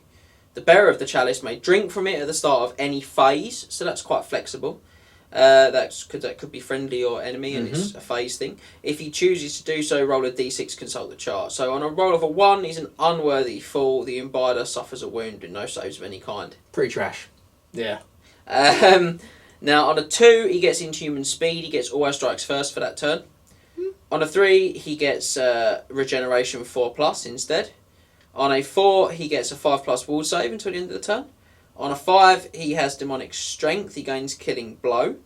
And on a 6, he has the final transformation. The imbider is if the imbider is already a demon prince, he instead treats the result as unworthy fall. Ouch. Otherwise, he must immediately take a leadership test. If he's passed, he is gifted with demonhood, as described on the Eye of Gods table on page 25. If he's failed, he is gifted with spawndom, as described on the same table. So it's one of those random, great, thematic, fun items, isn't it? It's 10 points. Again, it's another cheap item. It really doesn't take a lot out of you. No, I've got to be honest, every time I rolled that, I would go, he has chosen, and then see where it was. Poorly. He would get poorly or wisely, depending on what he rolled. He has chosen. Wisely. Other Steven Spielberg movies are available. They are. And so are other George Lucas movies, because that one's fine. But no, I've always had in the past where if I got 10 points left to spare, 10 points doesn't particularly go a long way in Warriors of Chaos. You don't get you can't just add like another warrior. Half a warrior. You got half a warrior. Play pretty much half a warrior. So if you got 10 points and you got like a BSB or something like that, I think me and you are very different people. I chop it. It's fun. I think it's a good laugh item. I'd take it if I was playing at like a fun game, narrative game type thing all day long. I think it's ideal for those like campaign type events or just big game with your mates, good laugh. I really like items like this. I think they add so much flavour to Warhammer. Add a lot to it. But I'm not sure I'd take them competitively. But as I said, all those results, they only last a turn. Yeah. Apart from the big 6, they only ever last a turn. So apart from the big 6, which is you just turn into the imprint or a spawn, you only get to go those results for a turn. Another thing that James said as well is that you do it at the beginning of any phase. So unlike any of the other potions in the main rulebook, which you have done at the start of your own turn, you can do this at the start of your combat phase, the start of your opponent's combat phase. You can do it whenever you want to do it. When he's on 1 wound and he's about to get killed in combat and he drinks it, turns to a demon prince and rips the head off the body. Dad, dad. Rises from the ashes. Rises, that's it. But no, so 10 points. Hastily finds chalice. Like I said, 10 points. You can probably get away from it in a fun game. Not so much in competitive sense, but 10 points. Yeah, if like you say, if you got 10 spare points, you sling it on him, and you think he's gonna die anyway, you might as well give it a throw, mightn't you? But yeah, so that is that. And so then we're going to move on to the Pendant of Slaanesh, which isn't as cheap. No, it is not. And so it's another wordy one. They're all once wordy. again, it's wordy. So I'm going to give it to James to read out again for me. So this one's an enchanted item, and a model with the mark of Slaanesh only can take this one as well. So it's limited by your mark. 50 points. The bearer of the pendant can only join units with the mark of Slaanesh, which I suppose they could join unmarked units, couldn't Yes. they, otherwise? But yeah. No other character may join the same unit as the bearer, and you cannot join units that already contain a character. Bit of a big limitation. Mm-hmm. Whenever the bearer or his unit take a break test, it is taken on 1 less dice than usual. So the test can't be passed with insane courage. In addition, for each unsaved wound the bearer suffers, he gains +1 attack for the rest of the battle. I quite like this item. 50 points. I've seen it used a few times. It does essentially make your unit unbreakable. Unless you lost by a catastrophic amount, which you really shouldn't be losing by that amount with your Warriors Chaos player as it is anyway. Even if you're down to leadership 2, you've still got a 1 in 3 chance of passing the break test, which is nowhere near the level you've got of passing it on a regular score. It's 1 in 36. So and let's not look at the fact that it's an Uncharted item. The Crown of Command is a talent. Enchanted item. Ah, so you can't get a Crown of Command in this. That's I think why you can't. Because otherwise because you can't take another character in this unit and the unit that contains this model. You can't get the Crown of Command as well. So you can't just have an unbreakable unit at that point. No. And again, I think the fact you have to put Slaanesh on the unit is a bit of a drawback for this one as well. Well, what we didn't mention earlier was that the Filth Mace is only usable by Nurgle models. That's a very good point. Forgot to Mark of mention Nurgle only on the Filth Mace, yeah. So this one can be used by Slaanesh models. So it can be used. You could possibly see its uses, but it's 50 points is a lot of points. There's one I saw quite a lot. Again, when the book came out, it appeared quite a lot, and then it seemed to disappear. And I think it's just that people didn't like the limitation element to it, the having to be Slaanesh, the having to have a Slaanesh unit. But the fact that you can only have one character, and you kind of want more character. You kind of want more characters in Warriors Chaos than anything else. Yeah, I think you'd have to build around it, Yes, and I'm not sure it justifies enough to do that. But no. So there you go. So higher points cost usually ends up meaning a no-go for this item. Yeah. The penultimate item we have is the Blasted Standard, which is a magic standard that can only be used by models of Mark of Tzeentch. 25 points. Means whenever the unit is shot at, you roll a dice. On a 2+, the strength of the shots are halved. But if you roll a 1, the strength of the shots are doubled.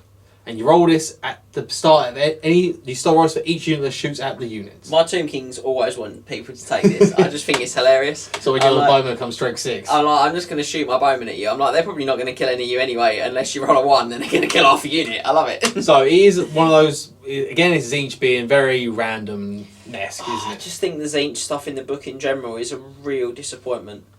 Yeah, I mean, think of it this way. You get hit by, say, handgunners. So you're not going to be shot by hangers a lot. You roll a 2+, you get they become strength 2. They're winning you on a 6. But you roll that 1, they become strength 8. And they're winning you on a 2. You're on a 2, ignoring your armor save. I think it's hilarious. They hit you harder than a bolt thrower. They hit a hard, but they also hit the strength of a cannon. It's Yeah, look, it's another really fun, really cool item that I would definitely take when I was playing campaign games, narrative structured games. I think that's really cool. I really do. But I'm not sure it has any place in... No. I think one of the problems is your units don't massively fear being shot. No. You've got a 3-up armor save and your toughness 4. And you might even have a regen if you've gone with someone like Festus. Or if you're a troll, you've got a 4-up regen and you've got loads of wounds. There's a lot to it. Also 25 points. So your Warriors of Chaos units can take them because their magic standards are 25 point limited. Yeah, I think I probably wouldn't. Yeah, probably wouldn't. Not competitively, I'm afraid. But I do think it's fun. And our last magic item is the Banner of Rage, which can only be taken. It's a magic standard that can only be taken by, surprisingly, the models of Mark of Khorne. I can't remember. It's interesting, this one. 25 points. The bearer of the Banner of Rage can only join units that are completely comprised of models with the Mark of Khorne. Only characters that have the Mark of Khorne may join the same unit as the bearer. Whilst the bearer is alive, neither he nor his unit can ever lose their frenzy. If the bearer joined a unit that has lost its frenzy, the unit immediately regains its frenzy. It's basically a way of just keeping your frenzy going. Yeah, it's the frenzy train. So the frenzy train has no breaks. Yeah, I mean, if you've got model Mark of Khorne, like say your Skull Crushers or a big unit of Warriors Mark of Khorne, and you do lose those combats, then it can be hurtful to say you lose the extra attack and the immune psychology and all that sort of jazz. Yeah, I think the biggest problem with this is that most competitive Warhammer players will know it's not very often you lose your frenzy and don't lose your unit. Yeah, a lot of people will lose. It's only rarely in which, say, which block loses by 1 point. Yeah, So or like 2 or 3 and passes the test. Yeah. Most of the time you lose quite significantly and break. Yeah. So it could be interesting to try and keep your frenzy going, but there's 25. This said, if you were taking the Crown of Command on a Khorne character and planning to take a big unit of Khorne dudes, you could consider this 25-point item. But you should just be winning the combats. You should. That's no point of is that you should. If you lost enough to lose the frenzy, you should be winning the combats, and that you should be punished for it anyway. Yeah. So, And that's it for Chaos. The dread artifacts of Chaos. Yeah, a lot of lackluster ones in a there. lot of stuff that you're going to leave at home there, guys. Fortunately, the generic magic items in the battles in the main rulebook are excellent. They're excellent, and so are some of the Chaos powers and the mutations are about to go on to. Yes, they are. So before we look at them, there are some stipulations in terms of the Chaos powers and mutations. The first is that gifts can only be taken once per army. You cannot duplicate your Scaled Skins or your Flaming Breaths or your Soul Feeders. It prevents a few repeating combos that would make your characters quite resilient. They're also a separate allowance to your magic items. So you get your 100 points or 50 points magic items allowance, and you get your 25 heroes, 50 points for lords, 100 points for demon princes. Yeah. For Chaos powers mutations. So there's a good options for customization to play around with. So we'll begin. The first is a demon blade, which is classified as a magic weapon because some of these there's only a few of these. They're actually classified as magic items.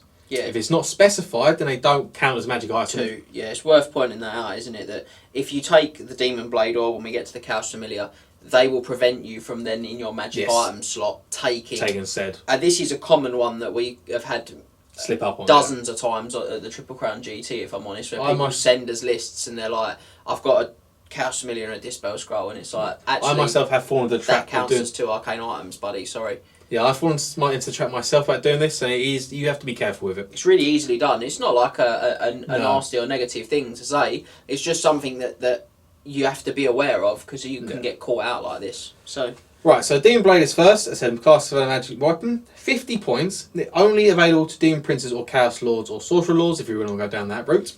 But wipes out all the Lords' Chaos Gift allowance, but not Demon Princes. It grants random attacks D6 plus 3, but every hit of a 1 hits himself. For the amount of points and the loss of some of the combos available from the gifts, this random weapon is not all that great. Do you know the biggest problem? The character can never re-roll a hit roll of a 1. There you go. So you can't, such a huge problem. You can't avoid it. So what you got to look at is that because you could Helm Many Eyes with this, and it would be really strong. Yeah. Because you'd have lots of attacks re-rolling the hits. Because you're never getting less than 4 attacks, which is awesome. It's not. To be honest, no, it's not because your Chaos Lords, your Demon Prince, they have 5 attacks base. Yeah, but what I'm saying is this item would never give you less than 4 attacks. Oh, it wouldn't give so you you're not making it's not a huge risk. Almost all the time you'll have at least your attacks. Yeah, you also have or at least better. all your attacks. Yeah. But because I can't reroll the 1s to hit, and I might kill myself, I think I'll leave it, Terry. Yeah. Terry obviously leaves at home. It's also Terry the Pterodon. I'm just telling him, mate. Rest in peace, Prince. So you don't get any strength benefits from the sword. You get more. You get a shed load of attacks from it if you get lucky, but you can hit yourself and possibly kill yourself. If you do want to go for it, I would highly recommend the Potion of Strength and real hope that you don't kill yourself that turn, or Mark of Tzeentch and a 4+4 ward save in general would be good too. So moving on from that, we have the Collar of Khorne, which is a magic talisman. So you can't take any other talismans with this item, and it's for Khorne aligned models only. 45 points for MR3 or Magic Res 3. Yeah, okay, so let's break this down. It's exactly the same cost as the Obsidian Lodestone, which is the big main rulebook item that gives exactly the same benefit. Yep. The big positive with this one is it doesn't come out of your talisman allowance. Doesn't count your talisman allowance. It does count your talisman, but does come out of your actual magical item allowance. Yeah. Oh, yeah. It's I've just seen that because it says it's hard to see. Yeah. It says demon of Khorne, but it does count as a talisman, so you talisman. still can't combine it with a talisman. You can't take a 4 ward save or anything with this item. So it's alright. If you really want, and also you got to take Mark of Khorne with it. You can't take on anything. There's so many stipulations with this that it sometimes doesn't. You might as well just take MR3 from the main rulebook. Because at that point, anyone could take that. Magic resistance is only okay anyway. It's not seen hugely competitively all the time. You know, it's not seen very often competitively. That's what I mean. Yeah. And so, and this is like you say, it's really stipulating hard. It is good. This I would say on a Demon Prince of Khorne though. Yeah, you can say the Emperor's cool because they're not going to be taking. You save the points on for the man. You save the points from not taking wizard levels, so you can put the points into say MR3. Very nice. Yeah, it's pretty good on him, if I'm honest. Yeah, but as I said, unless you want multiple lots of MR3 in your army, just leave this at home. Then we have Unholy Strike next, which is 35 points, and you can exchange all of your attacks for a single attack that doubles your strength and has multiple wounds D3. The attacks you can usually dish out on standard can probably outstrip the damage that this probably will do. I completely agree. I also think if I want multiple wounds D3, I've got the Hellfire Sword. You get the Hellfire Sword, yeah. Which is probably... which does it on all my attacks. Any of these things that are like swap for one attack, swap for like a coup de grace attack type thing. If it was a model that had, I'd say, 2 attacks or 1 attack as standard, this would be pretty good. But it's the fact that you have so many attacks in your model. Maybe on a Sorcerer. Saying on a Sorcerer, yeah. Sorcerers can't... level Sorcerers can't take it. It's 35 points. Maybe not take it then. Heroes only have 25 points allowance for Chaos Powers Mutations. So yeah, there's always the risk that that one attack just misses. Yeah. You don't have any rerolls. Well, unless you take the Helm of Many Eyes. Yeah, take how many eyes? Yeah. So technically, could he combine it? I suppose technically with the sword of Swift Slayer, maybe. Yeah, I mean you could. It's not a magic weapon. It's just an unholy strike. He'd unholy strike with the sword of Swift Slayer. So you could reroll it with that. But at that point, you're putting too many points into that one attack. It's just not worth it. It's not worth it at that point. So that is that. And so, too risky for the points you spend on it. Next up is Flaming Breath. And it's 30 points for a Strength 4 breath weapon.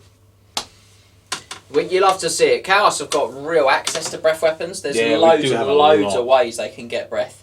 And again, what is there not to like about this? So, it's flaming. Which means you can use it to strip regeneration. What's great about it is it doesn't carry the risk of all of your attacks being flaming. Nope. So it's really good on a character that's going to do this at higher initiative value than the regiment that he's next to or that he's a part of, so that they can then take their attacks with the regen removed. It's additional hits. It can be used in or out of combat. There's no stipulation on whether I've got to use a template or only in combat. It's just, you love to see it. Yeah, so as I said, it allows your Chaos Lords and your Chaos Sorcerer Lords to take on big blocks of units, because although they may be absolute character destroyers, they still don't have that many attacks to really dish out the hurt onto ranked up blocks. But you take a breath weapon, it's going to become a great equaliser. It's incredible on a Demon Prince as well if he's flying, because you can drop him down next to stuff, or a character on a Disc of Tzeentch or a similar. Disc of Tzeentch or a Chaos Dragon, because then you've got 2 breath weapons per model, for that model pumping out.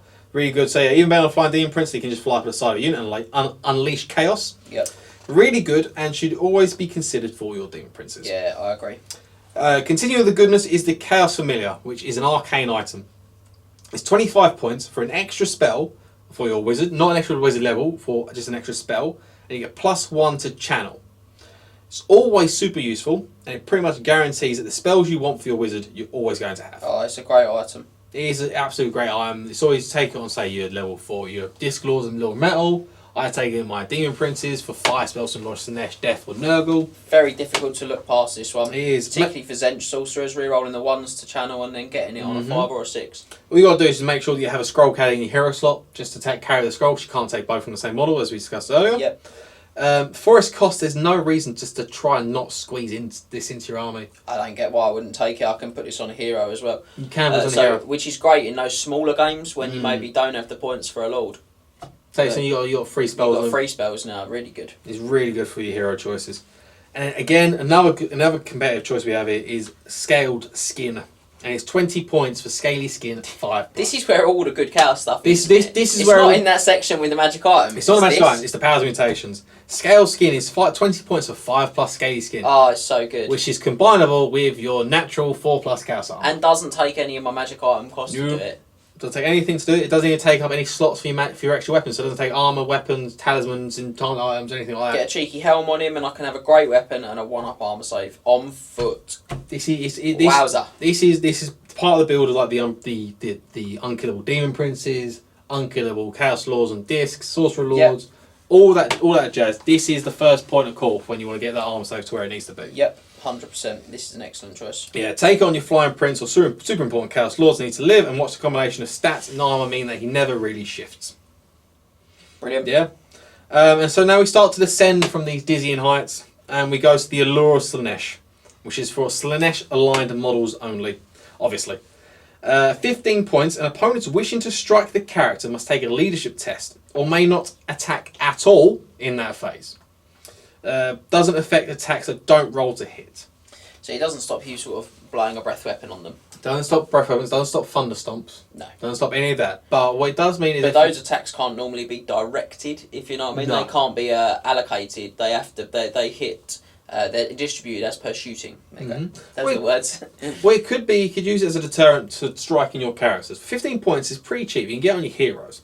Say you got a big bad vampire lord or something like that, and he's in base contact with a BSB, my exalted hero BSB. The vampire lord can obviously choose to chop up the BSB, but he's got to take the leadership test.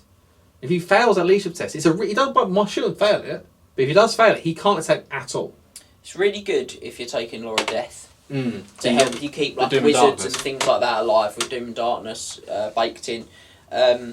So yeah, I mean it's okay. It's okay. I wouldn't say it's a top tier, but it's middling from where we are with Scaleskin, the Chaos Familiar and all that sort of jazz. This is starting to falter a little bit, but it's all right. Yeah, it's just okay. If you want to risk, if your opponent wants to risk attacking you, then sure. But if they fail it, then that character's out of the combat. Yeah. Then we have Poisonous Slime next, and it's 15 points, grants poison attacks and a 5-up ward save to poisoned.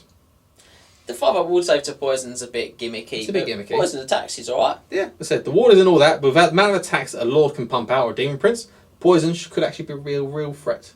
Here. Yeah, I think again, this is another one that like you can look at stacking things up on, like an exalted hero with this and like 2 hand weapons. So throwing lots of dice. I think the biggest problem with this one is that I've got Festus who can kind of offer me a similar thing, and he's also very good as we discussed. But with Festus, you can take this on a non-Nurgle model. So obviously, yeah, you can. You can put it on say your Khorne Lord on a dragon or a Juggernaut. You can pump out a lot of attacks. Yeah, Khorne's very good. Khorne is 2 hand weapons and extra attacks or something. Yeah, very strong. If you're taking your Khorne, you can take this, then you can take Scaled Skin. Yeah. Because you can fit it both in. You get that 1-up armor save with having 2 additional weapons. It's all good stuff. Yeah, it is. It's the combinations you got with the powers mutations. And then we're going to go on to Acid Ica. Icor or Ica. Ica? Ica, that's the one. 10 points to cause a strength 4 hit on something that successfully wounds you in base contact if they fail an initiative test.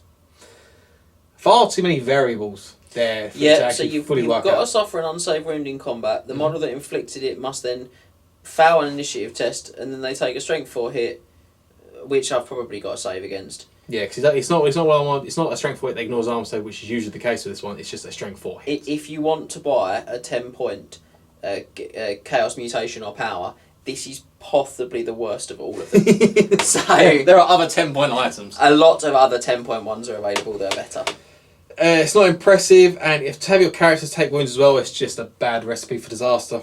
Yeah, it's just not good. Probably going to be another pass, unfortunately. I guess if you're in a challenge, it's okay, but I mean, honestly, just leave it at home. Well, to be honest, if you've got any character, your character's going first. They should be killing your opponent's characters in the challenges anyway. You should hope so. And then we have Burning Body, which is 10 points. It's the exact same as Poisonous Slime, except it swaps out poison for flaming. So yeah, flaming attacks and a 5-up ward save against flaming attacks. I like this. This is good. It's good. Giving flaming attacks to a character, we talked earlier about how you can then attack first and free up regeneration saves for your unit. It's particularly good if you combine it with good talk, something like the Helm of Many Eyes. There you go. I knew there was words in there. Won't combine with a magic weapon because it's flaming attacks. It will combine with the Helm of Many Eyes to let you go appreciably before your buddies in a regiment. So even on something like a wizard at that point, it's actually quite a good combination. 5-up ward against flaming attacks is considerably better as well than 5-up ward against poison, because flaming attacks are far more regular. Yes, but the issue with flame attack being far more regular is you have far more regular chance of kind of say a Dragon Helm or the Dragon Bane Jet. You do, which is why it's good on that secondary character, I think. So the ubiquitous nature of 2-up ward save against flame that goes around these days. So it could mean that we might not be as useful as Poisonous Slime in some circumstances. Yeah. But again, say if you're against a unit of trolls, have your Chaos Lord or Exalted Hero go first, chop up a troll, and your Warrior's Chaos chop up the rest. I definitely think this is one for the the sort of the hero level character, like the wizard or the Chaos Exalted Hero, perhaps. Yeah. And so next up is one that there's more for the lore choices than anything else. We have Soul Feeder. And it's only 10 points to regain a wound on a 6 for every wound that you cause in combat.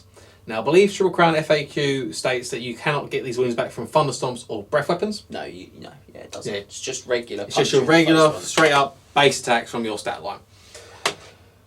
This is gold standard on Demon Princes. I think yours takes on a Prince because your Prince can eventually, he will eventually take a wound. Oh yeah, easily. And the amount of work that your opponent puts into causing that wound, and then to see their face when you roll their 6. Sorry, I just said easily. I thought you meant he'll do a wound. I was like, of course he will do wounds. No, I mean, takes it. A wound. Yeah, that makes sense. Your opponent puts a lot of work actually wounding your Demon Prince. You have 5 attacks. You do 4 wounds. You roll a 6. Your opponent's face. Yep, get it back. You've got to take that wound off him again. Yeah. So your princes can easily chuck themselves into the grinder and see themselves come out on top. Yeah, and again, there are laws of magic that can up your numbers of attacks, for example, which means that the Soul Feeder becomes even more regularly tripping. And even magic items like the Sword of Bloodshed. Yeah, and there's things like that. So there's so many synergy options available with this particular choice. The Soul Feeder is almost an auto-include. Yeah. As an item, as a power rather, in most lists that you see. Apart from the Scale Skin, this is my second auto pick. Yeah, it's very good. So Scale Skin is first, this is second.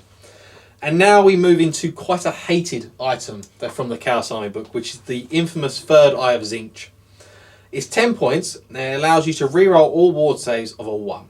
Doesn't sound like much to begin with, but then this is a crucial part of the Unkillable Disc Lord build. Yes. So, obviously, the Disc Lord, if you don't know, you take a Chaos Lord or a Chaos Sorcerer Lord, you stick him on a Disc of Tzeentch, you give him the Mark of Tzeentch, you give him a Talisman of Preservation, which gives him the 4-up ward save, which turns into a 3-up. Thanks to his Mark of Tzeentch. Thanks to his Mark of Tzeentch. Then you take the Third Eye of Tzeentch, which then allows him to reroll all failed rolls of 1 for that ward save. Yeah. Only a natural 2 will ever fail. Yeah, and I'm just checking something that I remember having done to me, and I want to make sure that it's definitely legal before I say it. What is this? Yeah, so when you roll an Eye Opens result as well, you can re-roll the 2 with the Eye Opens result. But yeah, I mean, this is really strong. As Max said, the Wizard in particular was very, very common. And still is at the top level, where they go sort of 4 spells on the lore of Tzeentch, metal, sorry. 4 spells on metal. Possibly with a Chaos Familiar 2 for a 5th spell on the lore of metal. Then they reroll the channels for 1, they channel on a 5+, they reroll their ward saves for 1, they have a 3+ ward save to begin with.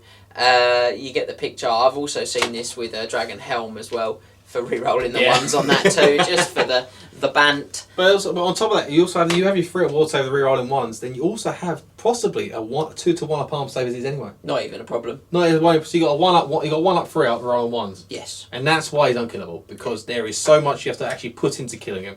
And when he's a wizard, it's even better because, you know, it's not like he's going to realistically be hit very often with big volume of stuff to kill him. If he's flying around the disc and casting spells, it's really difficult to do a lot about him. He's really unpleasant, and he's your general if you want. He's not your general, sorry, if you don't want him to be, because he's only leadership 8. Yep. So you can sort of pass that over as well. It's an excellent choice. It's really hated and genuinely competitive. Warriors of Chaos Armies should consider this one. If you take a Sorcerer Lord on the disc, then this should be considered. Yep. So obnoxiously good. If you see a Lord or Sorcerer on disc, then you can bet that they're going to have this item. Yeah, 100%. There is no doubt they're going to have this item. The penultimate item is Nurgle's Rot. It's only allowed on Nurgle aligned models. I'm sorry, the Third Eye of Tzeentch, is that only for models with Mark of Tzeentch? It's Demons of Tzeentch or models with the Mark of Tzeentch. There you go. So only Tzeentch aligned models for the Third Eye of Tzeentch. Penultimate item is Nurgle's Rot on Nurgle aligned figures. 10 points to cause a strength 1 hit that ignores armor saves on every model in base contact at the start of every magic phase. Pretty much, it only really works if you're on a larger base size. I say dragons or 50mm bases. Demonic Mount's good with this. Demonic Mounts are good because they're on 50mm mount. You probably get like 4 models, but Strength 1's very low. You're going to feel like you need to get their toughness down. Strength 1 is low, but at the end of the day, you're wounding Dragon Princes, Chaos Knights, Steam Tanks, everything on 6. Yeah. So you have got the same chance to win everything in the game, but you got to win on 6. You do have the ability to lower toughness as well. You do, yeah. But it's probably not one you're going to take realistically. No. And then lastly, for those who enjoy Nurgle's Rot, for the lastly we have Hideous Visage, which is 5 points to cause fear and other models to not be able to use your leadership. Never take this on your general for obvious reasons. Why? Just don't take it. Just It's a magic weapon that causes fear for 5 points. Just don't take it. yeah, but some people don't like taking magic weapons purely because of the fear of a banner. Well, they just fear this. It's rubbish. It's 5 points. Unfortunately, it doesn't make the immune. The only reason I can see it being taken is if it caused the units he's with to be immune to fear as well. It doesn't. But it doesn't. So 5 points. To my eternal disappointment, it doesn't do that. If you have 5 points to spare, I don't know, find 5 points spent on something else. Honestly, there's this lovely, lovely shelf, and on this lovely shelf, there's this space for a hideous visage. With a lot of the banners from the Wood Elves, Wood Elf book. from a lot of the horns from the Beastman book, Yeah. from Yeah, with the slaughter brute. the Slaughter Brute. Oh dear. But yeah, so What a shelf. it's full of things. Leave that hideous visage on that shelf. But don't go out of your way to get it into your army list. And that's going to conclude the Dread Artifacts and Chaos Powers Mutations, It is. which we're almost through the book. There are 3 laws of magic. Just 3 laws of magic to go. 3 laws of magic left to get through this. There's a lot in this book. So we'll move now into the Warriors Magic, specific laws of magic, imaginatively, imaginatively called the laws of Tzeentch, Nurgle, and Slaanesh. Magic.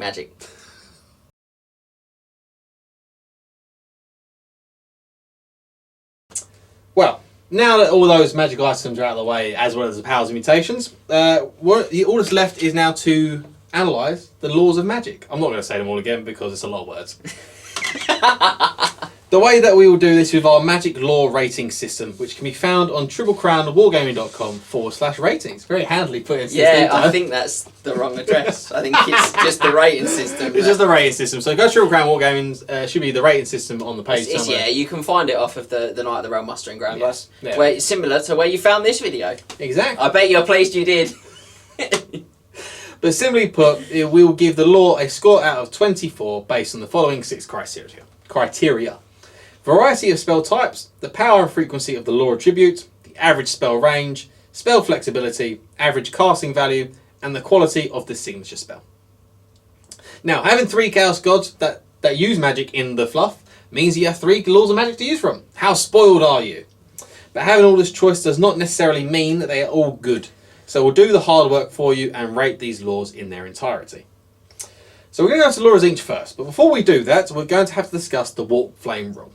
And Do we have to? I suppose we have to. This is the rule that most people consider one of the ruining factors of this law. So read it. If you want to read it for me, please, that'd be very gracious. Warp Flame special rule. At the end of each phase, any unit that suffered 1 or more unsaved wounds from an attack with this special rule during that phase must take a toughness test.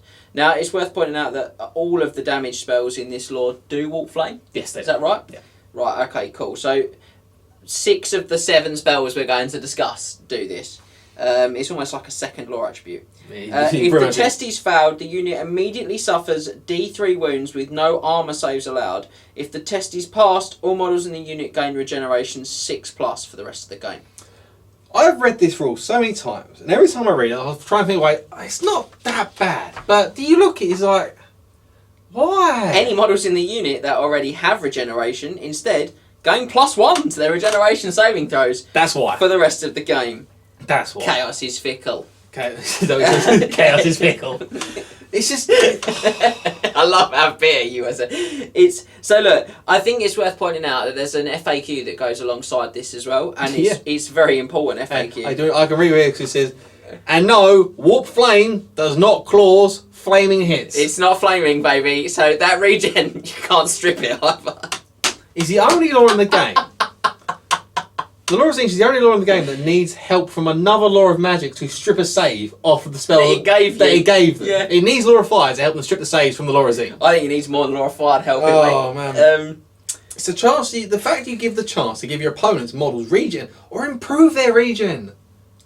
If they've already got this, yeah. Say you already cast. Say playing ogres. Now we'll put this out. Say playing ogres. You cast a Tzeentch spell an ogre unit. They get 6 up regen because they don't already have regen. Then they cast Troll Guts onto themselves. Do they get the +1 from regen? So you just I guess so. Because I didn't know if you cancel each other out, because once you got regen... Oh, maybe not. No, maybe not, actually, because they gain it immediately. They gain immediately, yes. Yeah, so probably not in that scenario. But if you hit them when they already had the regen, that would weirdly, at that point, increase it to 3+. Yes. Then I guess it would go down to 6+ when the spell stopped. Yeah. That's a weird interaction. It's a weird interaction how it works. It's sort of like, it leaves behind a vestige of regeneration. I'll tell you what, though, it's very good with a Mortis engine.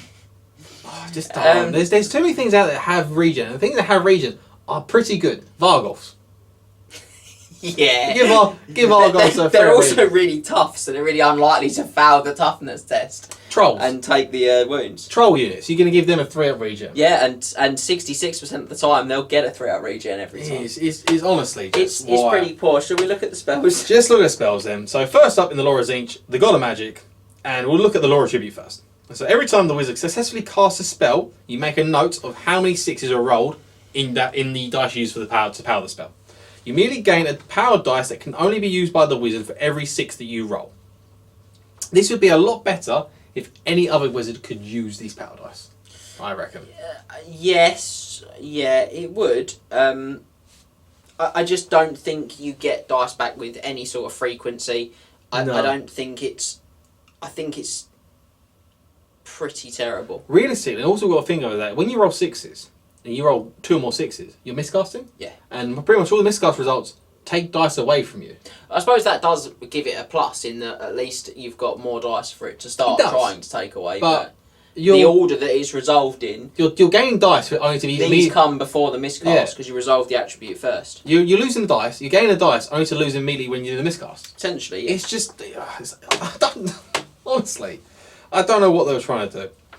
And so we're going to move on from the lore tribute, which is just... The signature spell is Blue Fire Tzeentch. It's cast on a 5, and it's a magic missile that causes D6 hits at D6 strength. And this is a recurring thing, the randomness of it. And it can be boosted to a 48-inch range to be cast on a 10+? 8+. 8+, sorry. It's 24 normally. 24-inch normally, yes. At its core, it's fireball with a random strength. Yes, yeah. It's got slightly more range than a base level fireball, I think fireball's a 24-inch range base, mate. I think it's just a standard 24. Oh, yeah, it's 24, 36, 48. Yeah. Ignore me. Yeah, I mean, look, he's actually quite good. In fact, I'm going to go as far as to say it's the second best spell in the lore, in my opinion, because it's really low cast, and you're not going to try to use it for anything special. And that sounds really odd, but you're unlikely to be too disappointed with this because you're going to look at it and think this is good chaff clearance. It's good for sort of snipping some wounds away from some moderate stuff. So you're not going to get overexcited about it. No. And it's got a very low cast value, which means it's really good on a low level wizard. It does trip the lore attribute as well. All the spells do in this lore. So every spell would do it because you can use dice to cast spells from lore. It's Tzeentch. The randomness of the spell is going to be a defining factor of the entire lore. It's not just going to be this spell. It really is. And it leads it to not being used, as James said, you're not expecting much of it. You don't run it just going against monsters because you'd like to get strength 1 and you like to get strength 6. And especially with Warp Flame, because it has Warp Flame. Oh, it does, yeah. You don't want to cast it monsters, they'll get a regen from it as well. Yeah. So we're off to a mediocre start. Yeah, and I'm saying, I think personally this is a high point. There you go. Yeah. So get ready. Mediocrity is a high point. Hold tight.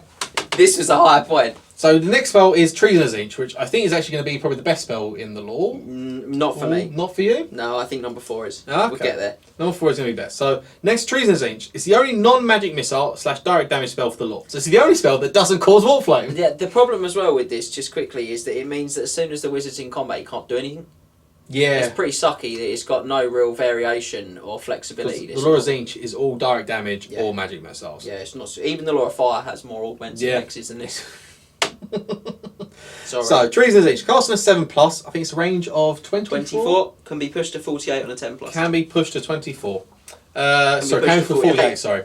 The target unit is a hex spell as well. The target unit has to use the lowest leadership in the unit and cannot use Inspiring Presence or Hold Your Ground at all, regardless if the models are in the unit as well. Now, we FAQ this in Triple Crown say you don't use the mount's leadership, the horse's leadership in cavalry and stuff like that. You use the lowest leadership value in the regiment. But the problem is with this is it's really, really stupidly situational. Mm-hmm. Cast on a regiment of elves, they probably don't care. Cast on a regiment of dwarves, Well, you know, the chances are the unit has a higher leadership than some of the characters. So It's mainly useful against stuff like Skaven, Empire, Orcs, and Goblins. even with Skaven though, because of strength in numbers, Yeah. it's not that mega. Like No. a Clan Rat unit would still be leadership 8 under these terms. Yeah. So it's not terrible. It's good against goblins. It's good against men. And Bretts, maybe? probably Bretonnians it's quite good against. So like men and goblins. Beastmen as well. And beastmen. Pretty strong against Beastmen as well. Yeah. So I mean, yes, but I think the problem is where everything's so random. This one very often is the one you try to dispel. So this is so I've put these can be quite a powerful spell at certain occasions. And if you're playing some of the units, they will get themselves spanked in combat. To be fair, actually, that's a very good point. They cannot benefit from Inspiring Presence or Hold Your Ground. I missed that. So that's actually a lot. I did say that. Yeah, no, I just missed it. These videos are long. We're losing focus. So you can't. Yeah, you don't get Inspiring Presence. You don't get Inspiring Presence or Hold Your Ground. That helps. The trouble is with that is I really want to do that when they're in combat. Mm-hmm. Really want to do that when they're in combat, and. A lot of my other spells I'm going to struggle to do in combat. Direct damages can be, provided I've got arc on something that's not in combat. That's challenging when I'm in combat myself. So it's keeping that wizard out of combat to get the most out of this. Yeah, you're right. I possibly have been a bit harsh here. Treason's is okay. Mm-hmm. So if you're about to hand a unit in combat and they have the general and the BSB in there, and they can't use their leadership at all. Yeah, they can't. Yeah. So you are just going to spank. See, it doesn't say if they're in the unit you can use it. No, because you don't use Inspiring Presence when a character's in your unit. You use his leadership, but you'd use the lowest because of treason. Yeah. So which is not at all the warriors to beat someone in combat. So if you want to take this law, it's probably going to be one of the spells that you do relatively once. Yeah, this is a must take. I think. And so we're going to move on from the treason. We're going to move on to the Pink Fire, which is a direct damage spell that's cast on an 8, and it can't be boosted. It's pretty much the same as Blue Fire, except for the D6 hits are swapped out for a Flamer template. Yep. Which I don't think it moves either. You just place the Flamer template down. No. Wizard's base, large end emanating from the at the target. Mm-hmm. So it doesn't scatter. Roll an artillery dice and move the template directly forward the number of inches. Oh, there you go. So you do scatter it forward. It's D6 strength again, surprisingly, and it's got Warflame, surprisingly. On misfire, it stays on your base. Okay. So unfortunately, because it's a Flamer template, because it's direct damage, you can't use this while you're in combat. You can't cast this while you're in combat. You can cast direct damage on units that are out of combat, but you can't cast them on units that are in combat. Yeah, because technically, I suppose it's targeting a unit that's in combat, isn't it? Yeah. You're placing a template on a unit that's in combat. So yeah, if he's in combat, he can't cast it. There you go. So he doesn't actually target anything. He just says place the template down, doesn't he? Yeah, that's one for a ruling on an FAQ. Yeah, I think I'll have to look at that. So in my mind, you can't particularly use it because you can only cast it on. If you're in range, you could possibly cast it on a unit in 8-inch range. Yeah, but then you might hit a unit in combat, which you wouldn't be able to do. So we have to rule that one. We'd have to rule on that one, but yeah. Again, it's just the random strength, the random distance that it might jump forward. Mm-hmm. It's best used on a model that has fly, possibly. Yeah, it's hard to control though, isn't it? If you roll a 10 on the artillery dice, it goes bouncing over there. It's now 18 inches away, and then you roll. Even if you get a perfect crack and roll a 1 for the strength, it's comedy of errors competitively. Unfortunately, another dismissed spell, but if you do, as I said, get the right dice, you get the right scatter, the right strength, and everything like that, you can devastate a unit because the flame templates are quite scary. But you have to get the right, you have to get the right damage, you have to get the right strength, and the right distance rolled at the right time, which is a lot of variables to have to consider. Yes. Then we're going to move on to the Bolt of Change, which is a magic missile. It's cast on an 8+, range of 24. Yep. Can be boosted or cannot be boosted? No boost.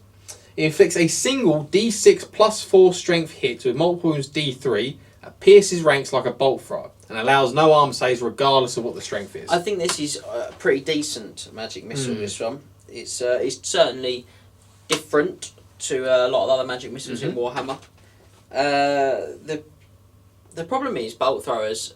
Most people will know when you take a bolt thrower, it's usually taken by elves, and they generally go down the spray and pray route. They don't generally go down the big bolt option. So this is a sort of fixed big bolt It auto hits. The +4 to the D6 strength is huge because at least it means it's got some guaranteed element to the strength. Minimum strength 5. The ignoring arm says quite nice because you can, but as I put in here, it's a bit undecided because the higher strength wants you to go after monsters, which usually don't have that amount of arm saves.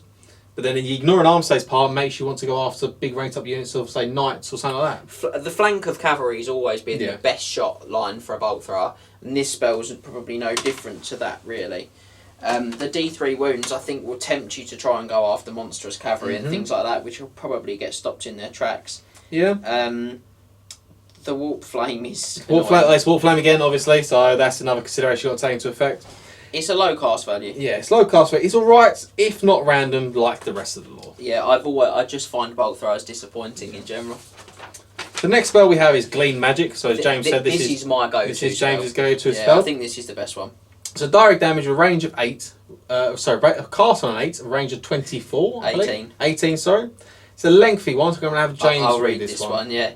The caster and the target both roll a d6 and add their wizard level to the score. So it's random, annoying, but if the target's total is higher than the caster's, nothing happens. Otherwise, so again, this is important because again, it's another one where equal to is better for the caster, not the dispeller. Otherwise, the target suffers a strength 3 hit with the warp flame rule, loses a wizard level, and forgets one randomly determined spell. That's incredible. Yeah. Because it means it's easier to get more spells off later. If the caster does not already know the spell, he immediately gains it and can cast it like any of his other spells. When casting stolen spells, always substitute the lore attribute for Tzeentch's lore attribute. Pretty good, to be honest. Yeah, it's a shame you subbed the lore attribute because you can steal some right wicked lore attributes. You can steal lore of life, get the lore attribute for the lore of life, get some wind back. Yeah, but you can steal high magic. Get some ward saves. Get some ward saves to increase with Marker Tzeentch. What else is that? You get like there's loads of good ones. Lore of Death, you can just swap out to get more dice. Back. Lore of Shadow, you can swap your characters around. Yeah. Be very fun. So once again, the big downside of the spell is the randomness of it. You have to first beat them in the magical duel roll. Or equal them. In the magical duel roll. Then it's a randomly determined spell that you gain. So you could end up, if your opponent is clever and he knows you're taking Laura Tzeentch with Glean Magic, he might just take Steal of Shadows or Aspects of the Dread Knight or something like that, just for the chance that you get it. If they want to be like that. But I just think stripping your opponent's wizard levels and taking spells away from them is absolutely terrifying. It's a must dispel in most scenarios because it's self-fulfilling in that next turn it becomes easier to do it again. So you don't have to cause the wound to strip the levels either. No, you don't. No. So you equal beat in the magical duel and they suffer the strength 3 hit, lose a wizard level and lose a spell. That is correct. So it's not you don't suffer the strength 3 hit. If you're successful with that, then you lose. And then it becomes easier to win the next duel because you start with a higher base by adding 4 when they're not. Pulling. So this is a good choice. This one. This is my spell to go to because it's terrifying. Don't take it if you're fighting dwarves. No, for obvious reasons. But yeah, really strong this one. Big fan. If you steal Invocation and a Hex, does that specify undead models? Yeah, it does. Yeah. Ah. But crucially, if you steal Invocation of the Heck, that is a crippling theft. Yeah, you do. For the main caster of the enemy's army. I mean, the opponent then can't get his models back, which is quite nice. Also, even if you don't steal it, he's adding less models back because he adds his wizard level, which is now lower. Stealing Hedgeviga or Van Hel's. They're all pretty good. So they're pretty spicy. There's a lot of good stuff you can steal with this. It's not so much the stealing of them as it is so much the crippling of your opponent's magic. So the penultimate spell in Laura Tzeentch is Tzeentch's Firestorm. It's cast on a 13, direct damage. It's another carbon copy of the Laura Fire spell. This time it's Flamestorm, and you place a template within 30 inches and scatter D6 inches, and models take a strength D6 hit. Surprise! Hit. Boost it to a large template that scatters 2d6 inches for a 16 to cast. It's exactly the same as Flamestorm. You just swap the strength 4 hit with Flaming for a strength D6 hit with Warp Flame.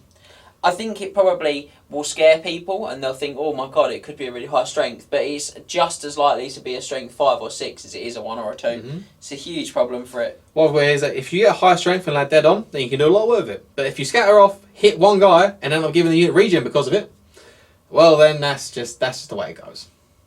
So it can, again, it's a lot of spells in this lore. if you get the good roll, it can be very good. It's just too random for me to be really competitive. It's got all that potential to be competitive, but it never really quite meets that potential as a law. And so, yeah, it's alright. And then we're going to move into the Infernal Gateway. And have we saved the best for last? Is the answer, really. No, because Glean Magic, I think, is the best. It's cast on a 16. It's a direct damage that causes 2d6 hits at 2d6 strength. And you roll the strength first, because if you get an 11 or 12 for the strength, you cause 3d6 hits instead. Yeah. It's not the absolute must-dispel that the previous Chaos book had. No, if you rolled an 11, it removed the unit. If you roll an 11 for the hits, or I think it's the strength, if it was the strength. If you roll 11 or 12 for the strength for the previous edition, the unit you cast out was just removed. There was just no ifs and no buts. It was just removed from play. So it's not that anymore. So you can survive it. Look, it's scary. It's really scary, and statistically, you should do good strength and good damage hits for this. It's also a really big cast value. And like in a 16 is an amount of dice you really do have to throw at it. And I think it just comes back to the same problem, is that when you need to bank on damage, you've got to... This law doesn't let you bank on it. Infernal Gateway, I need to get the big damage and I roll low strength. Or I roll a high strength and then roll low hits. Or I roll a moderate or whatever you want to say, and my opponent makes a few extra saving throws than he should, and he's fine. There's nothing here that like actively kind of combats the weakness of this law. Smashes out. And it's the whole law's like it, because the whole law I get magic resistance against, as well as getting armour against a good chunk of it. Not all of it, because Bolter Change specifies I don't, and Infernal Gateway probably should negate the large percentage of my armour, but you know... It's just the randomness of the spell itself is just, it's a big letdown once again. As a competitive player, it makes me uncomfortable. It does. I want Glean Magic. You want Treason. I probably want Treason. And I think I want the SIG, like I said. I want the SIG because I'm not going to over-expect with the SIG. I'm going to treat it as a little Law of Fire spank and try to use it to kind of kill some chaff or to chip off wounds where I don't want it. But all of this, and then I give you a regen nonsense, you know, is really also unpleasant, which the stacking of spells becomes a big problem. I can't stack damage very well with this law because I'm likely to give you a better save against my next lot of damage. So you only have to take the Warp Flame at the end of the phase though, so it does kind of mitigate that a little bit. Yeah, it's more like next turn. Do you know what I mean? Turn, I try to do it again, and I've stacked up damage for you. Anyway, so let's get a rating score for the law. So it's a 1 for variety of spell types, because you only have one, so it's actually not a direct damage or magic missile. Yeah. 3 for power and frequency of the law attribute, because you do get it for every spell. You have to get the attribute for every spell. It's just not very good. It's not very good. 4 for average spell range, because everything is roughly about 24 inches or more. Yeah, it is, yeah, it's big spells. 2 for spell flexibility. So, again... It's because you can boost the range of a couple of them. Because it boosts the range of some of the spells. There's no remains in play, there's no sort of... Yeah. So it's a 3 for average casting value, because a lot of them, apart from say Infernal Gateway, are pretty low cast, to be honest. Everything's sub 10. Yeah, it actually kind of averages out at just over 9. Did it. And then we have a 4 for the quality of the signature spell. And so that's a 16 out of 24. Yeah, we do like the SIG. We do like the SIG. It's a 16 out of 24 for the Law of Tzeentch. And honestly, I'm kind of shocked that it's that high. Yeah, I mean, it is hard to get a lot lower than that. Yeah. I mean, this law is the most random in the game, and there's no guarantee that you're able to actually perform consistently, and when it does, you end up giving your opponents a regen. Yeah. It's a solid pass for us. While also for those mathematicians who are out there, you'll notice that 16 out of 24 doesn't actually add up to what the ratings actually do. We've docked a point from it purely because of the Warp Flame rule, because of how just god awful that rule is. Yeah, it's a real problematic rule that he's just actually. In the best case scenario, realistically, 50% of the time it will be bad for you. Yeah. Because there's not really much that is wholesale lower than toughness 3, and in the grand scheme of competitive Warhammer, that's as good as it's going to get for you. Yeah. You know. So purely because of the Warp Flame, we have docked a point off the score. Yep. And so we're going to move on to something that's actually now a bit better, and we're going to go on to the Law of Nurgle. And his law attribute was fairly useful in my eyes. Oh, I think it's good. Yeah. So, do you want to read what the law attribute does? Bloated with disease. When a spell from the law of Nurgle is successfully cast, roll a d6 after resolving the spell's effects. On a roll of a 6, The wizard's wounds and toughness are both increased by 1 for the rest of the game. Such is the game. You gain a wound and toughness. I've seen Festus, who's toughness 4 with 2 wounds, got a toughness 6 with 4 wounds. And that at that point is like, yeah, I just can't get rid of him at that point. Particularly on a level 4, if I'm probably going to get 1 or 2 spells off a turn, and so across a game I can reliably expect to get at least a wound and a point of toughness, probably 2. And like Max says, you have a bit of a good game, and you can really pick up some steam. Crucially, those are 2 really, really key stat lines. It's not like I'm saying weapon skill and initiative, which are, you know, a bit more subjective. You get to a level where they sort of stop being useful, more useful. You know, once your weapon skill's sort of 8, there's not really much distance you're going to travel at that point that's going to make you any real impact. Whereas toughness, every time I score a point of toughness, I've probably got to be up to sort of toughness 8 or 9 before it really stops mattering. And at that point, say the highest average strength for a grey elf is going to be like 7. 6 for a unit. 6, yeah. 8 if you're a model, something like that. Yeah, 7 if you're sort of a really strong character, isn't it? So again, you're looking and going, once you reach sort of 8 on, you know, as much as 8, but that's 4 times for a wizard lord to score this attribute before you stop really feeling the keen benefits. But then you also got to look at the idea of the demon prince as well. The demon prince of Lord Nurgle, their toughness 5 base, you get 1 or 2, his toughness 7. Yeah. I mean, again, in the demon prince has got to trip this 3 times before he really starts to think this was a waste anymore. Now it's being wasted. And then that's just toughness. You've got to look. You also gain a wound. Yeah. You also gain a wound, and also I've got to ask there as well. With Soul Feeder, do those wounds count for the fact of you being able to regain them? Is that going to be another ruling possibly? The Soul Feeder is you regain a wound that you previously lost in the battle. On a roll of 6, the wizard's wounds and toughness are increased by 1. So you can. So it increases the stat line. Your stat line increases. So there, Soul Feeder would work for the Law of No attribute. So overall, the attribute is pretty solid. Very good. It is very good. So there we go. So we're going to move on to the signature spell. So we're going to start off with somewhat of a low, unfortunately. It's cast on a 7, and it's a direct damage spell that places the Flamer template in base contact of the model. This one doesn't scatter, I believe. It's just the stream of corruption coming large end over the target. All models underneath the template must pass a toughness test or suffer a wound with no armor save. So this one doesn't overshoot like a flame cannon. It's called Stream of Corruption as well, because we didn't actually say the name of it. Did I not? No. You said it's a bit of a low point. It's cast on a 7. Okay. So, Stream of Corruption. So toughness test, and as James said, toughness test or take with no arm saves. This is the theme of the law. This one, toughness test and no arm saves. Better than Pinkfire, I feel. Yeah, maybe. Yeah, because you can be more accurate with it. I don't know. Pink Fire, I'm going to cast that from distance and still hit stuff. This I need to be within 8 to actually cast it and hit anything, and that's dreadful. And again, you can't direct damage, not a hex. If it was a hex, it'd be ace because I'm doing combat. And again, so because it's direct damage, I'm going to say you can't cast in combat. Nope. So you really going to need to have something that flies. Again, I'm going to come back to the flying demon prince. You need him to be flying up to the flanks and going from there. You need to be fairly maneuverable to make the most of it, but when you do, the toughness test can really cause havoc on a lot of units. Yeah, it can be good. They've got a lot of template-y type stuff like this, Chaos Flamer template-y stuff. Oh, it's yet another Flamer template putting down. And so we're going to move on from that. So the first spell proper is Miasma of Pestilence, and this is it's a bit of a wordy one, not wordy as such as a lot of words, it's more so the wording of it. So I'll have James read it for me. So Miasma of Pestilence is an augment spell with a range of 18 inches. Until the start of the caster's next magic phase, all enemy units in base contact with the target reduce their weapon skill and initiative by 1 to a minimum of 1. The wizard can do a more powerful version of the spell that instead reduces all the weapon skill and initiative of all enemy units in base contact with the target by a D3 instead of by 1. If he does so, it's cast on a 10+. Right, so you look at the units in the cast on. You look at, say, Warrior Chaos. Weapon skill 5, initiative 5. Weapon skill, the average weapon skill, say, an army is going to be 3. You go down to weapon skill 2, you're hitting those warriors on a 6, on a 5 base, and if you have the Mark of Nurgle, as you should do with Mark when you take the Law of Nurgle, you hit them on a 6.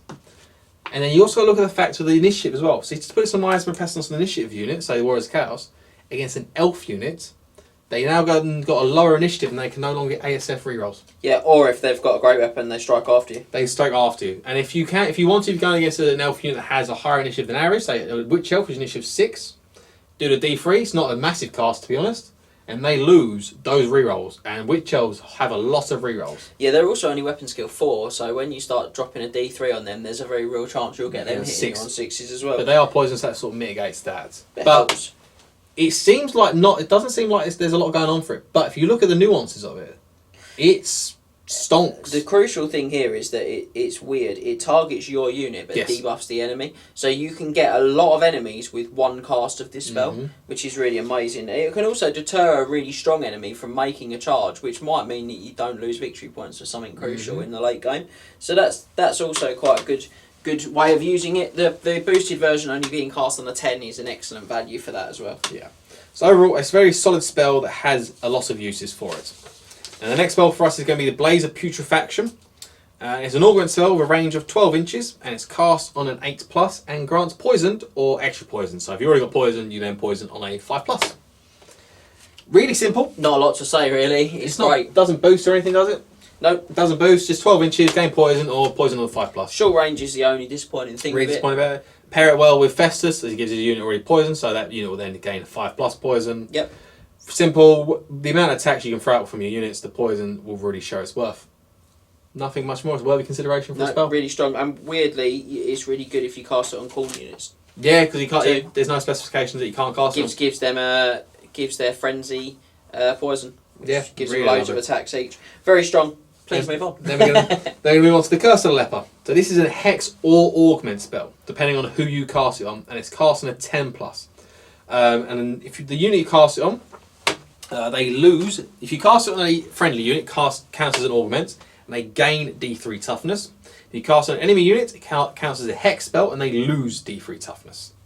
The range was 18 or 20? 18, but it can be boosted to 36 on a 13+. Yeah. So 10+ normally. Do you look at the extra toughness is really nice when you say really nice. A big block of warriors, they can go up to from toughness 5 to toughness 7.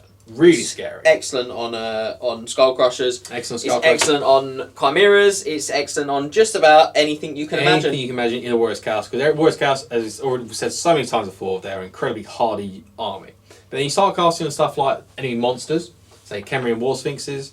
Start casting other monsters toughness 6 ones like Stonehorns and Thunder Tusks and Dragons. Frost Hearts, they go down. You can minus my strength all the time, but if you're toughness 3, I'm still winning on 4s at that point. Yeah, and don't forget, we've talked earlier on about the abundance of things like breath weapons and what happens when you lower the target's toughness and hit them with the Chimera's breath weapon, for example. And it's escaped my head because the video is long and we've been filming it for a while, but there was a couple of things we talked about specifically earlier. About Gorash's Breath of Change. Breath of Change, there you go. If you've got Gorarch in your list as well, this is another excellent spell because it's going to give you that chance to maximise his remove you from play with that template. So it's a really good spell. It's really nice, a really good augment and hex, and it combos really nicely with the next spell. Just quickly as well, it's super powerful because it's almost always good. There's almost always something that you can dock toughness off of or buff for yourself. Like if you go, there's nothing I want to dock my enemy's toughness on, well I'll just buff my own. Like it's really hard to see when that's not a good choice, you know? It's a great spell. Great spell. As I said, combos really nicely with Rancid Visitations, which is our next spell. So it's a magic missile that is cast on a 10+, range of 18 inches, causes D6 strength 5 hits on the enemy, and then that unit must then take a toughness test.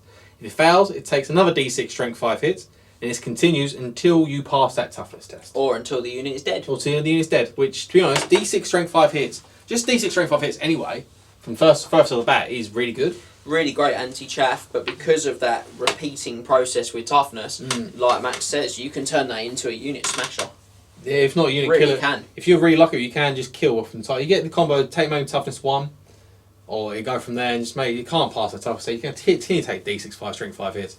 I can roll 1s and 2s to the amount of hits, but you have to keep. I'm even going to dispel that on like monsters and tough units like that because I don't want to take D6 strength 5 hits anyway. No. Let alone the fact that I could fail the test. The strength is really nice. It's obviously strong. Very good, as James says. It's really good chaff clear as well in a pinch. Yeah, it's good at everything.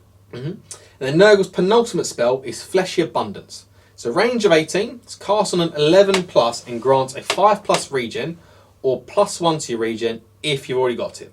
The boosted version affects everyone within 18 inches, and it's cast on a 22+. It's absolutely insane. This works with trolls. So It works with trolls, so your trolls become region 3+. 3+. Festus's unit becomes a region 4+. Yep. It's just silly the amount of resilience that Nurgle can give. Yeah, and this is the thing. Like, you know, the warriors, they are armor heavy. When you fight something that's good at getting around armor, like Terrorgeists, which you know are a big nemesis for warriors of chaos, Especially me. Great leadership. Or you fight things like a Rune Fang we talked about earlier that get straight through the armour. These are the spells that really make a difference to winning and losing games. It's a great spell, and it's a good cast value as well. Another great spell. I said casting 11 is really cheap if you're a level 4. 22 is a bit of a big one. For the bubble. For the bubble is a really big one, but my goodness, when you get that bubble off, if you've got like trolls and a chimera, a couple of chimeras, some trolls, and a unit with Festus in the bubble. Nothing. And so yeah. So we all know the uses of regen and that lovely extra save. Now look at your already tanky army and watch your opponent really struggle to dig them out of a foxhole. Yeah, it's great. One of the spells that everyone's going to be looking for it. And then lastly we have Plague Wind. So then it's a magical vortex. The general gist of it I'll let James read because vortexes can be a bit lengthy. Yeah, a bit wordy. It remains in play, guys. It's a magical vortex that uses a small round template. Once the template is placed, the player will nominate a direction as per in your front arc, as per the BRB FAQ. Plague Wind will move. The nominated direction, a number of inches equal to the roll of an artillery dice multiplied by the caster's wizard level. So that's potentially 40 inches. Yes. If the result is a misfire, send the template on the caster instead. Roll a scatter dice. The template moves a number of inches equal to the cast. Equal to D6. Equal to. No. Sorry. No. It says if the result of the artillery dice is misfire, send the template on the caster's head and roll a scatter dice. The template moves a number of inches equal to the caster's wizard level in the direction shown by the scatter dice. If you roll a hit, it stays in his head. Interesting. I never heard of a vortex doing like that before. No, so it really does stay quite tight. That's quite scary. But you are quite tough being a warrior, so you're not too scared, and you could have already leopard yourself up to higher toughness. Any model touched must pass a toughness test or suffer an wound. Or suffer a single automatic wound with no armour saves allowed. So toughness test, if you fail it, you take a wound with no armour saves. In subsequent turns, it moves in a random direction, a number of inches equal to the roll on an artillery dice. If you roll a misfire, it dissipates, collapses in on itself. You can boost it to a large template for a 25. So one of the vortexes is not one of the massively unit-killy vortexes like Purple Sun or anything like that. Well, it's not a remove from play vortex. It's not a remove from play vortex. But the vast majority of dudes that you hit with this will die. So you hit, Scale, and it's just like anything that's not Ogre. Well, even then, the toughness test is still good. Like it only does a third, but it will do. You know, it will kill effectively a third of that unit's wounds. So it might not kill lots of models, but it will certainly take lots of wounds. And then you think about the combinations with, say, Curse of Leper, you reduce those toughnesses down to, say, 2 or 1. This law, what's really strong, is a bit like Law of Shadow. It's self-supporting. Yeah. You've got a tough enemy, you lower the toughness with your own spell, then you hit them with a toughness test-based spell. Really good. Yeah, so purely because fact is like I said, the spells they help themselves. On their own they can be a little bit but if you start working together with the spells of Nurgle together, really good. That's a battle line smasher. He's a battle line smasher. It's a fantastic spell against those with low toughness and low toughness, high armour. Cough cough. Rats. Cough cough. Empire. Everything else. But even against hordes of infantry, it'll still cause a hell of a lot of damage. It's excellent against Skaven, Undead. It's excellent against even Elves. And we talk about how good the Banner of the World Dragon is, but there's only one unit there. It tears through like all Spearman. the core infantry. If they've got Dragon Princes, stuff like that. It's terrifying against. Might not be the best vortex in the game, but it's still certainly not the worst. No, it's a solid choice. So the rating for the rating score for the lore, we have 4 for variety of spells, 4 for power frequency of the lore attribute, 3 for average spell range, 4 for spell flexibility, 3 for average casting value, and 2 for the quality of the signature spell, which is a rating of 20 out of 24. It's a great lore. It's a big one. It does see competitive play lore of Slaanesh. It sees it in the Demon's Army as well, where the only difference is the lore attribute. Very strong. The buffs and debuffs in the lore are really strong, and the lore will consistently pick on those units with low toughness, while making your own units even more obnoxious. Yeah, I love it. I also want to point out the fact, funnily enough, the God of Magic's been beaten out by a god that's not the God of Magic. For their lore, how good their lore is. I think. So Laura Tzeentch has a worse lore than Laura Nurgle. He does, yeah. So it's very funny. And lastly, we have the lore of Slaanesh, which is my personal favourite lore in the book, because I really have a lot of fun with it. And we'll start with the lore of Tribute, which is similar to the lore of Nurgle's lore of Tribute, but it's different in a slightly more in quite a meaningful way, I think, yeah. Bliss in Torment, this one is, guys. When a spell from the lore of Slaanesh is successfully cast, roll a d6 for each unsaved wound caused by the spell, if any. For each result of a 6 that is rolled, the wizard's weapon skill, initiative, and attacks are increased by 1 until the start of the next magic phase. So I have to do wounds, so it only works on like half my spells, whereas with the Nurgle one, it works on all of them because I just have to cast the spells. And it's not a permanent. It's not a permanent buff. It only lasts for the turn. However, you can quite easily get a lot more from this when you do like a big cacophonic choir, which we'll discuss or something like that. You can potentially get like 4 or 5. You know, you can max out a demon prince or a wizard's attacks very quickly. Quite nice and easy. So that's the lore tribute. Not all that. It isn't permanent like Nurgle's tribute, but still useful, especially when combined with a certain spell in this lore. Yeah. So now the signature spell is the Lash of Slaanesh. It's cast on a 6+, and you draw a 24-inch straight line, so it's 24-inch range. It is a direct damage. You draw a 24-inch straight line from the wizard in his front arc, obviously, and all models touched by it suffer a Strength 3 armor-piercing hit. So unfortunately, we're starting with a bit of a letdown for spells, because it's a signature spell and it's not all that great. You can hit a lot of models with this though. A lot of models. If you can get on the end of a battle line with that manoeuvrability, you can get big lines on this and do a lot of hits. You can. The strength is poor. That's the big letdown. But so it's as far as lore tributes go, as far as signature spells go, it's probably not the best out of the 3 of them. So no. Put Blue Fire's probably the best. This, I don't know what's better than this, the Stream Corruption or this. It's hard to judge. I think probably this because it's got a 24-inch range, so you can lash from a further distance, but it's not great, it's fair to say. So then we're going to move to the first spell proper then, and that's Acquiescence. It's cast in a 6+, it's a range 24 hex spell. Models in the target unit gain always strikes last and random movement d6. That is a hell of a debuff. The wizard can also extend the range to 48 inches. If he does so, the spell's increased to a 9+, which is not high. It's not hard. This is ace. Do I wish this was a signature spell? Yeah, of course you do. Everyone does. This is an amazing spell.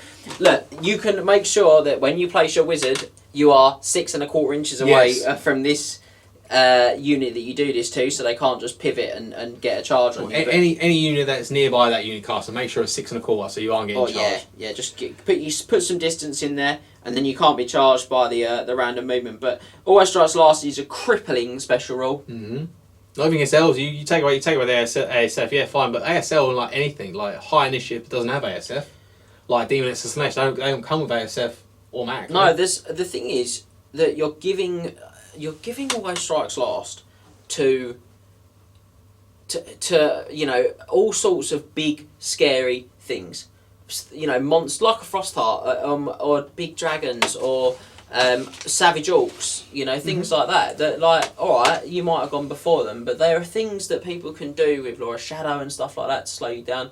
Lizardmen, this is again good against things like that you're likely to go first against, but they can buff their initiative up with the Laura High Magic and stuff. What we also look at is the fact that you have some use in the army, trolls and ogres that are initiative 1 and 2. Yes. Your trolls and ogres are now going before the unit you're attacking. Well, that's the other thing I was going to say. I'm thinking, and that's thinking about it as warriors. You start thinking about it as trolls and ogres and chimeras, and you're going before a lot of things suddenly, which is terrifying because those units have big output but maybe get damaged before. Plus the random movement, this is something that we talk about, but I've not seen anyone other than us really do or talk about. You can drop this on enemy artillery pieces early doors, and they have to move because they're random movers, which stops them shooting. Yeah, it is. So unless they're like an enemy chariot artillery piece, like the skull cannon or the iron blaster, they're losing the cannon. Great cannon or dwarf cannon, but it's got to move, mate. And a lot of Warriors Chaos armies, they do have a lot of cannon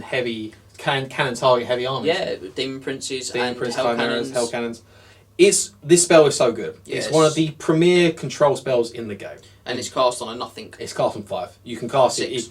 6. Sorry. It's cast on a 6, sorry. I wish it was cast on a 5. I wish it was so much better. But it does mean you can go for a 1 dicer on You this. can do a 1 dice. You got 1 die. You do other spells and you say, oh, your opponent thinks, oh, you got 1 dice at the end. What's he going to do with that? I'm Acquiescence. Oh, that's my unit. That's my unit done. It's a top end spell, that one. As James said, beware of the free pivot that random movements get, so position yourself carefully with flyers and as such. Yep. So that's it. Purveying Slaanesh. I want to continue talking about Acquiescence, but we have got to move on to Purveying because time is ticking away now. Purveying Slaanesh, direct damage spell with range of 24 inches. Targets a single model in a unit, including characters. They can take a leadership test on 3d6 or take a single wound with no armor saves. I specify single because of the fact that I used to play it as a wound for each point failed by, which isn't how it's supposed to be played. Yeah, the wizard can extend the range to 48 and increase the cast value to 10 plus to do so. Yeah. So people look and say, oh, it's just a single wound, it's not going to do much damage. But you got to look, you take out unit champs you have to challenge because they're either gods. Helps out that again. That seems like so long ago since we talked about Idle Gods. Yep. Seems like such it's a really good use for it. Really good use for it. Also, just snipe out say you got an enemy general left on a wound that you really can't get to. You just snipe him out of the unit with the 3d6. Things like warrior priests and stuff, you get it off once and then it becomes a must dispel spell every turn for them potentially. Because the potential of it. Things like artillery pieces again that get left out in the cold on their own, you can try to pick them off like that. Look, I think this is one of the weaker spells in this. It is one of the weaker spells. I'm not going to lie to you. And it's still got some good use. Yeah. So that's my sort of 2 pennies worth on it. Don't rule it out straight away as just purely for the reasons we've given above. So then we're going to move on to Hysterical Frenzy. And it's going to be another augment / hex that I'm going to let James read out for me again. So this one remains in play that's cast on an 8+. It can be cast on a friendly unit or an enemy unit, as Max said. If cast on a friendly, it has a range of 24 and is an augment. If cast on an enemy, it's range of 24 with a hex. I'm reading this really weirdly. For the duration of the spell, the target gains the Frenzy special rule, which is not lost if the unit is defeated in combat. Ooh. If the target unit already has Frenzy, it gains Frenzy with +2 attacks instead of +1. In addition, for the duration of the spell, the unit suffers D6 strength 3 hits at the end of each of the caster's magic phases. So in my personal experience, I'm not using the spell because I've had a lot of experience with it, is that my best unit of casters is a unit of Juggernauts. Or a unit of Skullcrushers. Because they already have Frenzy. For 1-up armor save against those strength 3 hits. So if you cast and say unit warriors, you're giving them Frenzy, so you're giving them making them be a little bit less controllable. Skullcrushers already have Frenzy as it is. So you ain't got much control as it is over them. But you're giving them more attacks because they pump out 5 attacks per model. 2, 3, 4 attacks per model, sorry. 2 attacks base, 2 for the Super Frenzy. So Hysterical Frenzy also affects mounts. It does, yeah. Doesn't specify because Frenzy usually specifies that the rider only gets it, but this just says the model. It gives the mount Frenzy. It gives the model so Frenzy. So the Juggernaut also gets 4 attacks. So you're pumping out 9 attacks per model with this on a unit of Juggernauts. Yes. So that's my personal use. I know Scott has used Lord Slaanesh with his Demon's Army before, and his personal preference of this spell is to cast it on chaff units. Because it's hideous on enemy chaff units. It's hideous on enemy chaff. That should quantify that, shouldn't we? Enemy chaff units. Enemy chaff units, sorry, yeah. So those chaff units will then, obviously, they'll take the D6 strength 3 hits at the end of the magic phase. Which will probably kill a lot of them. Kill a lot of chaff. But also, you've got to consider chaff don't have the best leadership, and they're usually out of place when it comes to... Out of the General's bubble. Out of the General's bubble when it comes to taking leadership tests for the Frenzy test itself. So they're going to charge the front of a dragon.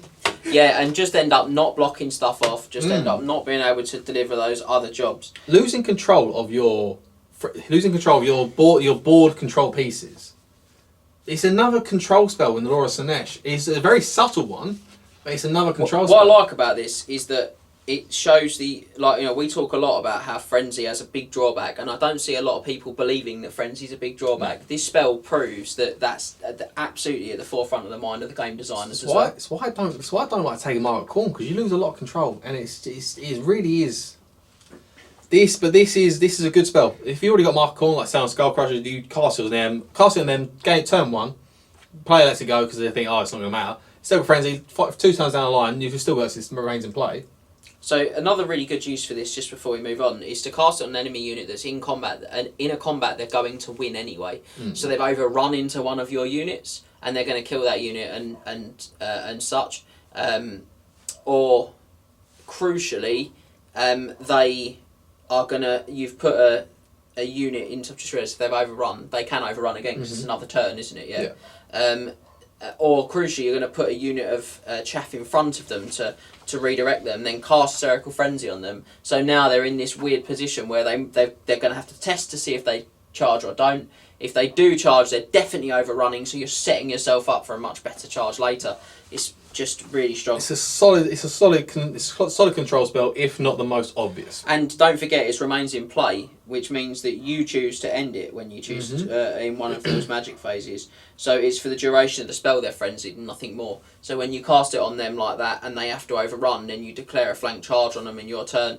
Then using your magic phase, you choose to end Hysterical Frenzy, and they don't get the benefit. It's very strong. Really good spell. And then next we have Slicing Shards, which is a magic missile with a range of 24 inches, and it causes D6 Strength 4 armor piercing hits.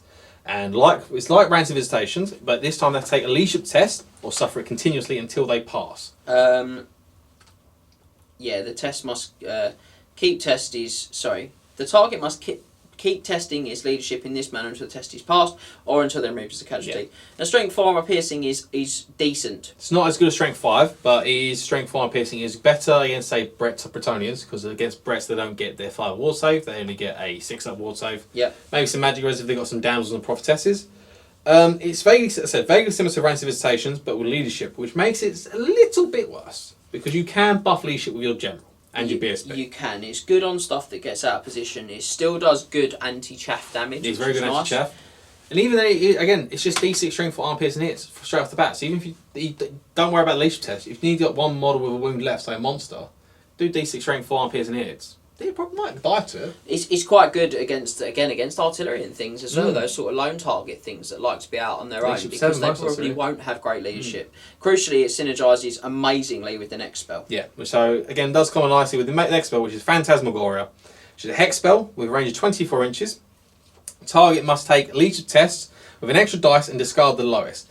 It can be boosted. I didn't realise this until I wrote this up. It can be boosted to affect all units within 24 inches on a cast for 20 plus. That's quite a big cast. It is a big cast, but you are giving yourself the slicing shards the best chance of getting some more hits in. And Hysterical Frenzy. And Hysterical Frenzy. Of making him fail a test you don't want to take. Useful in combo slicing shards, but it can be really helpful just standard terror, fear, and break tests, just in general. And there's plenty of terror calls in regiments in the Warriors of Chaos Army. We talked about that with the Chimeras, with the Demon Princes. So, and that's scary stuff right there, because I'm making you take 3d6 leadership tests, discarding the lowest dice rolled, and if I combine that with something like Slicing Shards, there's a really good chance I'll make you keep failing and keep taking hits.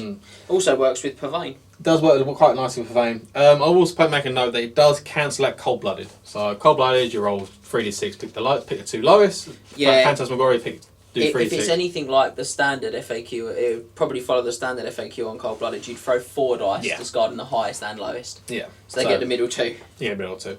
So that's that spell. And then lastly, we have the phenomenal, the infamous, and the downright broken Cacophonic Choir. This is a devastating spell, and purely for the fun of it, I'll let James read it because I have had too much experience with this spell. So Cacophonic Choir is a hex spell with a range of 12 inches that is cast on a 12+. The target unit takes 2d6 hits that wound on a 4+, with no armor saves allowed, so forget your toughness, it's not important. This is an amazing monster killer. If at least one unsaved wound is caused, the unit gains always strikes last and random move d6. So you get acquiescence as well. The wizard can choose to have the spell target all enemy units within 12. If he does so, the casting value is increased to 24+. That 24+, if you turn 3, you're chucking Demon Prince or anything like that into the centre of your opponent's army and just screaming at the top of your lungs. Holy hell. You get 2 spells with this baked in. You get Acquiescence baked into it with the Always Strikes Last and Random Movement D6. And you also get the insane damage that it pumps out. 2d6 hits that always run on a 4+. We talk about unit killers a lot. This is an army killer. It's not a unit killer. It's an army killer. You get that. You get the big bubble off in the middle of your arm, in your opponent's army. Say turn 2 and 3 where things are setting up. You're taking out. You're wiping out chaff. Probably wiping out chaff. You're wiping out monsters. Individual characters. Individual characters. Brave, they're in a lot of trouble now. Chariots, they're getting brave. Oh yeah, they Chariots are in danger. Artillery pieces. Artillery pieces in danger. So those units are being wiped. Are more than likely going to be wiped out, and the big units aren't going to be wiped out by it. They're then suffering ASL and random D6. They're just under complete control, and that's when you can go in with a big spank in the flank because you pulled them round, or you can stop them making charges until you've whittled them down further. It's really unpleasant, and in fact, it's really powerful against a lot of your army's hard counters. Yeah, like, so if you can get in range, say, a Terrorgeist or anything like, which is a hard counter, Frost Art Phoenixes are a hard counter, anything like that is majorly in trouble. The only issue is that people are starting to, I don't know if people are starting to wake up, or they already knew them, just we're starting to use it a bit more in the tournament setting that we go to, but people know what this spell can do. Yeah. People are afraid of what this spell can do, and the big bubble cast is so high that it is a risk. If you don't get that 6/6 irresistible, your opponent is going to scroll it. Yeah, but the beauty of that is it frees you up to acquiesce a piece of artillery, or to Phantasmagoria a big chunk of their army, or to pull them round with a frenzy, or just again you just go for the base choir, don't you? Base choir. We haven't even noticed that it's a hex. Oh, you haven't noticed the fact it's a hex. So it's the damage spell that's a hex. You can cast this on models in combat. Yeah, and that's the thing, and you can cast it when you're in combat on the unit that you're in combat with. So if you're stuck and you're worried, you're in trouble, you're not getting out. Well, actually, you are getting out. It's so unique and just so ubiquitous in how you can use it. It's really strong. So it can shut down their entire battle plan. The only downside is obviously the low range of 12. So you really have to get up close and personal to make the most of it, which isn't too bad for Warriors Chaos. It's not bad for a Demon Prince. Not bad for a flying Demon Prince. Lovely model over there. So let's get a rating score for the lore. So it's a 4 for the variety of spells, 2 for power and frequency of the lore attributes, 4 for average spell range, 4 for spell flexibility, 4 for average casting value, and 3 for the quality of the signature spell. That's 21 out of 24. That Lore of Vampires is 21. What was Lore of High Magic? Was Lore of Vampires 21? It was either 20 or 21. I remember it being that. Yeah, it was higher. What was High Magic? High Magic on High Elves, I think, was 22. Just skipped you, and I think it was 21 on Wood Elves, but it might have been 23. It's a similar bracket. Lore of Life was 21 if you've watched 20-0 Tactics. Lore of Life, spoilers, that's a 21. So that's the level we're talking about. That's the level you need, how good it is. Again, beating out the Lore of Magic God. Yep. Forget Tzeentch.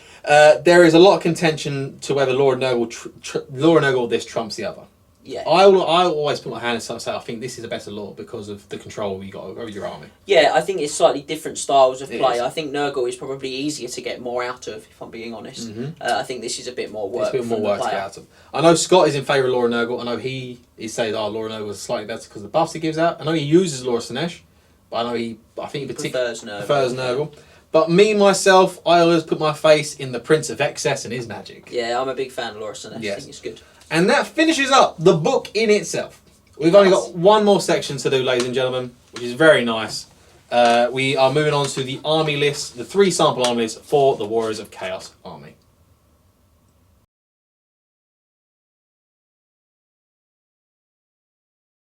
So guys, we finish up with some sample army lists. We have 3 very different 2,500 points lists. One of them is completely uncomped. In short, what one of us would likely take if there was no restrictions. Then we have 2 lists using the triple... James. Well, I would take. Then we have 2 lists using the Triple Crown GT comp. One is an aggressive players list and one is a more defensive players list, realistically. So first up, we have the uncomp list. So I'm going to say straight off the bat because I think James is expecting some trolls. There are no trolls. Wow. That's right. That's it. I don't particularly rate them competitively. So I would have gone trolls in the I know you would have gone trolls, but I haven't. So we've gone... what Max has gone for. Chaos Sorcerer Lord, level 4, Lore of Metal, Scaled Skin, Third Eye of Tzeentch, Charm Shield, Talisman of Preservation, the Mark of Tzeentch, and a Disc of Tzeentch. I see. So that is the unkillable Disc Lord for those uninitiated in the ways. Then we have an Exalted Hero, BSB, with Dawnstone, Enchanted Shield, Mark of Nurgle. It's my go-to BSB build. Good build for a BSB. Then we have Festus the Leech Lord, 2 Chaos Chariots and Mark of Slaanesh, 2 units of 5-man Marauder Horsemen with Shields, Musician, and Throne Axes. 25 Warriors of Chaos, full command, Mark of Nurgle, Halberds, Shields, Banner of Swiftness, 2 Chimeras with Flaming Breath and Regenerating Flesh, and a Hell Cannon. Okay. So I want to guess what the comp is? I reckon that's -6. You are spot on. It's -6. It is a -6. It's an illness. Well, it's not as bad as I thought it was going to be, to be honest. The Lord in there is to be a right nuisance because he's a Chaos Sorcerer Lord. Has the Sorcerer Lord got a scroll? There is no scroll in his Yeah, army. that's obviously part of the plus. Yeah. Part of the plus. There is no scroll in the army. So the Lord is there to be a nuisance. He's level 4 on Law of Metal, which is the best law that this Lord can be on, unless you want to take Tzeentch and be an absolute madman. Being really strong on warriors in general as well. Law of Metal really helps out warriors. You get 1-up armor save on the base warriors, Get 1-up which armor is save. excellent. Get unit killer with Final Trans. +1 to hit. +1 to Armor hit. piercing means they just tear their tin open and just about everything with Searing halberds. Doom. Yeah. All the good stuff there. Armor trans is excellent as well, as you said. Yeah, so with the great equalizer that is the gold statues. Yep. The warrior brick that itself is also backed up by the chariot, and with Festus in there is really something that no one wants to fight head on without their own backup. Yeah. So the chariots probably sit on the flanks of both the warrior units. Warrior units will charge out the middle, just doing what they need to do. They get charged, hopefully hold the charge, and chariots will just flank into the flanks, obviously. Yep. They can be really self-sufficient at times as well, the chariots as the warriors. So don't particularly need much in terms of character support, apart from BSB and Festus being in the unit itself. Then we have the 2 chimeras, which will pretty much be the honour guard of the Sorcerer Lord. Yeah, I was going to say, I assume you're going to run them with the Sorcerer. Yeah, so we have a flying goon squad, so we have the Sorcerer Lord on the disc, we have 2 chimeras just flying around. They're there to protect him from threat, or just to go in by themselves and tear something up. 2 of them going into one target. It's just, It's all tears before bedtime. Yeah, that's just obliteration, isn't it? And then lastly, we have a Hell Cannon that can deter monsters from being a nuisance in the game and holding a flank on their own pretty well, because you can just plonk on the flank, just be there. No one wants you to get close to it, do they? And it just shoots monsters all the time. Hell Cannons are strong. We know we rate them quite highly. We do rate them. So it's a sort of mix of defensive and moving up fast pace. So I sort of mix. So I've tried to do this like this one is the on-compass sort of mixture list. We've got a fast one next, and we've got a more defensive wait for the opponent to get to you sort of list. Yeah, that definitely is a bit of it all list, isn't it? Yeah. Good presence in every phase, one way or Good another. presence in every phase. Apart from, we've got shooting as well with Hell Cannon. Yeah. So we're going to move on to the next list, which I'm going to call the Fast and Furious list. Of all the turbo charge wheels that one could possibly want. So we have a demon. We have swaps out the Lord, Sorcerer Lord, for a Demon Prince, who's a level 4 on the Law of Nurgle, Chaos Familiar, Flaming Breath, Scaled Skin, Soul Feeder, Charm Shield, Sword of Striking, Dragonbane Gem, Chaos Armor, Demonic Flight, and a Demon of Nurgle. Yeah, just all of the good stuff. There's a lot of stuff in there. And then we have an Exalted Hero BSB with a Dawnstone Enchanted Shield and Mark of Nurgle on a Chaos Chariot. Okay. So you see where we're going there. We've got a BSB on Chariot, 4 Chaos Chariots of Slaanesh, 2 units of 5 Marauder Horsemen with shields, throwing axes, the Mark of Slaanesh, and that's that. A Gorbeast Chariot, a Chimera with Regen and Flame Breath, and another Chimera with Regen, because I didn't have the points for the additional Flame Breath. It's a bit upsetting. And then we have 4 Skull Crushers with a Musician, Standard Bearer, and Ensorcelled Weapons. No magic banner there. Again, it's another -6. That's a big application of pressure, isn't it? That's a lot. It's not the most competitive. I will say that it's really not competitive. It could be possibly. I don't know. At -6, it would suggest it's a strong list. Purely I'm not sure. I think it's not competitive. The Demon Prince is a -4 by himself. Is a -4. He's a beast. And then the 2 additional chariots are a -2 in themselves. So there is that. You've got a wall of chariots that are going to go in and just devastate. You've got fast-paced monster, 2 fast-paced monsters, 3 more fast-paced monsters, plus the Demon Prince. You've also got the Skull Crushers. It's very difficult to see how your opponent shuts a list like that down. They're going to run out of redirectors real fast. And they can't panic it because everything on this is immune to fear, terror, and panic. Yeah. Apart from the Gorbeast Chariot, which is Mark of Nurgle. Yeah, the Chimeras as well. Chimeras as well, yeah, but they'll hopefully stick around a Demon Prince. Yeah. Be like that. So now the chariots can't really handle units themselves. They said they're good on the grind, but they need to go in together, like 2 or 3 to get into one. Oh yeah, but 3 of them go into one thing, and it's just I said getting at least 3 chariots into a unit at once is going to be the key to success here. The Crushers can pretty much handle the units by themselves in a good way, as can the Chimeras, because they're just absolute get 2 of them in together. Powerhouses there, and so the Demon Prince can focus his attention on buffing the chariots with poison and regen. Yep. So he can bubble the regen up to give everyone a 5+ regen, which really helped them out. Or when he really needs to, he just get involved in the scrap. Because he is a monster. Hitting on 6 is more likely because he's what's called 9 Mark and Nurgle. Really, really strong. Yep. Overall, the army would probably take a little finesse to use correctly, I think. It'd take a little bit of practice to get used to what you can and can't do. Just got to be careful, haven't you, not to get drawn around too much. And apart from that, it'd otherwise be fairly fun to use. Just absolute full metal, wheels to the ground, charging in. Yeah. I think it'd be very interesting. And that's the Fast and Furious list. And then we're going to move into our last list, which is going to be a combo of both of the above, realistically. It's going to take a little bit of space in both. And we're going to go like this. It's also going to be a list that I use quite a lot. It's sort of my main sort of list. Style of list. Yeah. So we have a Demon Prince who's a level 4 on the Lore of Slaanesh. With all the other upgrades the Demon Prince had, Chaos Familiar, Flaming Breath, Scaled Skin, Soul Feeder, Charm Shield, Sword of Striking, Dragon Bane Gem, Chaos Armor, Demonic Fight, and Demon Slaanesh. So that's my standard go-to Prince. Then we have, once again, Exalted Hero BSB with Dawnstone, Enchanted Shield, and Mark of Nurgle. Festus again. 2 Chariots with Mark of Slaanesh. 5 Marauder Horsemen with shields. Nothing else there. I've started running out of points a little bit.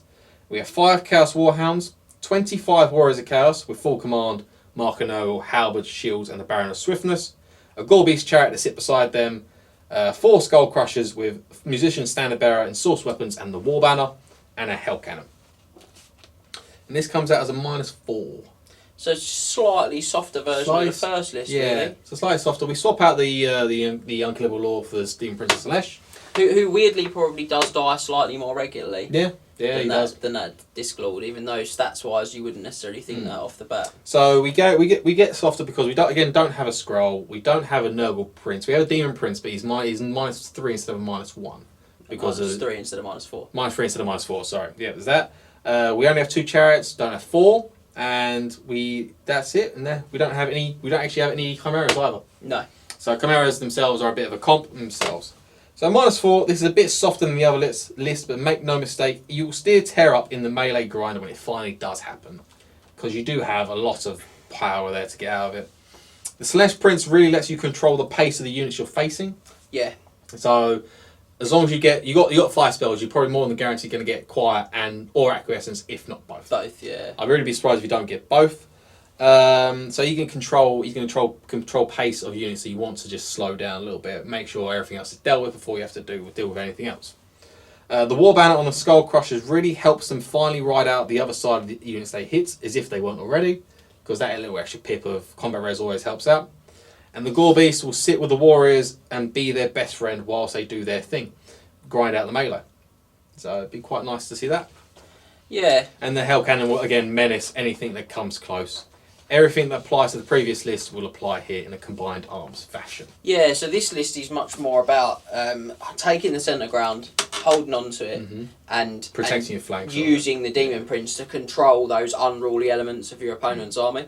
And that's really what I see you do a lot with the Warriors. So the Prince, you can obviously go for the big bubble cack flank, but I think most of the time you also always find Choir on just a single unit. Just going for the 12. You got Acquiescence, you got 2 controlling pieces there. Yeah.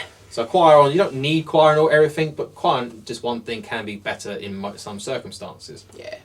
And that's the list, guys. They're very small lists. The Warriors Chaos lists are very small. They're usually very small, compact, elite, but really pull out the hurt when they want to. You just have to be really careful with all of those lists about just getting isolated too quickly. So having units pulled off and cool. Max has avoided Crown of Command. I do always avoid a Crown of Command. I think that's probably... It could be a contention point to put Crown of Command in there. You don't have a lot of characters that can take it. In fact, the only one that can take it is your BSB. Yeah. I do like to make it a bit more survivable than taking the Crown. That's just me.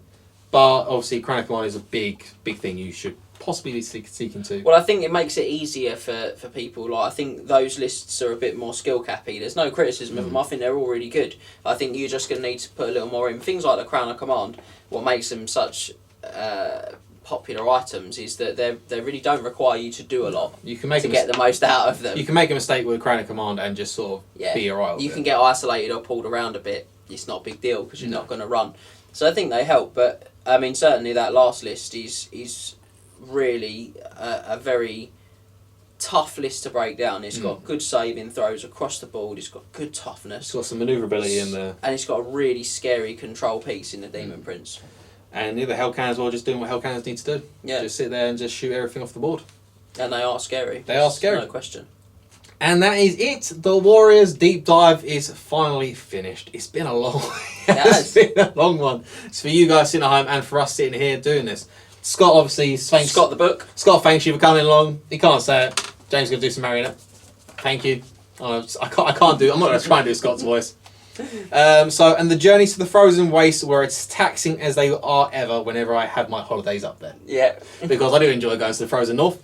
The Warriors are considered one of the strongest armies in the game, and it's easy to see why. They have a lot of really strong pieces. Don't get me wrong, the book has some really flawed pieces in it as well, but you don't take them, you take the really strong pieces instead. Yeah, if you stick to those strong special characters, those strong units choices we've discussed. With the magic and everything like that. Very scary army. They have plenty of self-sufficient units to handle all situations, and their characters and monsters can be absolute powerhouses by themselves. Which I think we can both agree on. Yeah, 100%. And so from one chieftain to another, I really hope that this has helped you find ways to make your tribes a marauding force of destruction. As always, feel free to give us your feedback on the socials, all the links for which are below. Thanks for watching us today, and join us again next time we'll take a look into a different Warhammer Army book, or head back to the mustering ground to check out some more of our other exclusive videos. Remember to tag your friends and like, subscribe and share. Then head over to triplecrownwargaming.com and become a Knight of the Realm today. What are you doing, mate? Are you alright? Do it for Warhammer!